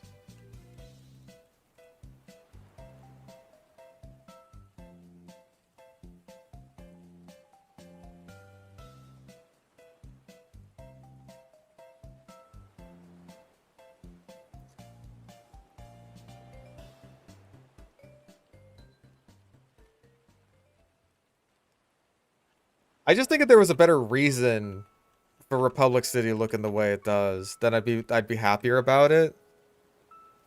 Like, if there's a really solid reason that it looks like 1920s New York, then sure. Whatever. I can live with the industrialization. All it does... No, fuck Reflecting. I'm talking about how shit Republic City is. All it does is work against the themes of the first season. Because all of these fucking normies are complaining about the fact that, like, oh man, the Benders are oppressing us, man. When, like, they live in the perfect society to not be oppressed by Benders. It works in conflict with the theme, and it's never even addressed.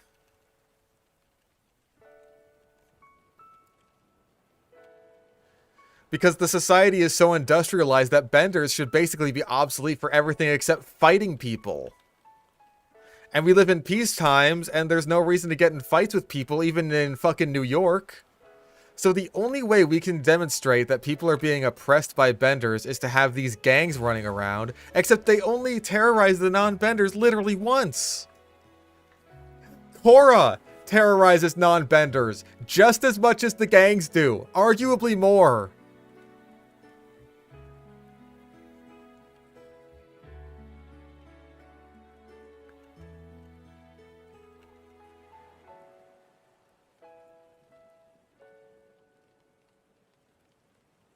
I don't even think it's 20s New York enough. Like, if that's what they're going for. Like, it should look way prettier. There should be more Art Deco and stuff.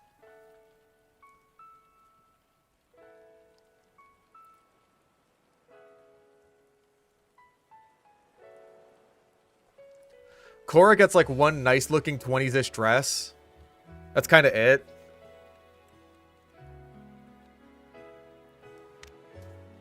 Ow.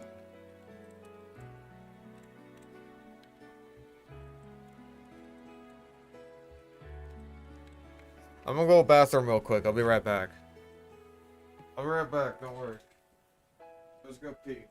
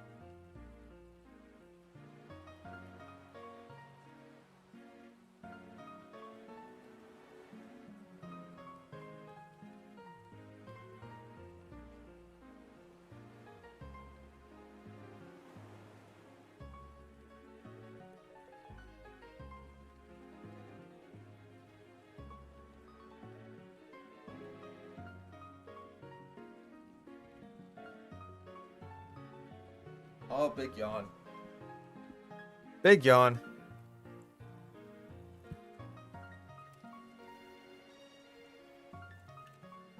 Y'all got me riled up talking about Korra. Because of course. Like, honestly, I just fucking... Let's see. Jesus Christ, how fucking long is this script now? I always forget that select all is even a thing. There we go. Let's see how long this script is. Word counter. 37,574 words. 209,611 characters. Apparently the word Korra gets mentioned 266 times.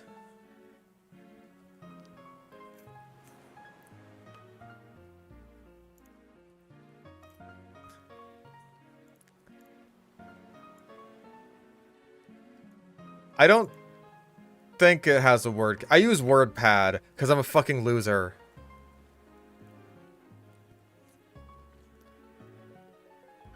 Oh my god, I forgot how long my section talking about just the setting was. How long is just this? Because I thought like this was a relatively short section. I think compared to some of the other ones it is.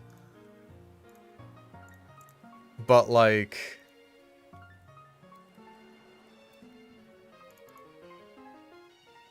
I don't know, man. I was thinking, like, maybe I read some of it out. But that is still 4,434 words. So that's quite a lot. But like, fuck it, if we're just doing some stinky ass grinding.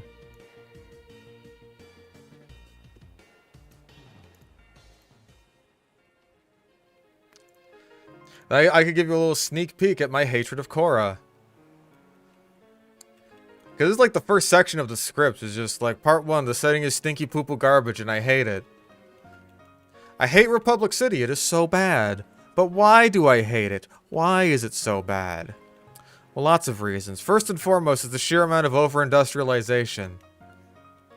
The world of Avatar has jumped from mostly medieval plus steampunk all the way to 1920s New York plus fucking Gundam in less than a century. The comics ended up doing this shit and I hated it there too. Fucking forklift. The setting of the original series was deeply intertwined with the magic system of bending. In the Earth Kingdom, we saw people use earthbending for lots of practical, everyday functions besides combat. Like opening gates, delivering the mail, and even public transportation. The Northern Water Tribe had something similar. Used water bending to gain access to the tribe. Bing, bang, boom, you're in. They used it performatively too, as well as for combat and healing. It wasn't just a magic system. It's an ancient art unique to their culture, blah, blah, blah.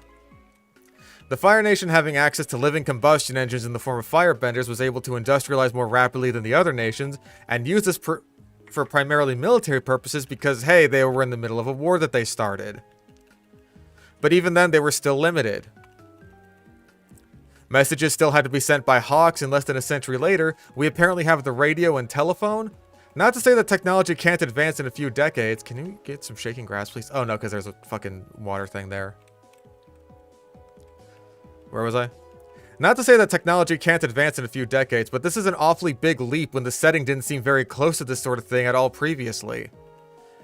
And the jump in technology and weaponry from what we see in Juan's era 10,000 years ago, mind you, is downright diminutive in comparison to what we see in, what, 70 years? Fire Nation troops are using the same spears as these goobers living on the back of a turtle 10,000 years ago. Not to mention, wartime efforts are often the catalyst for technological advancements. That's something we see in Avatar multiple times, so having this much technological advancement come during a lengthy period of peacetime feels a bit off. I need to, like, keep track of where I am in this script, because every time I have to look over to the game to make sure that I'm spamming acrobatics the right way.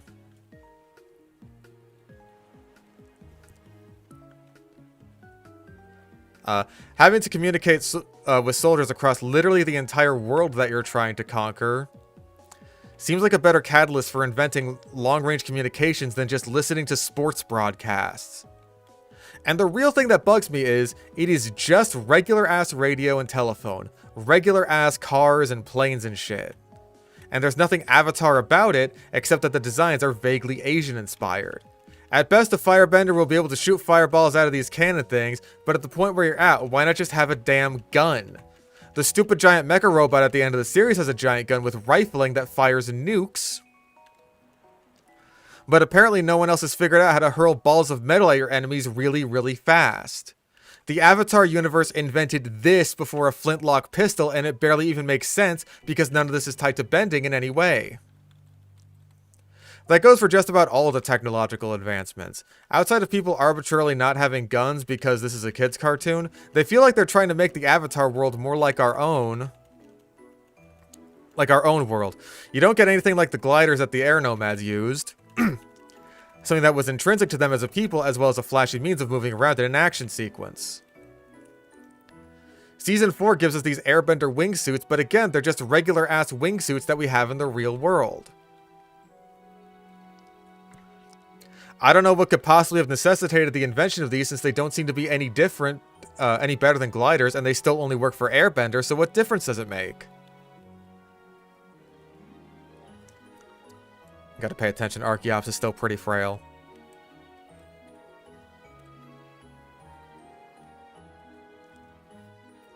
Are we fucking arguing about the forklift in chat? Because, like, dude, the forklift is too much. I'm sorry. It's a lot. Korra's still flying around on a glider and doesn't seem to impact her any, so the airbenders are constantly dressed like goofballs throughout this whole season for what feels like no good reason. This is a frustrating series of changes, as it's not only boring, but also works in complete conflict with the narrative of the story. The narrative of the story that they set up from episode 1. So in season 1, the whole conflict is based around the idea that benders are oppressing non-benders, and that's a super interesting conflict that you can do a lot with.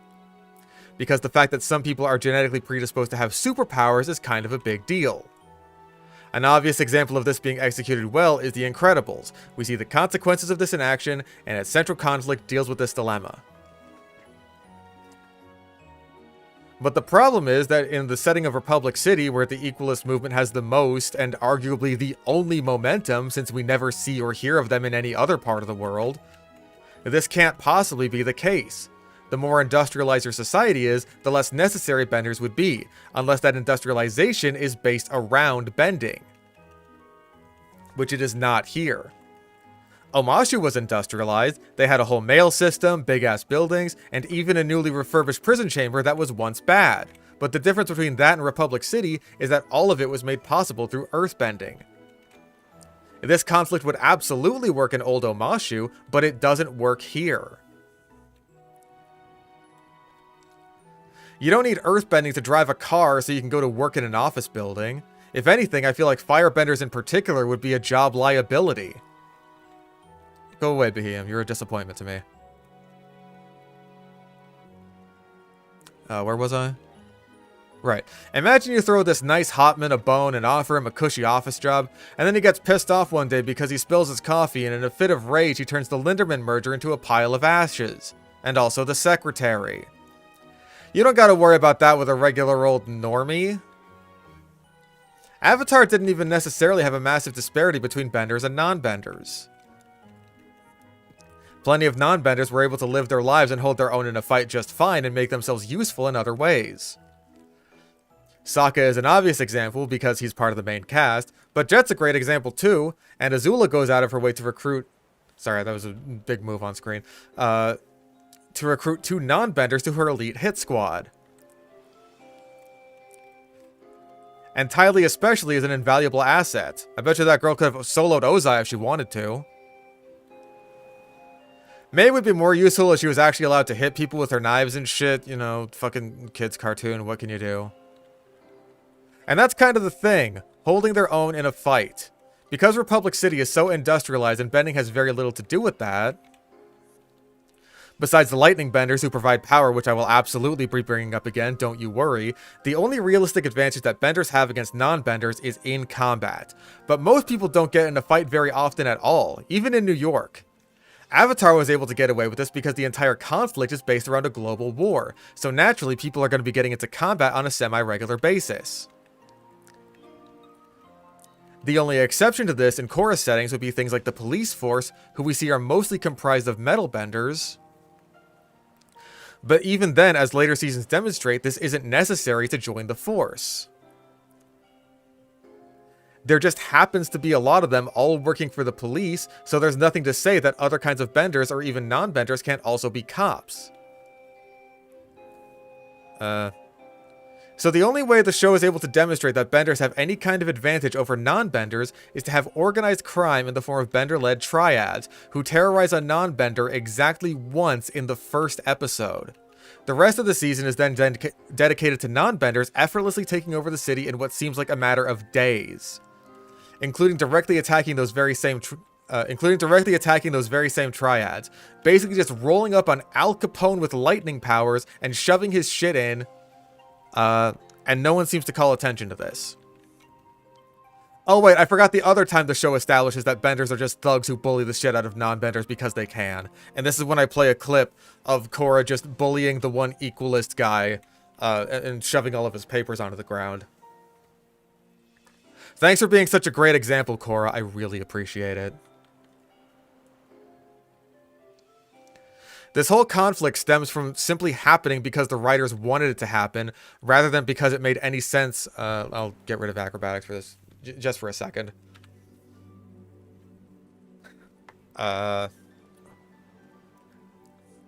Rather than because it makes sense in-universe with the setting they established or follows through logically, which it might actually in Season 2, considering that whole plot is based around spirituality and the apparent woes of modernization, but a lot of that story is told in regards to the Water Tribes instead of Republic City, because even though the Southern Tribe is having some sort of traditional festival, they're just not good enough by the status of the spirits because they made it into a kitschy carnival or whatever. Or is it just because of Unalaq or Vatu's evil influence? Who's to say? Republic City apparently has nothing to fear from spirits whatsoever, at least until Korra drops them all in the middle of the fucking city for no reason, and the conflict that results from that choice is honestly just kind of ignores and goes totally unresolved, even by the time the comics roll around. I do mention Ted Kaczynski later. Sorry, there's a lot here.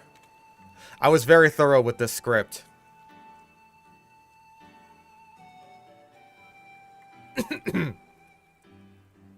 What probably should be happening in Season 1 is that benders should be the ones... God damn it, get away. Benders should be the ones freaking out because industrialization has gone so far now that the only thing keeping them special or useful is rapidly becoming obsolete. Which, by the way, perfectly coincides with one of Korra's big internal conflicts running throughout the show. The fear that her role as the Avatar is becoming obsolete. I mean, think about it. At one point, earthbenders must have been creating drawbridges to allow people to cross waterways and for boats to pass through, but now that's all automated by machinery. Stack a pile of shipping supplies on an earthen slab and get an earthbender to move it, or just use a goddamn forklift. Firebender, or combustion engine. Waterbender, or water wheel. How many firebenders do you think lost their jobs working on blimps once those got automated? The biggest use case for benders I can see in such a civilization is using metal benders for manufacturing purposes, but again, the show has... Oh god, sorry, I'm running out of breath here. Whew! I gotta take a breather.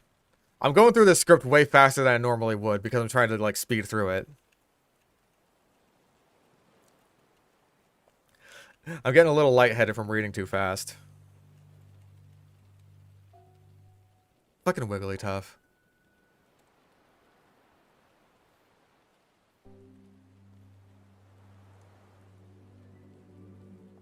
Alright, let me get some water.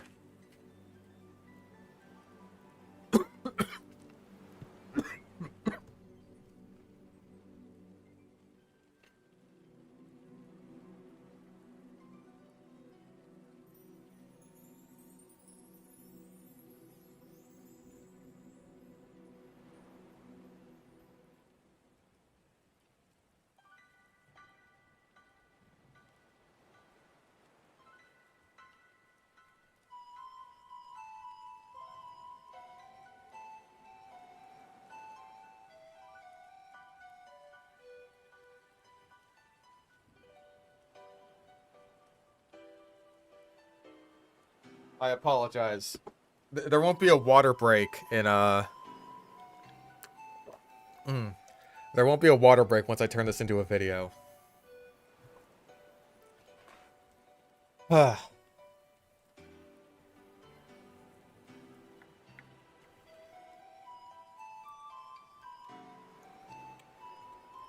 Okay, where the fuck was I?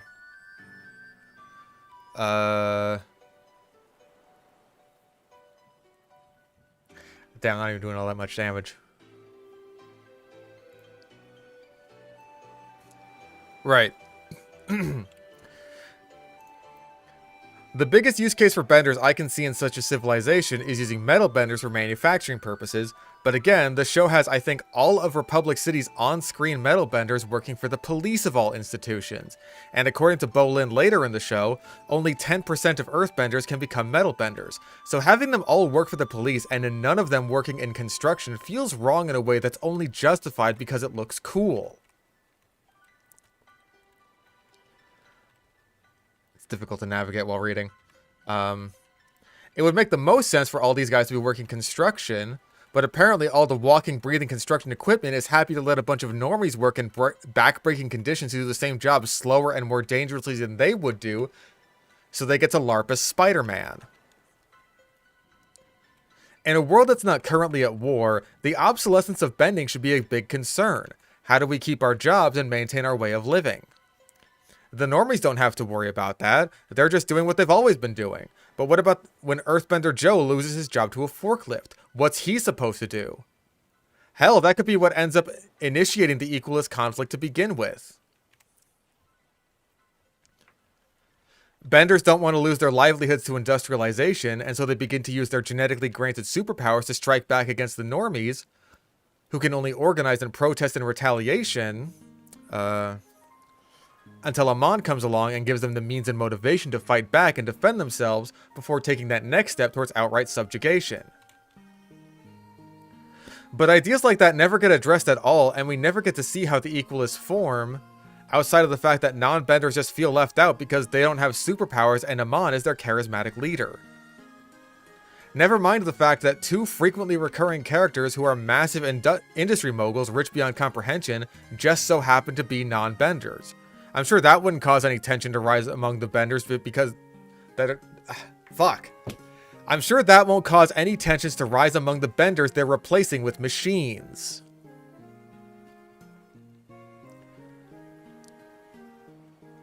But if there's a really good reason to industrialize the setting to this degree in spite of the issues this raises with the narrative and themes, then I might be able to let it slide. Oh, it's literally just because the creators like the Roaring 20s aesthetic. Okay. Where's all the art deco then? Where's that signature 20s fashion? Korra's dress in this scene looks nice and it seems to fit the time, but I don't know, the rest of the fashion is pretty bland otherwise. And speaking of people being bland, that's another thing to mention. It's kinda hard to get a grasp on what the people of Republic City are even like because frankly, they just don't fucking exist most of the time. If the animators aren't required to put some background characters into a scene for a plot relevant reason... Damn it. Fish.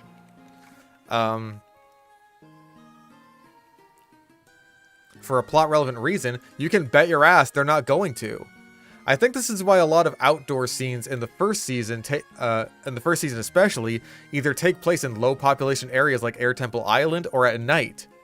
That's at least a decently smart way to save on your background animation budget, but this attitude keeps carrying over even in scenes that could absolutely use some background extras, and is at its absolute worst in Season 2. There's a shot I show here. Here, I have to show you this, because, like... Oh, fuck, what episode is this even? I think I used it in one of my live-action Avatar videos. Blah, blah, blah, blah, blah. I'm pretty sure I did anyway.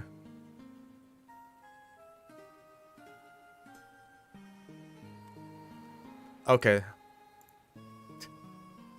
Middle of the fucking day. Let's take the snapshot. I gotta show this to you guys. I have to show you.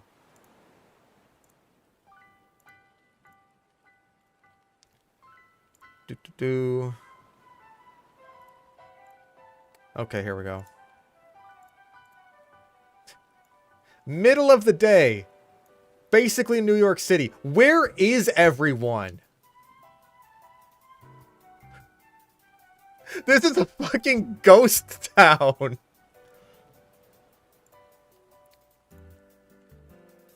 Look at this shot. Where the fuck is everyone? It's the middle of the day in pseudo 1920s New York City in front of the police station, and this place looks like a nuclear evacuation order was just called in, and these two chuckle fucks are the only ones who didn't get the memo.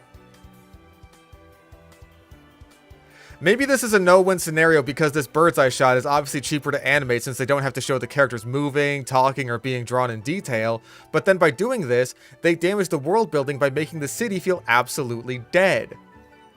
Do I even need to compare this to Bossing Say? Knew what scene you were referring to. Lu and Gong are idiots. I hate them and their stupid mustaches.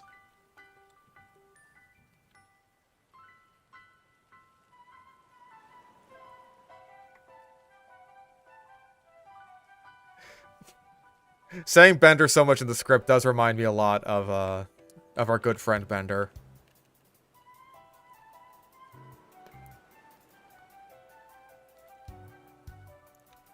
Anyway, oh yeah, speaking of Bossing Say, let's talk about stakes because that's important with Republic City. 3 times. In Avatar, Bossing Say was built up to be monumentally important since the first season. It's not only the biggest city in the setting, always being visible even on the big world map.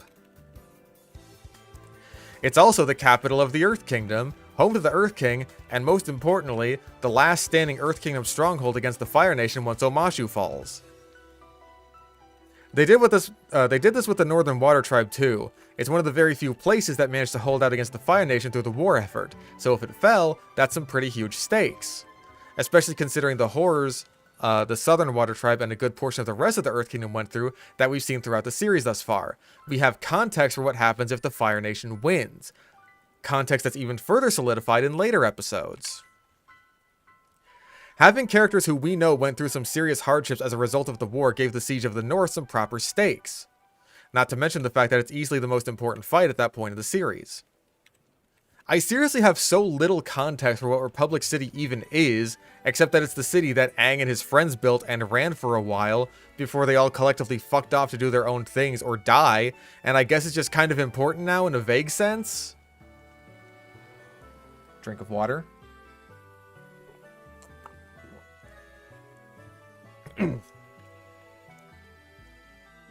It's basically a fifth nation, but we never really hear anyone talk about that in regards to the city itself, really. And it's a subject of so much cataclysm and destruction, yet outside of shaking their fists at Korra in particular, no one seems to react much. It's weird because having Korra as our protagonist gives us a great excuse to have a fish out of water to have some organic explanations, but the most we ever get is that food costs money and some people are homeless, which she didn't expect in a big city.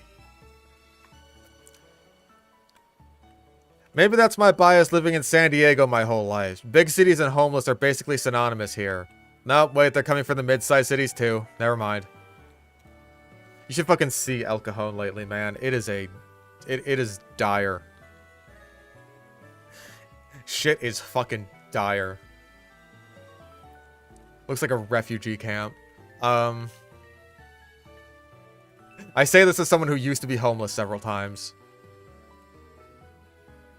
So when the city gets taken over by Equalists or attacked by the Dark Avatar, or overrun with vines and spirits, or blown up by goddamn Gundam nukes, then I'm gonna be real. It kind of just feels like some city that the story happens to take place in being attacked. Which is not helped at all by the fact that Korra is so new to the city comparatively. It feels like if anything happened to this city, she could just leave. And all her buddies would follow her wherever she went because they don't have any actual goals of their own. And that's literally what happens in Season 3. The people of the city just kick her out because they're all sick of her shit, and all her friends follow her because she's the main character. Who cares that they all have lives and jobs here? We've just gotta follow Korra around. And this all feels so weird because Avatar was so good at giving locations that they only spent 1 episode in so much personality. You can get so much out of towns that don't even have on-screen names, just from the people they talk to or the unique aspects of the setting. Like, hey, the fortune teller isn't exactly the most important episode in the show, but I bet you can tell me a lot about the town and the people living in it because they're given a lot of focus in some damn funny scenes. What about those prisoners in Avatar Day or the rest of the townspeople? And yes, I'm invoking it. The two tribes in the Great Divide have more personality and memorability than the people in Republic City. And I'll die in that chasm. Meanwhile, we spent basically the entire season in this stupid fucking city, and I can barely tell you the first thing about it except that it apparently just kinda sucks. The council running the place is incompetent at best and corrupt at worst until we do a complete 180. A complete 180 switch to a democratically elected president, which, okay, I guess that's just fine to gloss over.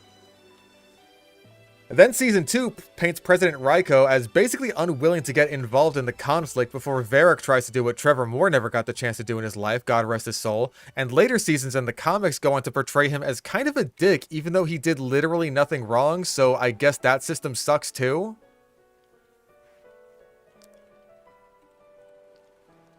I guess Varric really should have gone all Sic Semper Tyrannis on his ass, if the comics are to be believed. Democracy is now dead. When do we get to see ANCAP Avatar Society run by the autocratic big funny Walt Disney man? And this is when I play a clip of House saying, if you want to see the fate of democracy, look out the window as the city is getting blown up by Kuvira.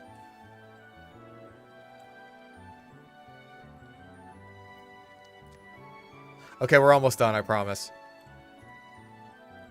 Okay, so the setting of Republic City is visually clashing with the world of Avatar, thematically clashing with its own story, completely lacking in stakes or personality, and is ultimately so trash that by the time we finally get to leave it in Season 3, it feels like an outright relief. That's pretty bad, so how about the rest of the world? Well, it's a mixed bag there. Some locations are pretty interesting, like Zaofu, basically working as a modern-day Omashu, except it's centered around metal bending instead of regular earthbending, and it was founded by Toph herself.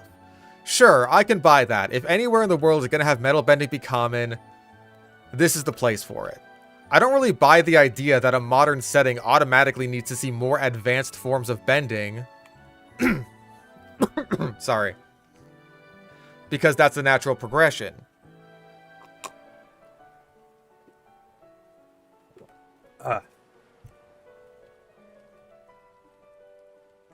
I mean, how many people know extremely advanced forms of martial arts now that society has evolved as opposed to thousands of years ago? Probably not all that many if I had to guess. If anything, the spiritual expertise involved in lightning especially would make it even less common. But I'm getting ahead of myself. We see a bit of the northern and southern water tribes in Season 2, but unfortunately not really enough to flesh them and their conflict out despite so much of the season being built around the Civil War concept. Which I think is a shame. I think the little county fair they have for the Spirit Festival in the Southern Water Tribe is kind of cute. That's at least decent world building and a natural enough way to introduce Unalaq's disdain for how spirituality is being mistreated in the South. That's the nicest you'll ever hear me talk about this fuck. There's also a lot of recycled locations from the original show. Like, we go back to Ba Sing Se, which has apparently hardly changed at all, down to Lake Laogai still being fully operational, minus the brainwashing apparently. At least, I think, because we don't see them doing it, even though it would be really useful. And the city still abides by the caste system until Gazan goes all Gorbachev on the place. There's the Misty Palms Oasis, which again has barely changed. And probably my least favorite returning location is the Swamp, which, despite being a very mysterious and creepy location in the original show where people had weird visions and learn more about the connections of the world, is now basically just Dagobah, and old Toph is Yoda. Except she's more like Han Solo because she's a grumpy old coot still wearing the same clothes she did as a child. At least her stupid ass kid doesn't stab her to death. She's too busy trying to do that to her sister. I don't like Suyin. I don't like her as a character.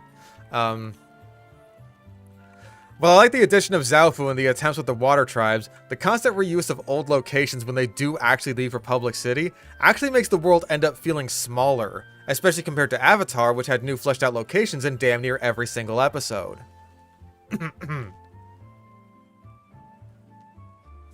It's a shame because they went at least 1 to 2 with new locations. I wouldn't mind seeing their attempts at some more, you know? And then I segue into talking about the characters, which, oh god, that's another long one. So yeah, there's your sneak peek. There's your sneak peek of the Korra video. I hope you can understand how I've been working on this for so long. That's part 1.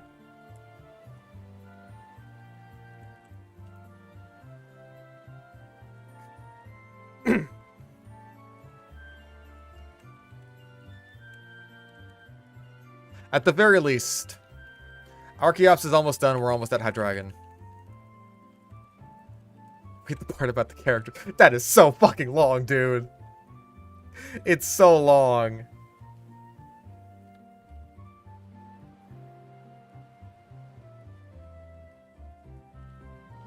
Now do Rap God. Like, this shit will probably take me maybe a couple of days to record altogether. That was their mistakes. Oh. That was already exhausting.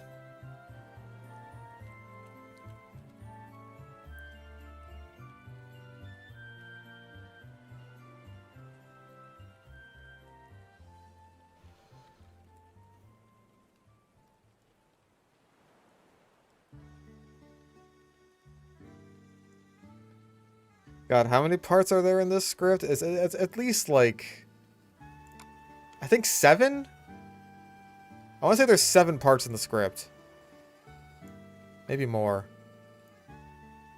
It might be 8, actually. It is 8.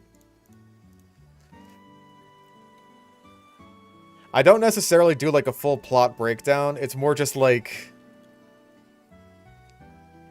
just sort of general rants about, like, lots of core factors in the show.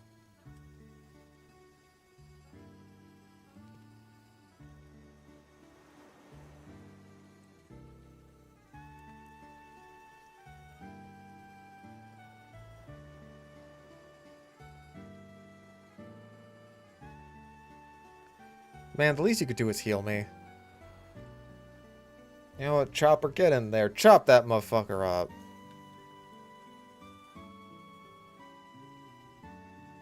Chop his bitch ass up. Alright, 1 more level for Hydreigon.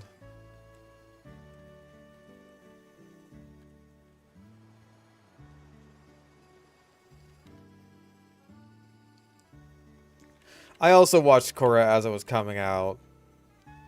I didn't actually hate it back then. But I had terrible taste back then. Listen, they're all very long and very detailed and also very broad. Like, okay, fucking part 1 is the setting. We just listened to that for the past, like, I don't know, half hour maybe. Part 2 is all the, like, the core cast of characters, right? Core cast of characters. Third part is Korra herself, which takes up a lot. That's a lot of the video. Part 4 is spirits and bending and shit.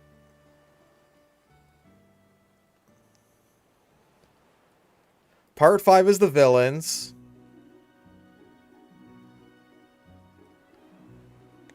Part 6 is just the fact that there's so many goddamn characters. Part 7 is why Korrasami was a scam. And Part 8 is sort of general plot complaints and also, like, the development of the show.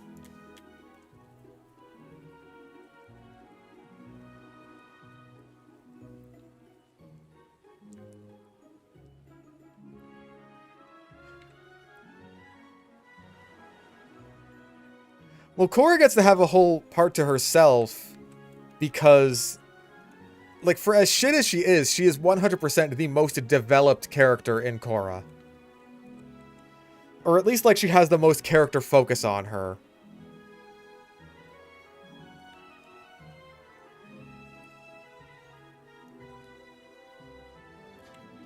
Well-defined, I should say, maybe. That's, like, the best way to put it.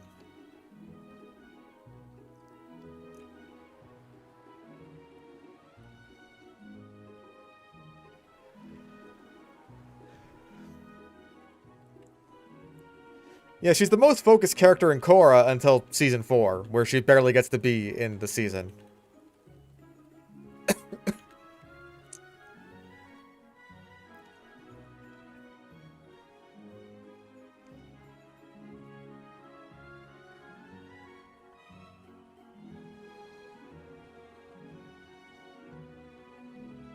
Tenzin's also, like, a decently defined character.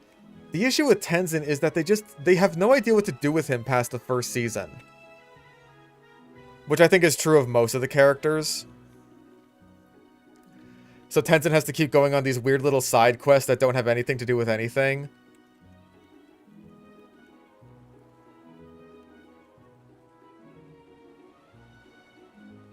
Like, obviously the worst of this is in Season 2, because Season 2 is the worst with fucking everything.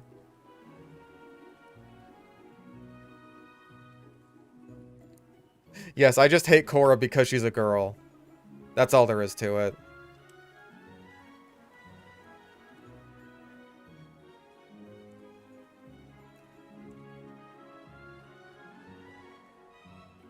I just hate her because she's a foid.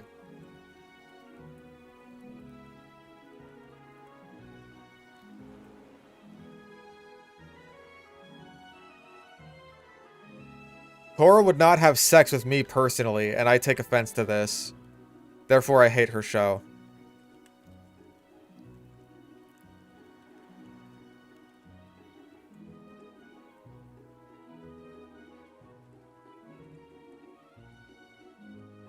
Season 2 is very similar structurally to Season 1, actually.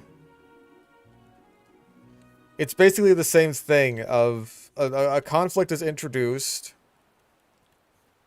and here comes this kind of shady waterbender character who is, like, trying to, like, create a rift between Korra and her obviously good mentor figure. In Season 1, that was Tarlok creating a rift between her and Tenzin, and in Season 2, it's the evil Uncle Unalaq who is creating a rift between her and her dad. And Korra is just kind of being a bitch the whole time, and there's a love triangle with Mako and Asami, and it's really bad and annoying and everyone hates it. But then it turns out that the evil waterbender is actually secretly evil. Ooh. And this comes to the surprise of nobody except Korra.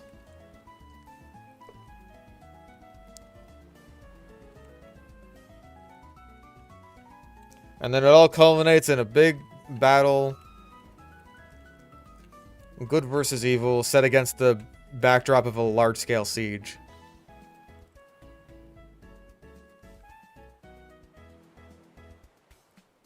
Again, they're very similar.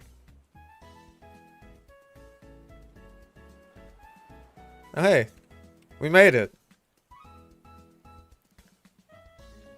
Ah, big dragon.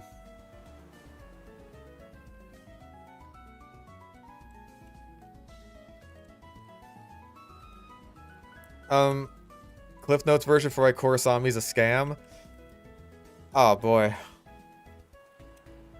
Basically, the writers just didn't put in the work in order to justify the fact that these two were actually in a relationship.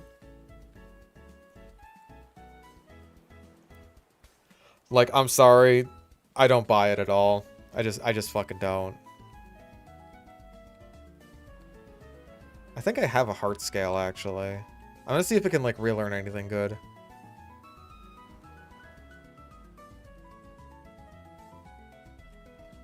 Oh, I don't have a heart scale. Shit.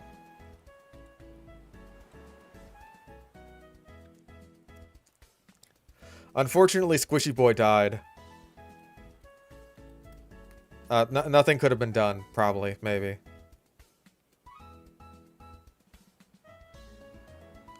Dark Pulse is an egg move? Are you for real? And I don't learn it by level up. Man, that is bunk. I don't even get Shadow Ball.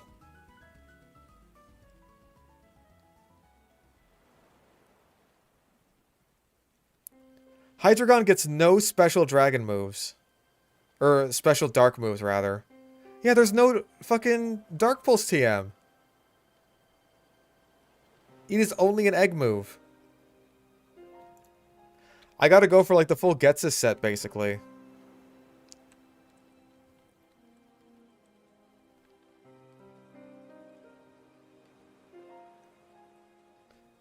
I mean, like, okay, maybe...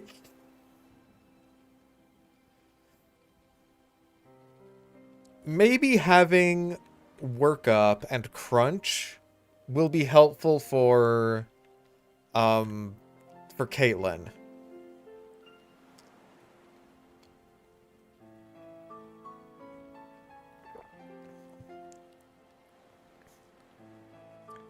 Dark type that can't even learn dark moves.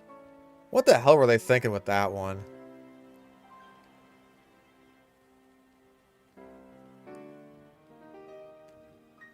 This thing's way scarier when Getsus uses it than when you get to use it.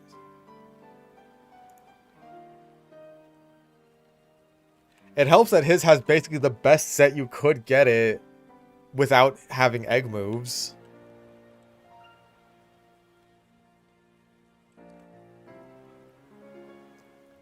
Well, at least the grinding will be easier now that Hydreigon isn't soaking up all of our experience.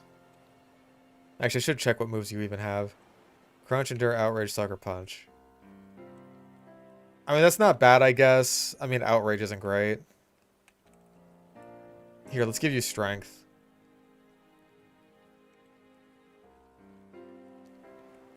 I do like Sucker Punch, though. Let's get you a fighting move. Where's Brick Break at? Thank you.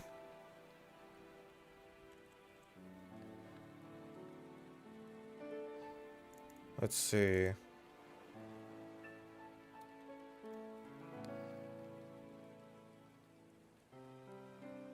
Yeah, I didn't really miss anything. I guess I missed Fake Out, but eh. Korra or the Lightbringer, which is better written. I think I would unfortunately have to give that one to Korra.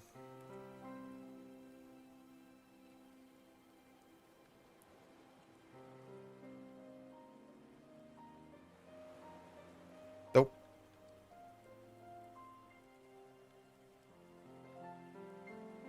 Youch. Yeah, hopefully this won't take as long.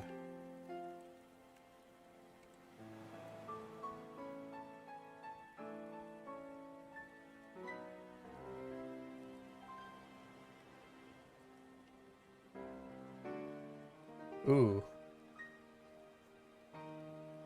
Korra's just like, don't you talk about me, you son of a bitch. Who is that? Who's saying that? Who is that? It's me, the Lightbringer. There he is. There he is, everybody. Get him out of here. Get him the hell out of here. Don't give him his jacket. Throw him out. Throw him out in the cold. Don't give him his jacket. Didn't have the Amon twist. Would season 1 be good? It would be better. But still pretty bad, especially because of all the love triangle shit. If the love triangle shit was gone, and the Amon reveal just wasn't the way it was, then that would be substantially better. I'd give it at least, at the very least, like 2 more points. I'm the Lightbringer, and you've got to deal with it.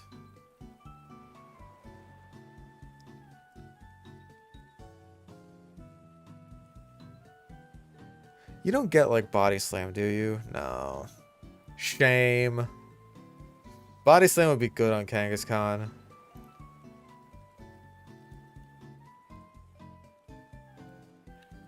I think Return will be our best bet once we get it up to level.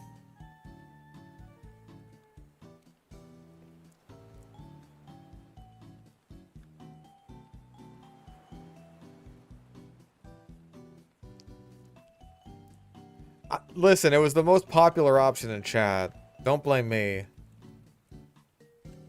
Blame everyone else. Amon is Trump. There he is. There is Lightbringer. Get him out of here. Get him the hell out of here. Do not give him his jacket. Could just not listen to chat? That's an option?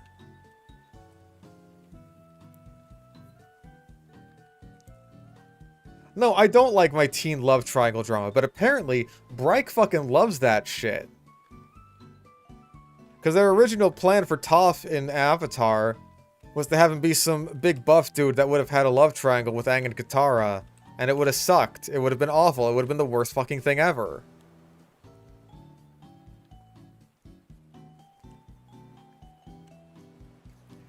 And so Eren Ehas swooped in to save the day. I was just like, what if instead of that garbage, we made Toph the best character ever? And Bryke pushed back on that, and they were just like, no, we need the garbage. We need our garbage. I'm so hungry for garbage.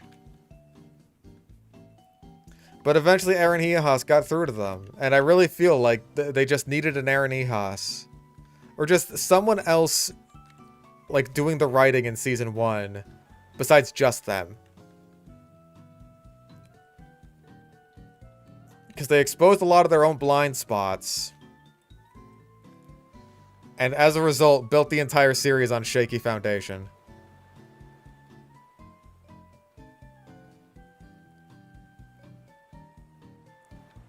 What's been like a good love triangle? Has one existed? Like ever?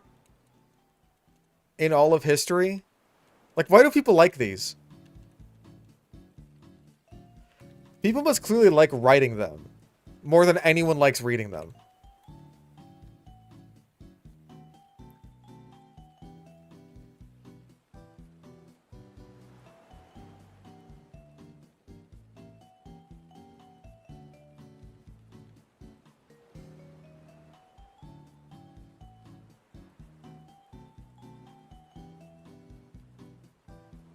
Han, Leia, Luke. Tifa, Aerith, Cloud. Okay, Aerith dies at least, though. And Luke turns out to be Leia's brother.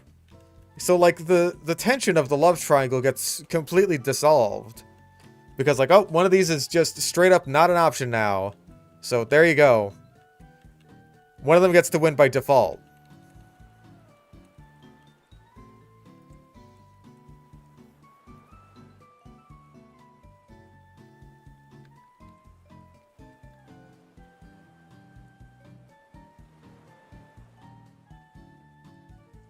But maybe that is better than the alternative.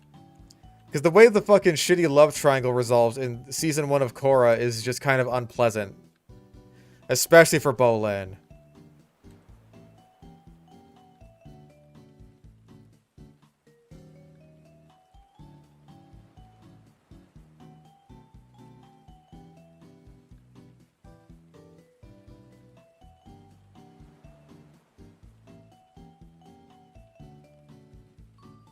Like, Bolin just gets fucked over completely, and he's got to be an incel for the next, like, 2 seasons where the writers just throw him a bone and just like, alright, you can have a girlfriend now. Great, does she have a character or much of a personality? Nah, she pretty much just exists to be your girlfriend. Oh, okay.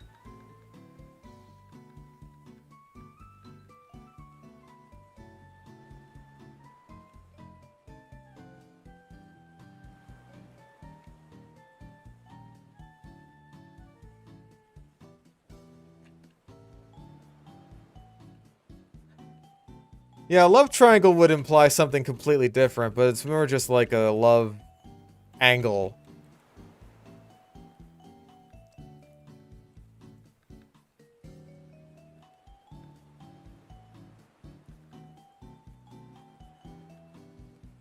Yeah, we also threw him a bone with lava bending, because we're going to be real at this point. We just don't know what to do with his character. We've got something lined up for him in Season 4. It's not good, but it's something.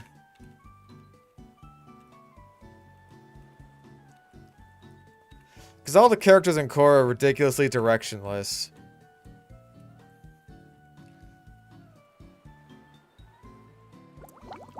Like, Mako's whole purpose in Season 1 is for his dick to be a seesaw that Korra and Asami bounce back and forth between. And he also wants to be a sportsman guy. He wants to play sport ball. Bolin wants to fuck Korra until he doesn't. And then he has nothing left to do for the entire season. He's just there to lose the love triangle. And then in the next seasons, Mako becomes a cop, and then becomes a hanger-on groupie with Korra as she goes to find airbenders.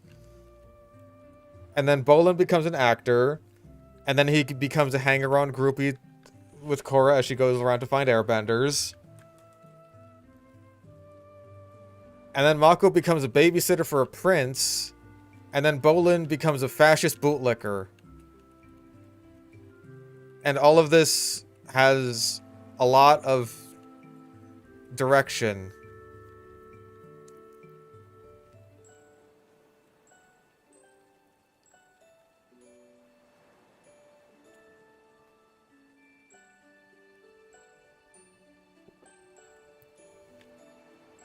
Oh yeah, I forgot that Bolin also has the funny romance with the crazy chick in Season 2. He should have gone for her femboy twin brother. He wouldn't have been crazy.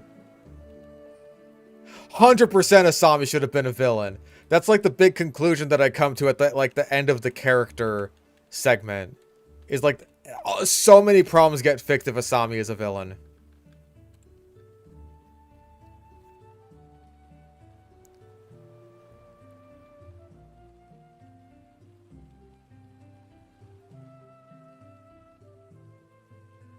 Because, like, dude, she is straight up not a character for the vast majority of the series. And she gets replaced by a better... Like, her function as person in charge of big tech company gets utterly replaced by Varric in the second season. And he does her job so much better than she does. And he's so much more interesting. And he's actually, like, funny and has a personality and goals and motives. And oh my god, he's a character. He is a character. And not, once again, one half of a seesaw. I'm not asking for a lot here. I'm asking for literally anything. Exactly, then you get enemies to lovers Yuri. Like, dude, are you guys even fucking trying? Are you guys even trying to write satisfying gay stories? This is why.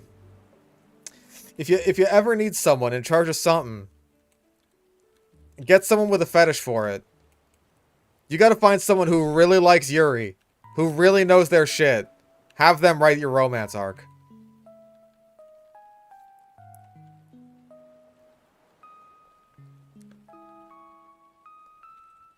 Because they're going to know exactly what to do.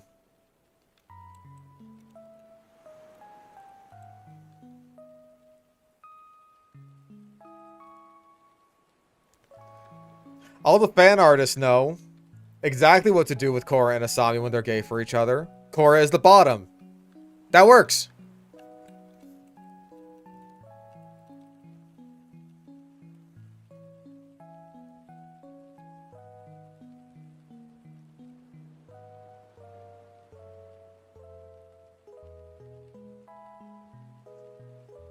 I feel like automatically that at least partially gives Asami a personality.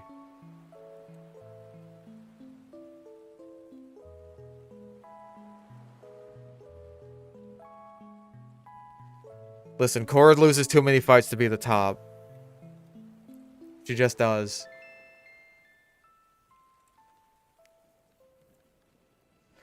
At a certain point, you got to figure she's got a thing for getting kicked around.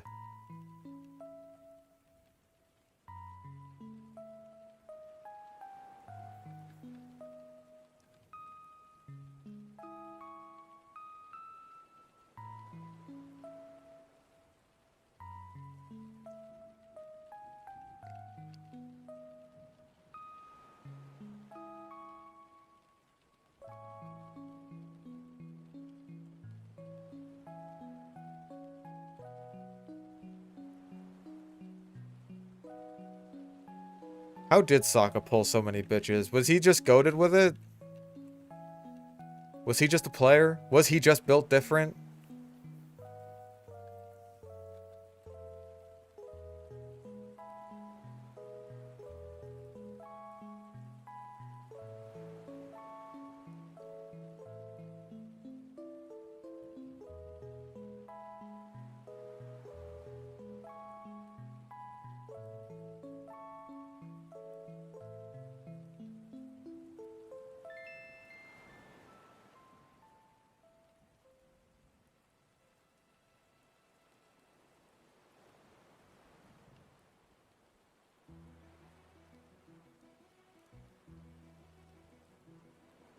He was a misogynist and gave the Voids what they really wanted.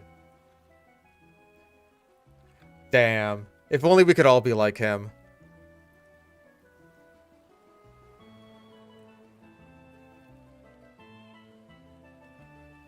If only we could all be so vastly knowledgeable.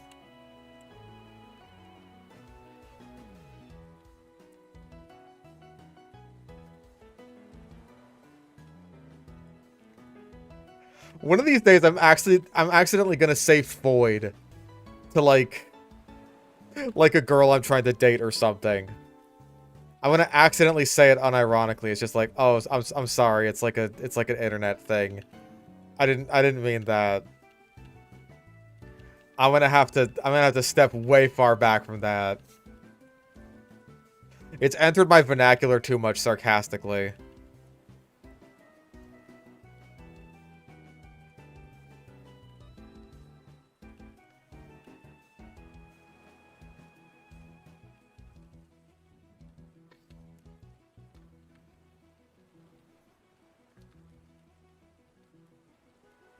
I feel like I gotta find someone who's like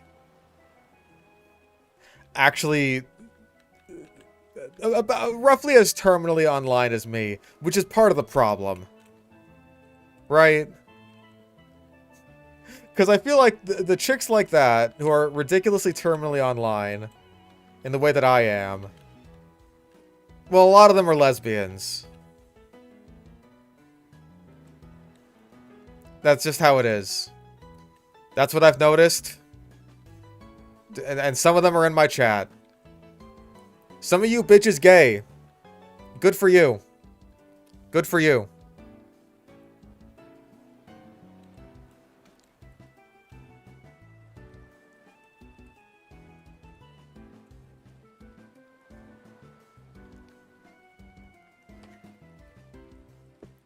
And then I feel like the rest of them are either like, why the fuck would I ever date you? Them saying that to me, not the other way around. And a lot of them are terminally online for a very good reason.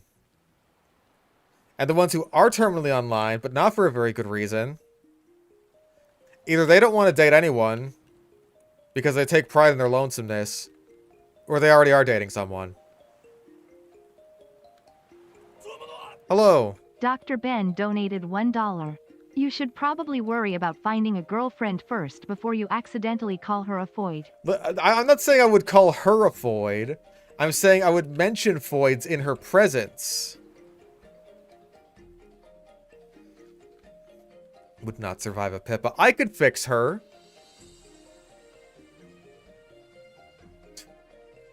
You act like I couldn't. I could totally fix her. I wouldn't, though, because whatever's wrong with her is way hotter.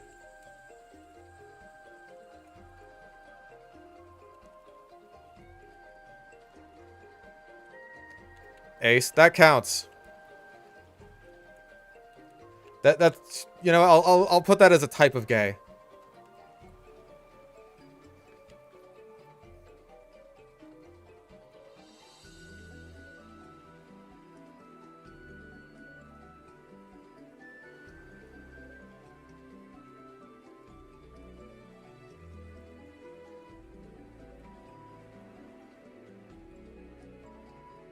Ow.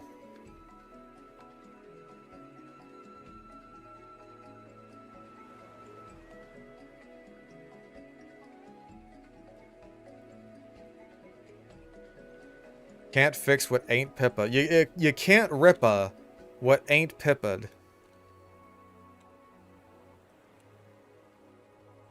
Truer words have never been spoken. 1/4 of dating age women have locked themselves in their own bedrooms forever. I wish they wouldn't. That's just me speaking, though. At the very least, let a brother in.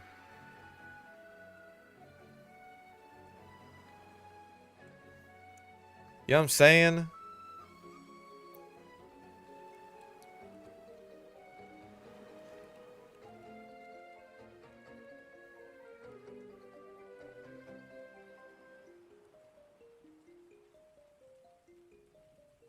Pippa's got super into Hot Wheels. The perfect woman. The perfect woman does exist.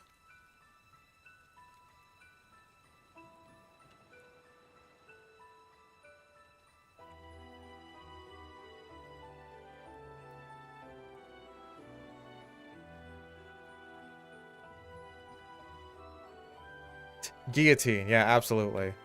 I'm gonna gamble with Guillotine instead of setting up like 2 Dragon Dances that can kill everything.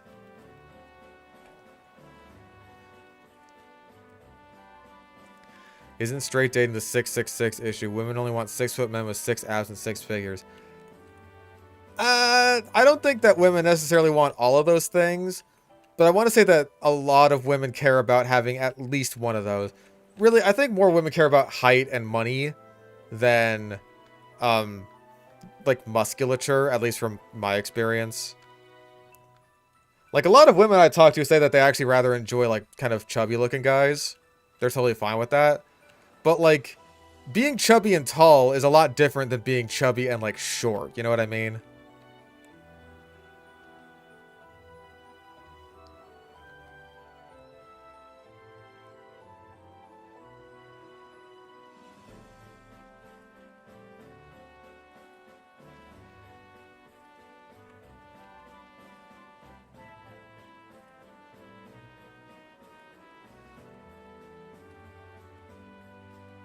There's a big difference there.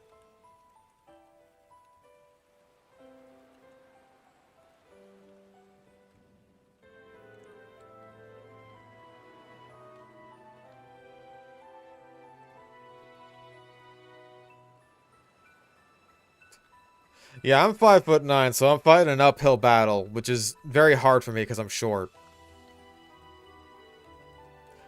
Uphill battles are not my strong suit.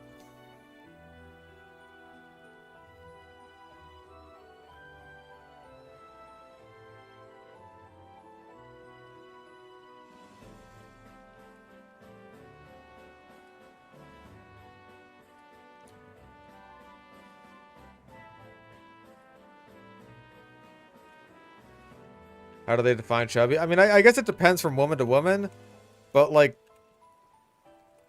chicks got their own standards, right? Everyone's different.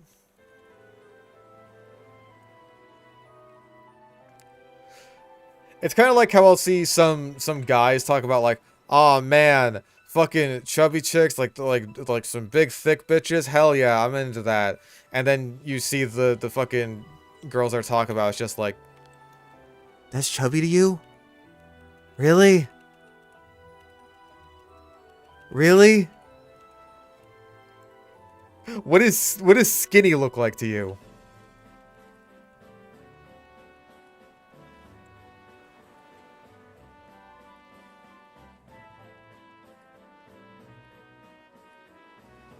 All about being respectable and interesting. I'm more worried about the interesting thing than the respectable thing. Like I can respect a woman. I could do that. The interesting thing terrifies me though. I worry so often that I'm just so ridiculously fucking boring.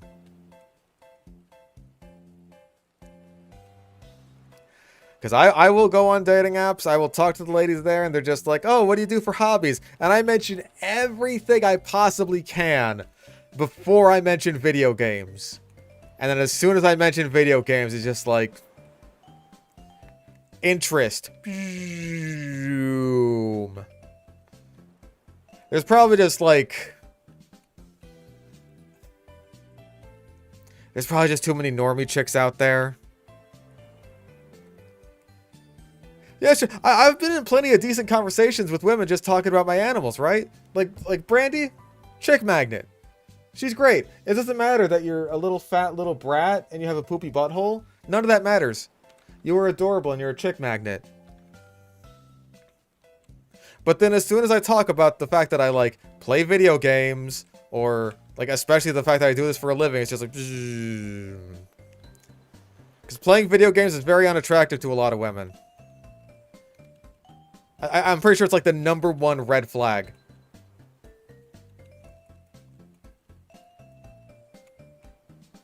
Girls don't want to date a gamer.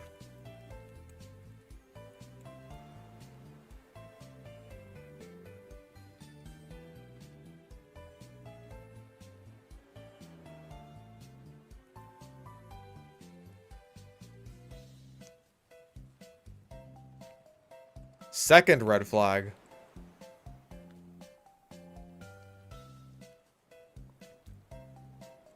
Hold on. Red flags for women. I'm not a robot, I promise.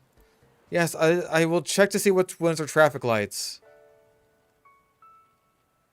Oh, wait. I guess for men, then. Can you search, please? Thank you.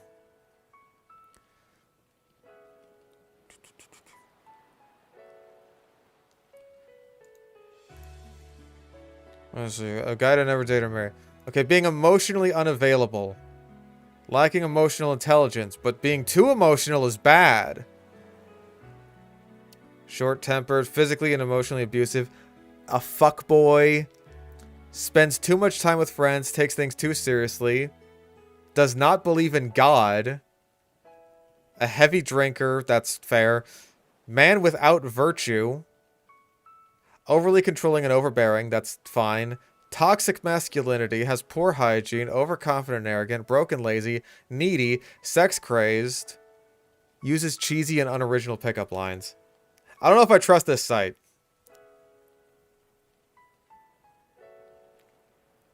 I don't trust it.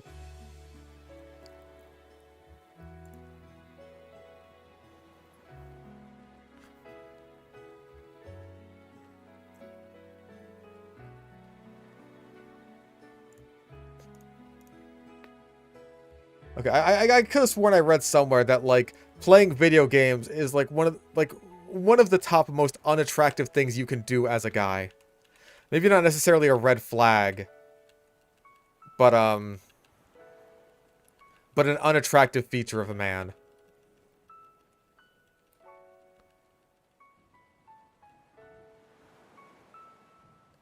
No, I don't trust it because some of those are weirdly specific and like just seem like kind of too broad, I guess. Like, oh, you shouldn't date a man if he doesn't believe in God. Like, I don't know about that. That seems like it would be more geared towards a very certain group of women. You know what I'm saying? Like, I feel like there's plenty of women who wouldn't really care if whether or not the guy they're dating believes in God or not.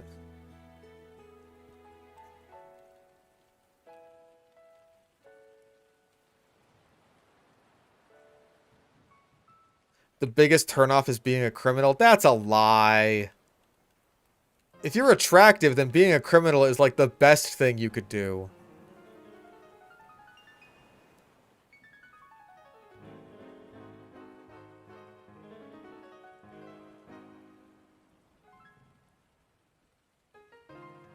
Like, fellas, if you want to get some ladies interested in you, what you gotta do is murder someone.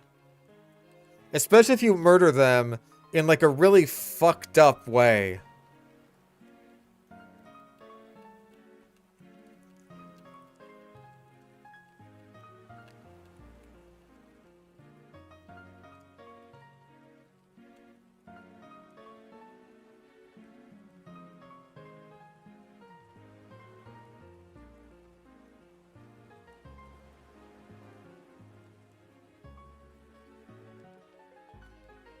Like, I'm just saying.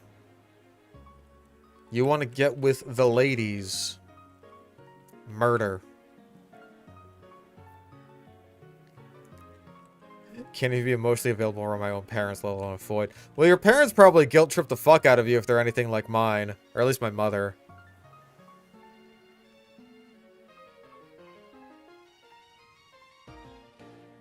Kind of difficult to be emotionally available around a person like that.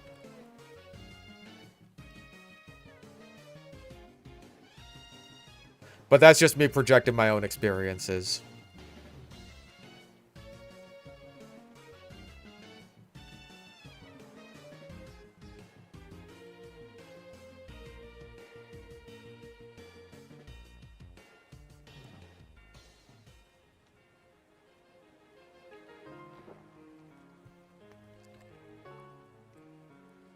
Yeah, some chicks just want to date a serial killer.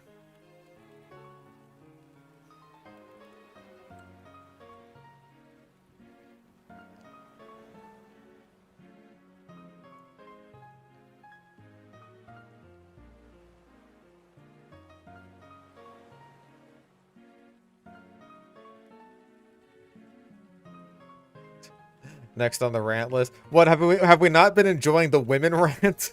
That makes me sound like a massive fucking incel.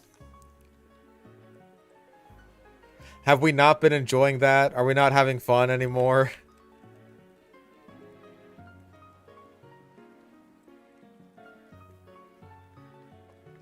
I have watched The Amazing Digital Circus. Not a massive one.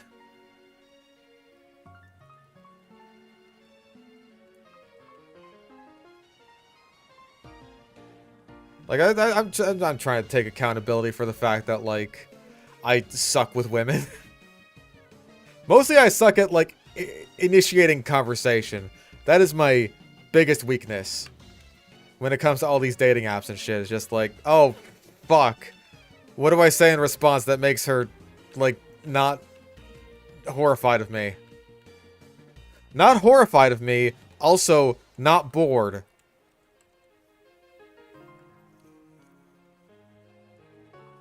Women is a trip, Uncle Funkle.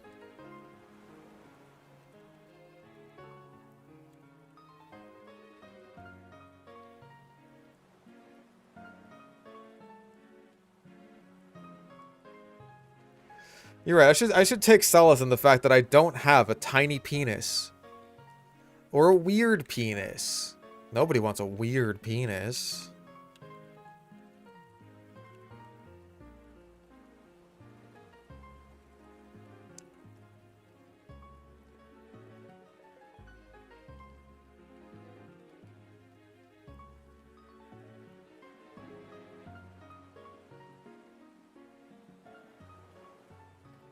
Oh, simple dragon dance. Death. I wish I could simple beam myself in the Elite Four.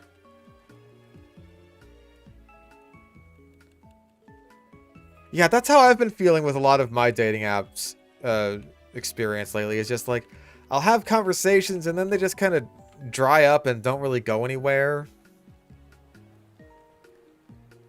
I'm pretty sure I had a girl, like, unmatch with me as I was in the middle of about to, like, send my next response to her.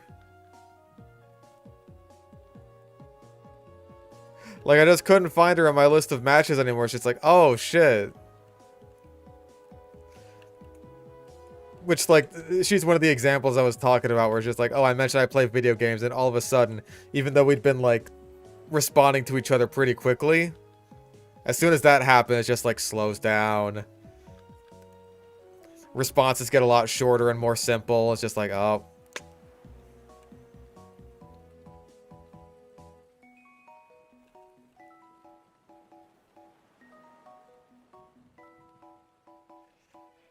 Like, damn, bro.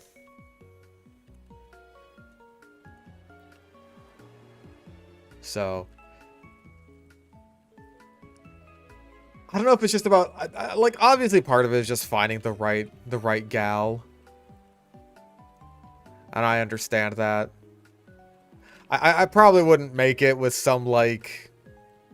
with some chick who's too much of a normie. Call me crazy.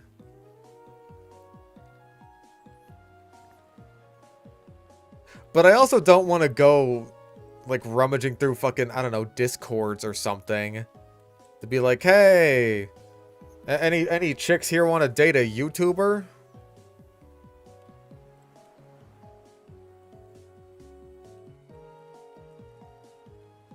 Anybody down with that?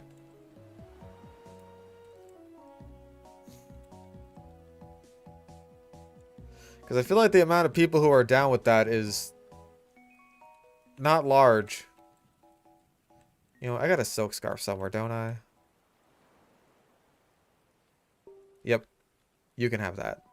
You hold nothing.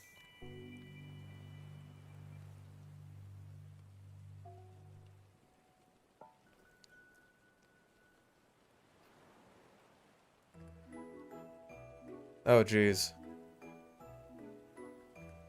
Yeah, that's not happening. I bet this thing doesn't have anything to hit Clinker with. Simply be gay. I don't think that'll work for me.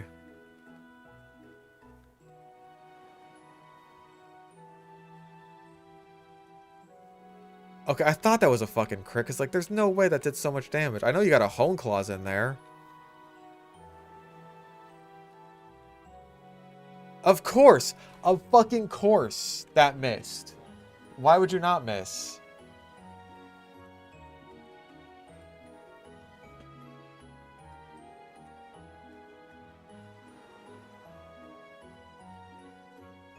Did you miss twice in a fucking row? Are you kidding me, Clinker?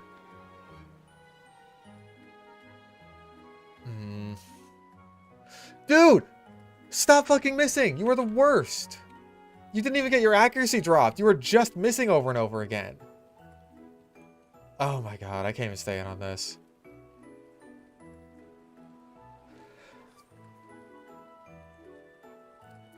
Been out of the hole. I don't need to fuck around and try and get dates yet. I'm getting an education stick for 9 years. I'm gonna have to give that up real soon. That's kind of a similar situation to where I was, just... except instead of an education, it was my mother. It was like, look, as soon as my mother's out of my life, I can start dating. As soon as she's out of my life, I can start dating. She's out of my life now. Thank God. So I'm at least trying.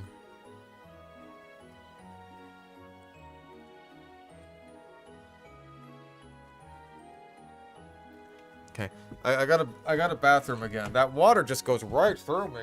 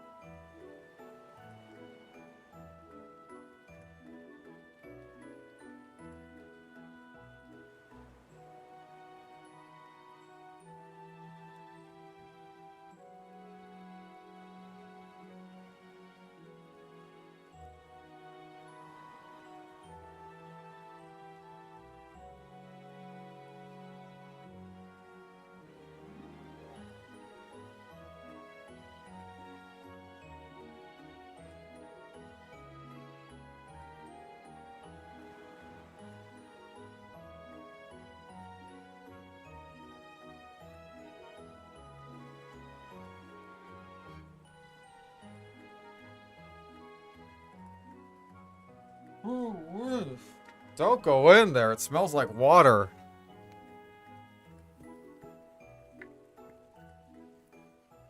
Okay, anyway, let's continue on our amazing journey.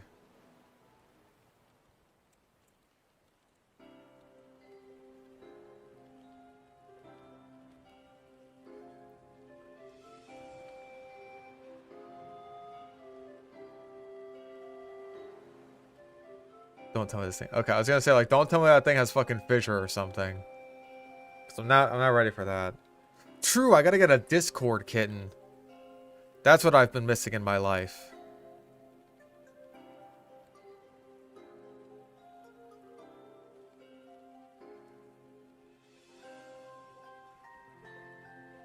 Uh-oh. Oh, thank God that missed.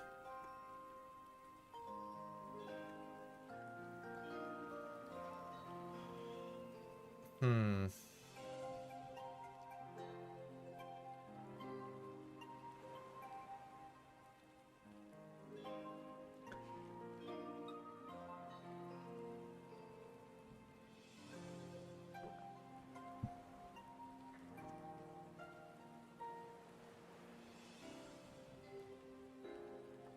Let's see, what do we got for you, Mr. Fishman? I know a thing or two about being a fishman. Fuck. It is the worst kind of fish to run into. The kind of fish that I don't have any moves for.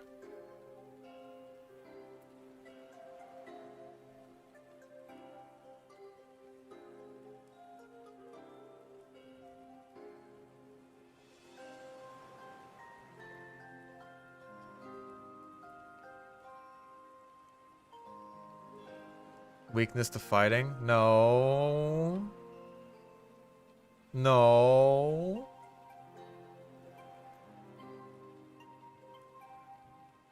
I don't have a weakness to fighting. The only one... No,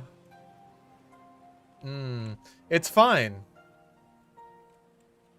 It'll be good. Listen, I'm fine. It's fine. I'm okay. Finishing the game tonight. We fucking better. I'm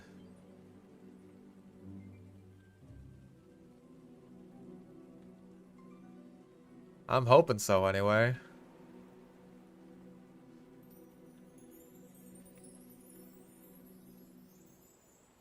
Okay, cool.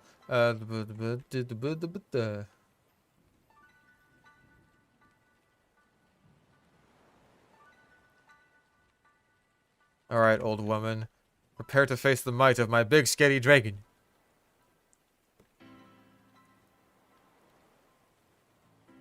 Yeah, I'm pretty sure the answer to Cynthia... I think even the answer to Marshall, if we're having this much of a weakness, is just like... sweep with Dragon Dance.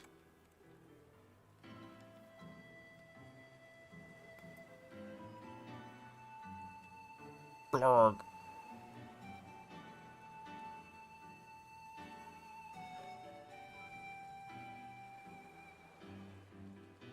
Right, Feint is just quick attack now.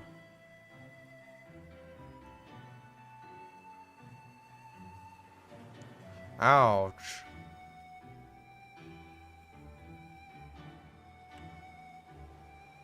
Yeah, we fought Cynthia last time, and you know what? I think we're gonna do it again. Hello, small children. Right.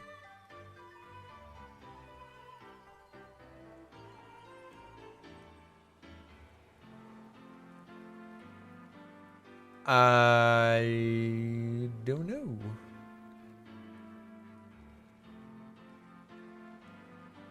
What does Lucario have?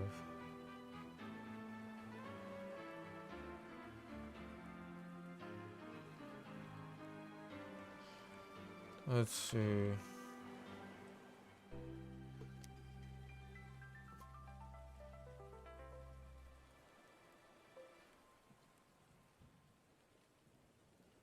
What if she was called Spinthia and she spun around at 6,000 rotations per minute and had 6 Spinda?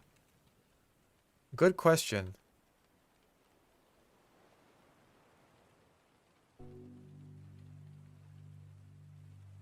I didn't need to work up at all. It just felt right.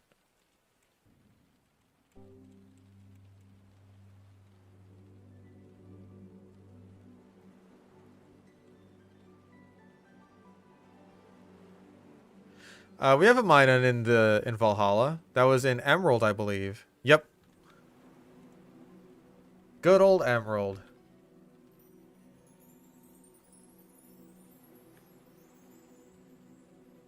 You might hurt. You can outspeed me now. I don't like that.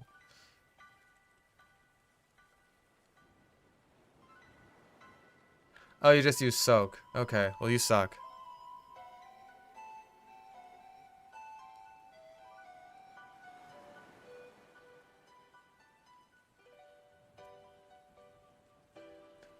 How did you live that? How did you live that, but they didn't?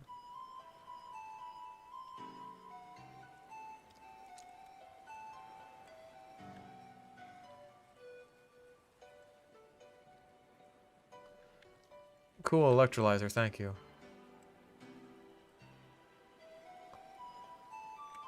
Oh, you teach a blast burn and hydro cannon and stuff.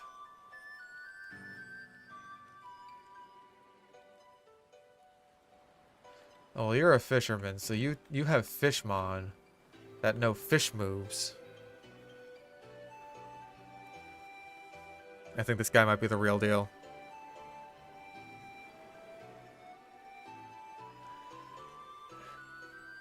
You gotta have him, the 6 Magikarp trainer.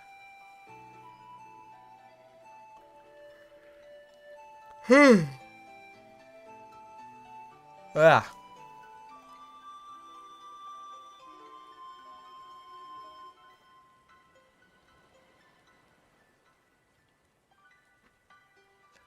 Like, leveling up all of your Magikarp to 60.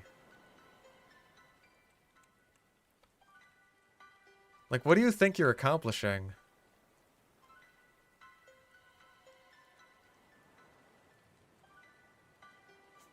Oh yeah, we could use Gyarados if we wanted to. Youch.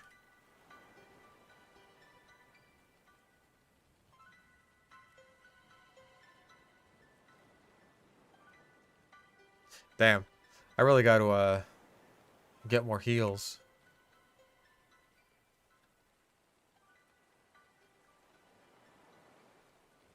Okay.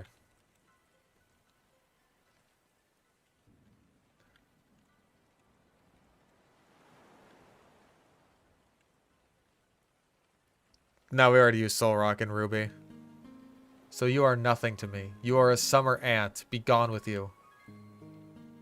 We already used you. Away. Because I don't eat it.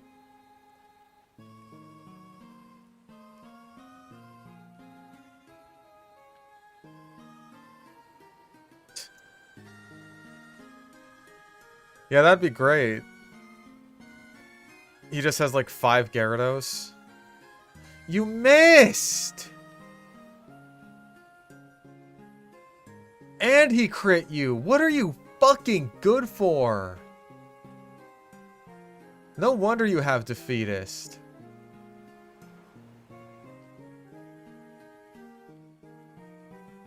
Goodness gracious, Archie. This is why I can't bring you into any fight.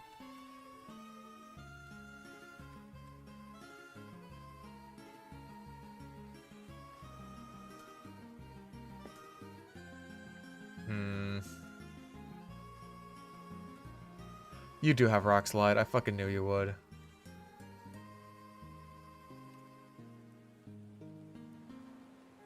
No wonder you're extinct. I'm gonna run you over if I come back down.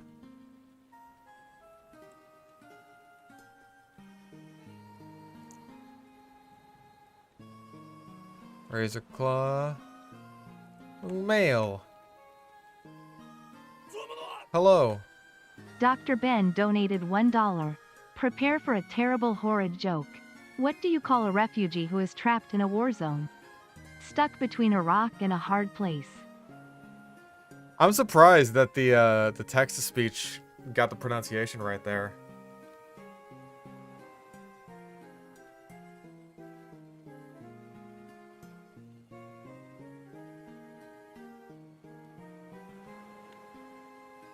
Come on. Thank you. Alright, name that balloon.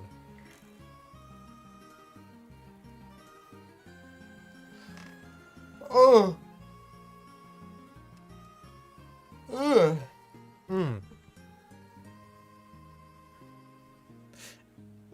Inflation.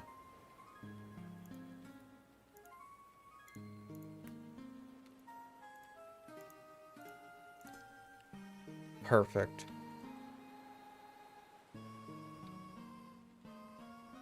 Oh, there's more of these fucking grams. Do I look like the kind of guy who collects grams? Fucking ow. What, why are you mean?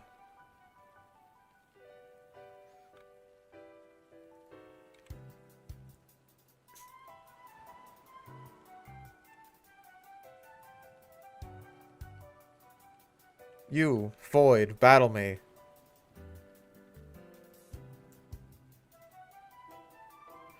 If you keep missing... Okay, you know what? I'll take Klutz. It's also a useless ability, but it's not defeatist.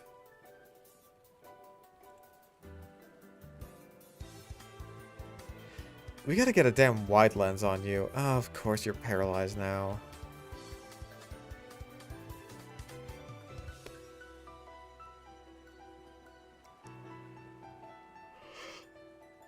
Swear to fucking God.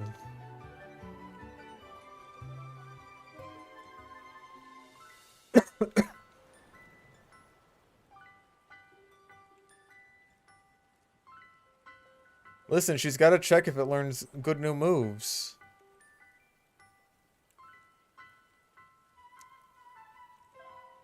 She's got to check. You never know.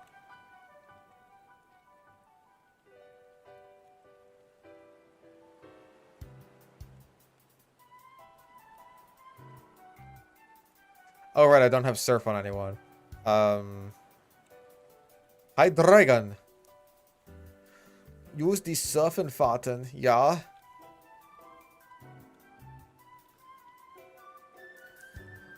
I'm gonna go over here and grab Ice Beam.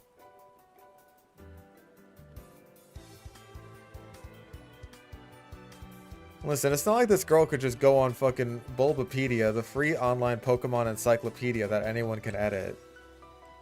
Right?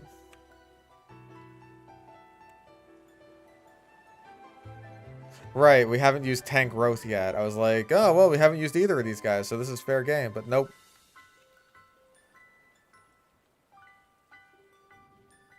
Not so.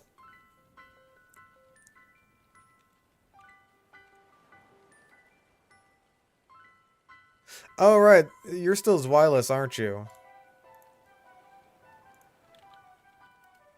There we go.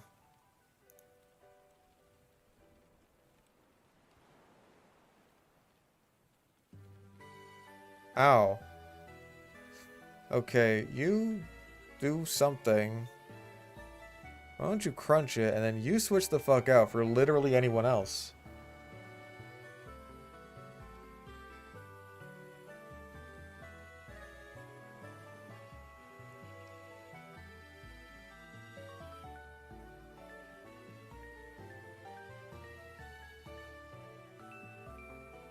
There we go, Jesus. Okay, name that guy.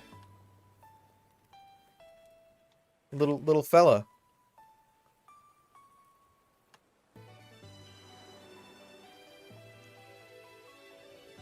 Spaghetti.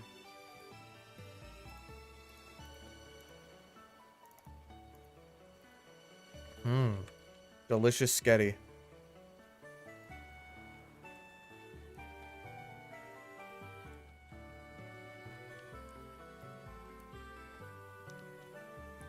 Name that spag. Almost sounds bad like that.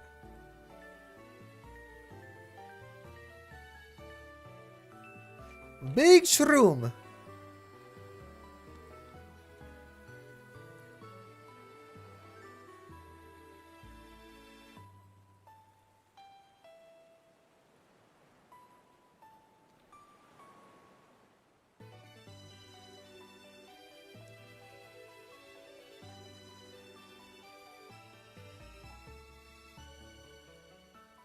I thought, like, naming it Angela was a reference to some kind of character, but it's like, wait a second, you just take out the T in Tangela. And it's Angela. Oh.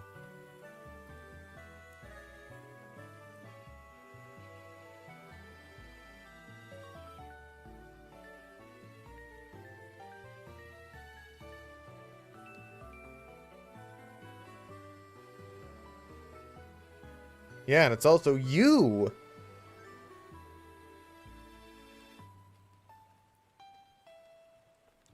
Right, it's a reference to Angela Anaconda.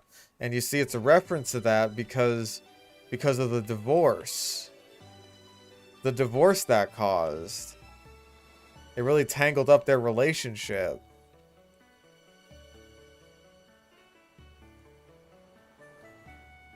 Let me leave.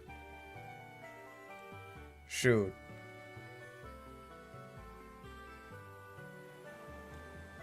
The divorce. The famous Angela Anaconda divorce.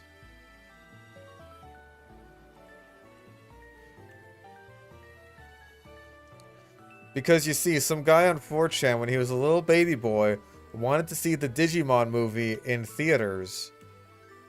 And then the fucking Angela Anaconda short, where she transforms into Angelamon, started playing.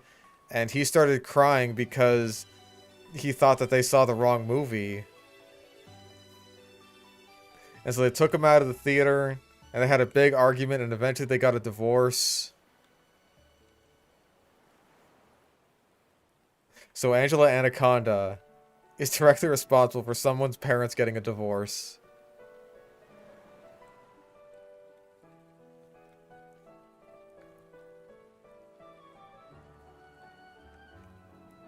And there's something magical about that.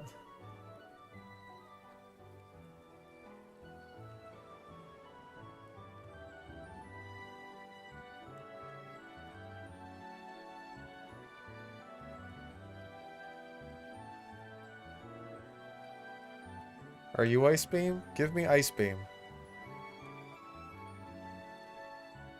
You're just Revive.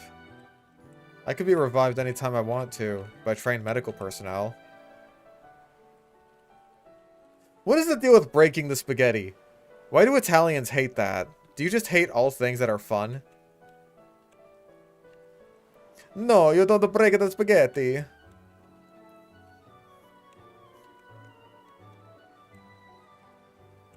You got to make sure that the spaghetti is gonna... I just like a mama used to make it. Oh, mamma mia, I wanna be buried.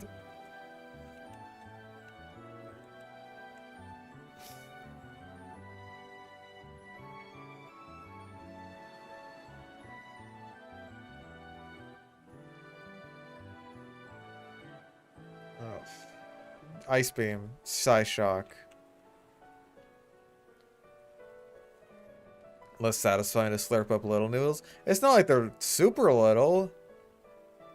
They're just half the size they would be if they were really, really long. You know, a lot of girls actually prefer a shorter noodle. They say that the ones that are big are too big.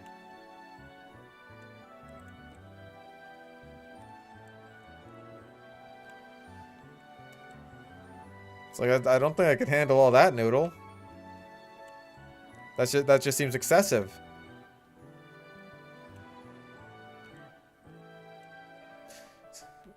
Some people prefer a more average sized noodle.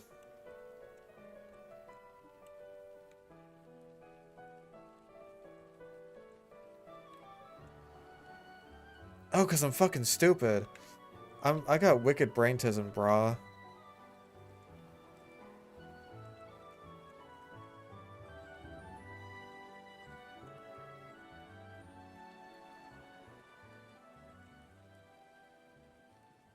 Oh shit, did I go down the wrong way again? Yeah, I sure did. You know why? You know why I went down the wrong way? Because I'm stupid. Broken? They're not broken. They're shorter. Would you say that a broken stick is broken? Or is it just shorter? Is it two short sticks? fuck?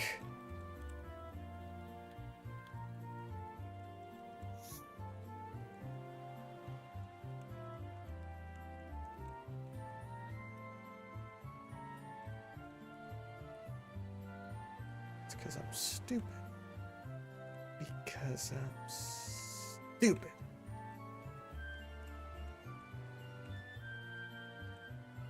There, Ice Beam. That should not have been that hard. Me after the after me after the me after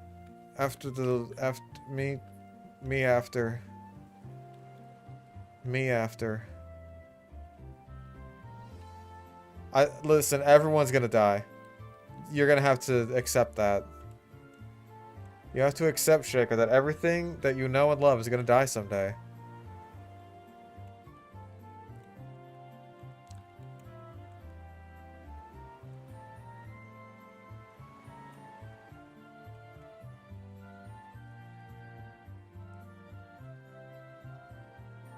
What? Why would I go to bed when I can keep going? Just keep going.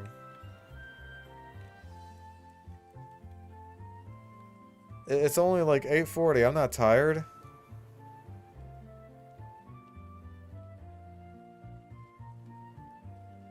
If you keep missing, you stupid flapping fucking turkey, I swear to God, I'm just gonna fucking barbecue your ass and replace you with the fucking Hindenburg. I'm gonna do it.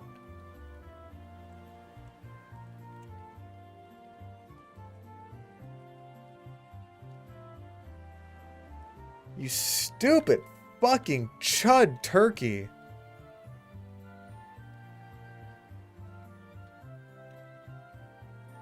Like, see, I can't even trust you to attack this thing.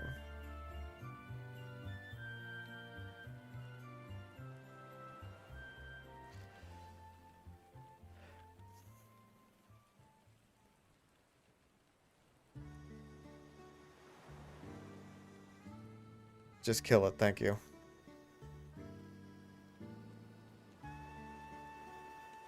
Okay, Archie, this thing you can kill, right? All you have to do is fly and hit it. Good. Good, little birdie boy. Good.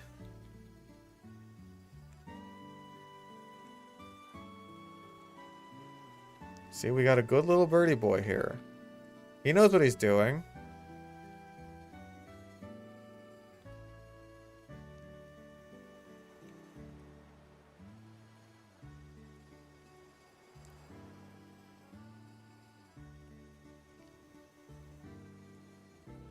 Wee. Route 12. Is okay, I think Energy Ball is here, which is nice.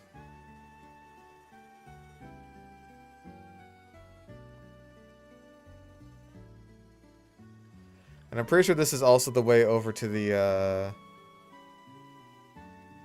one place where we can get Flamethrower. Or did I miss that already? I think I missed it. Damn, you got a lot of garbage.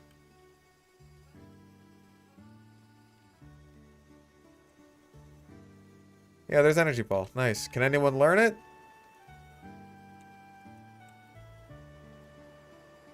No. No. Of course not. Why would I expect anything to go right? You know... sometimes I just wonder, what's the point of anything at all?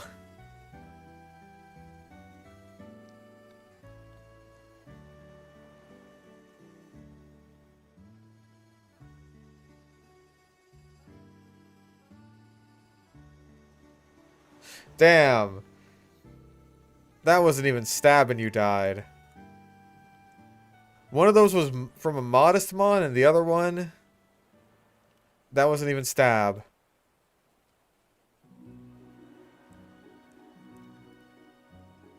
Blur. Oh, right, you're park ground type, aren't you? Blur.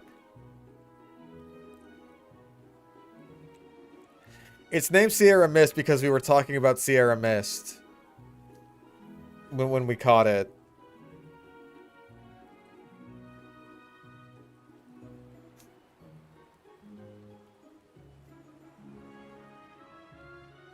See how even though I'm weak to fighting types, I'm still one-shotting all of these mons? The exact same thing will happen with Marshall.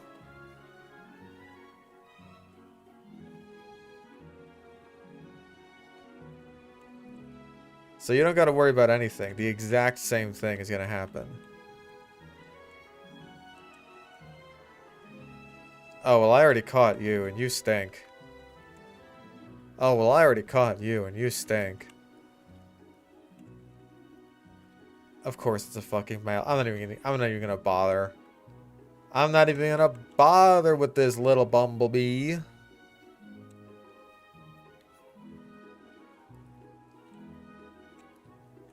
Male Combi, get out of here.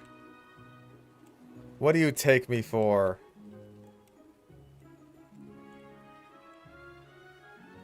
Where is the damn... Where's that damn Chaos Emerald? Abundant Shrine, there it is. It's next to the White Forest. Right, I need Waterfall, don't I? I could just teach Scald again, it's not a huge deal.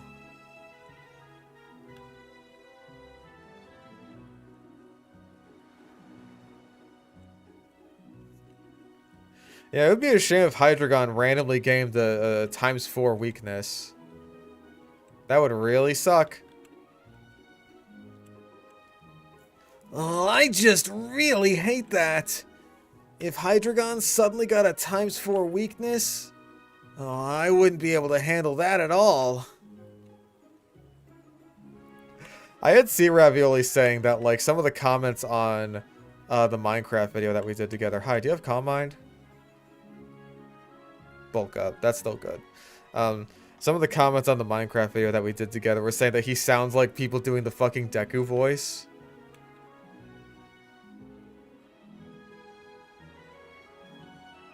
When he's not even trying to do it. And I just think that's very funny.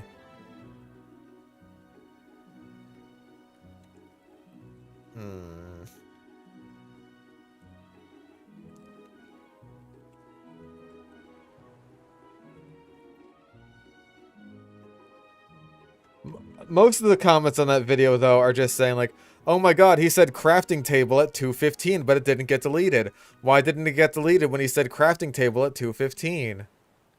That's crazy. It's mostly just that.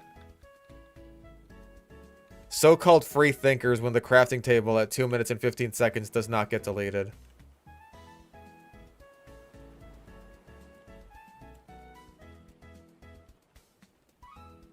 Hello.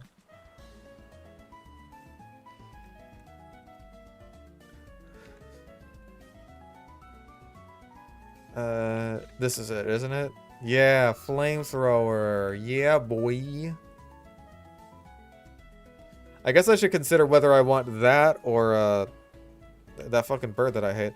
That or Surf on my moveset. Because I definitely want Crunch for the sake of, Caitlyn.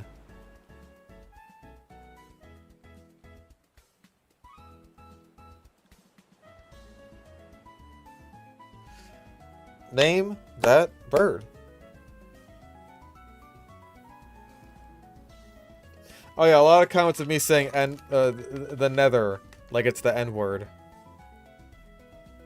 Which I didn't even realize I was doing, otherwise I would have made jokes about it. Hoot.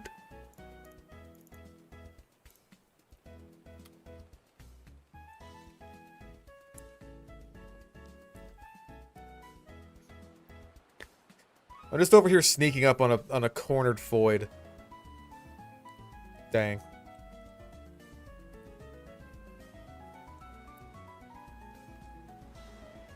Surf. See, if only I had flamethrower right now to really lay it into that Sunkern. I guess I don't necessarily need workup.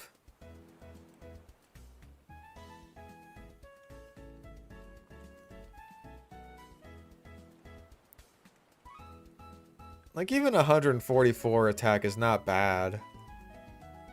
That's better than Clink Clank's physical attack. Hell, it's almost as good as Kangaskhan's.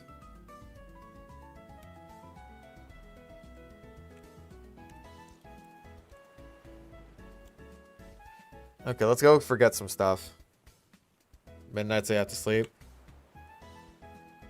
Did we do this tomorrow? Like, we got maybe 10 levels of grinding left, which won't take that long. But it'll take long enough that it's gonna be annoying.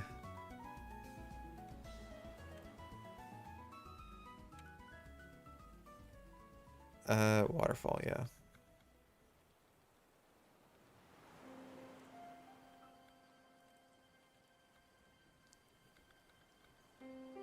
Or not tomorrow, but the next time I stream, so Saturday. Or stream Pokemon, rather.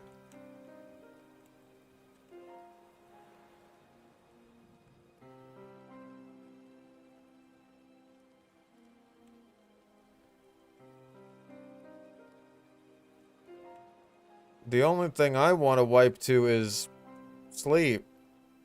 Because I'm tired. You can't learn Bulk Up, really? Really, Kangaskhan? What are you even good for?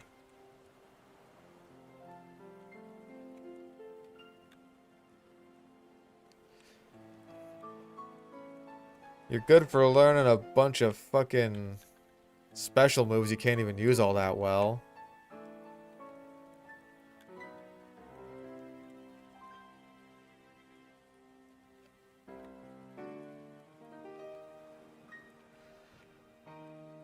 Let's see.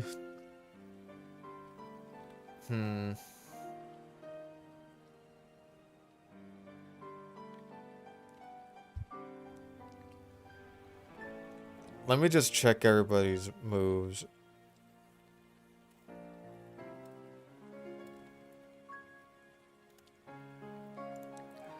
I'll figure something out for the black and white 2 backgrounds.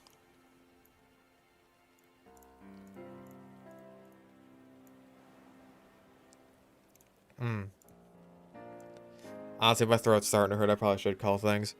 Let me just check the movesets and mons of the Elite Four guys.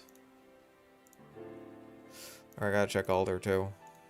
Because I actually have to fight him this time around. But okay.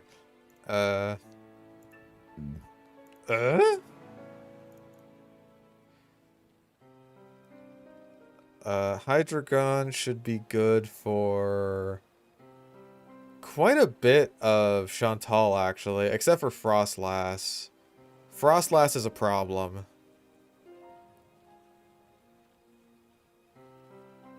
Everything else is pretty good, though. It's even a solid counter to Chandelure.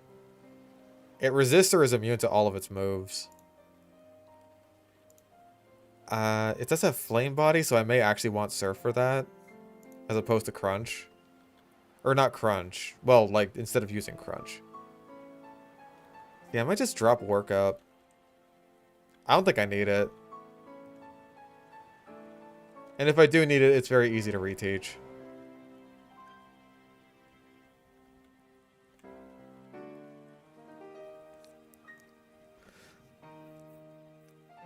Blue and red in the black and white backgrounds.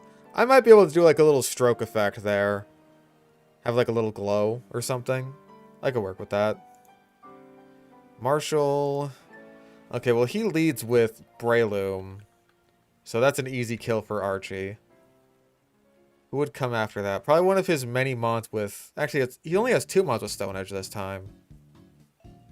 One of whom is Sock. Sock is a problem just because it's sturdy.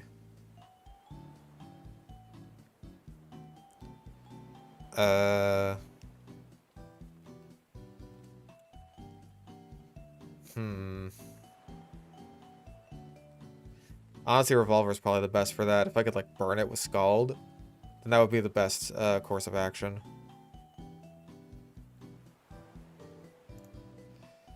Grimsley. He's got Sharpedo. Sharpedo with Earthquake.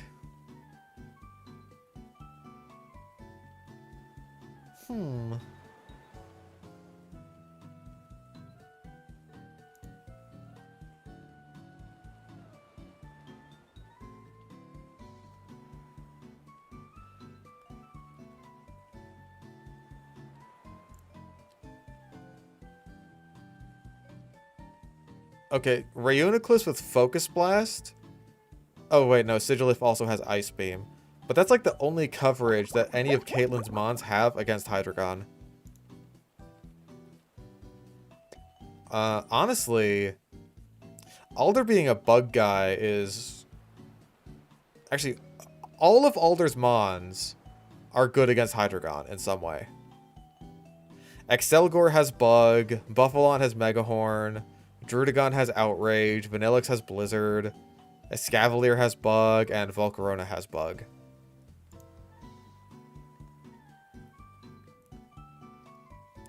So yeah, his whole team has coverage there. I may want to lead off with Arcan or Archeops for Excelgor. Just slap that with an Acrobatics, get it out of the way. Probably baits in either Buffalon with Stone Edge or Vanillux with Blizzard. Maybe actually Escavalier with Iron Head. It could bait in a lot, honestly. I don't know what I can really account for there.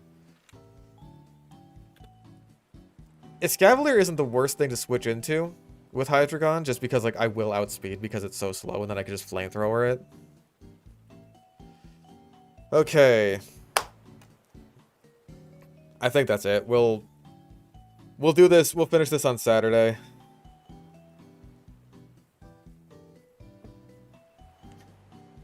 At least we'll finish white on Saturday, then we can move on to black 2 and white 2. I'm very tired. Yesterday was a lot for me. I will do my best to not wipe. I'm gonna try. Next time we'll do Cynthia and the Elite Four and Alder. And we'll probably get started on black 2. I'm gonna go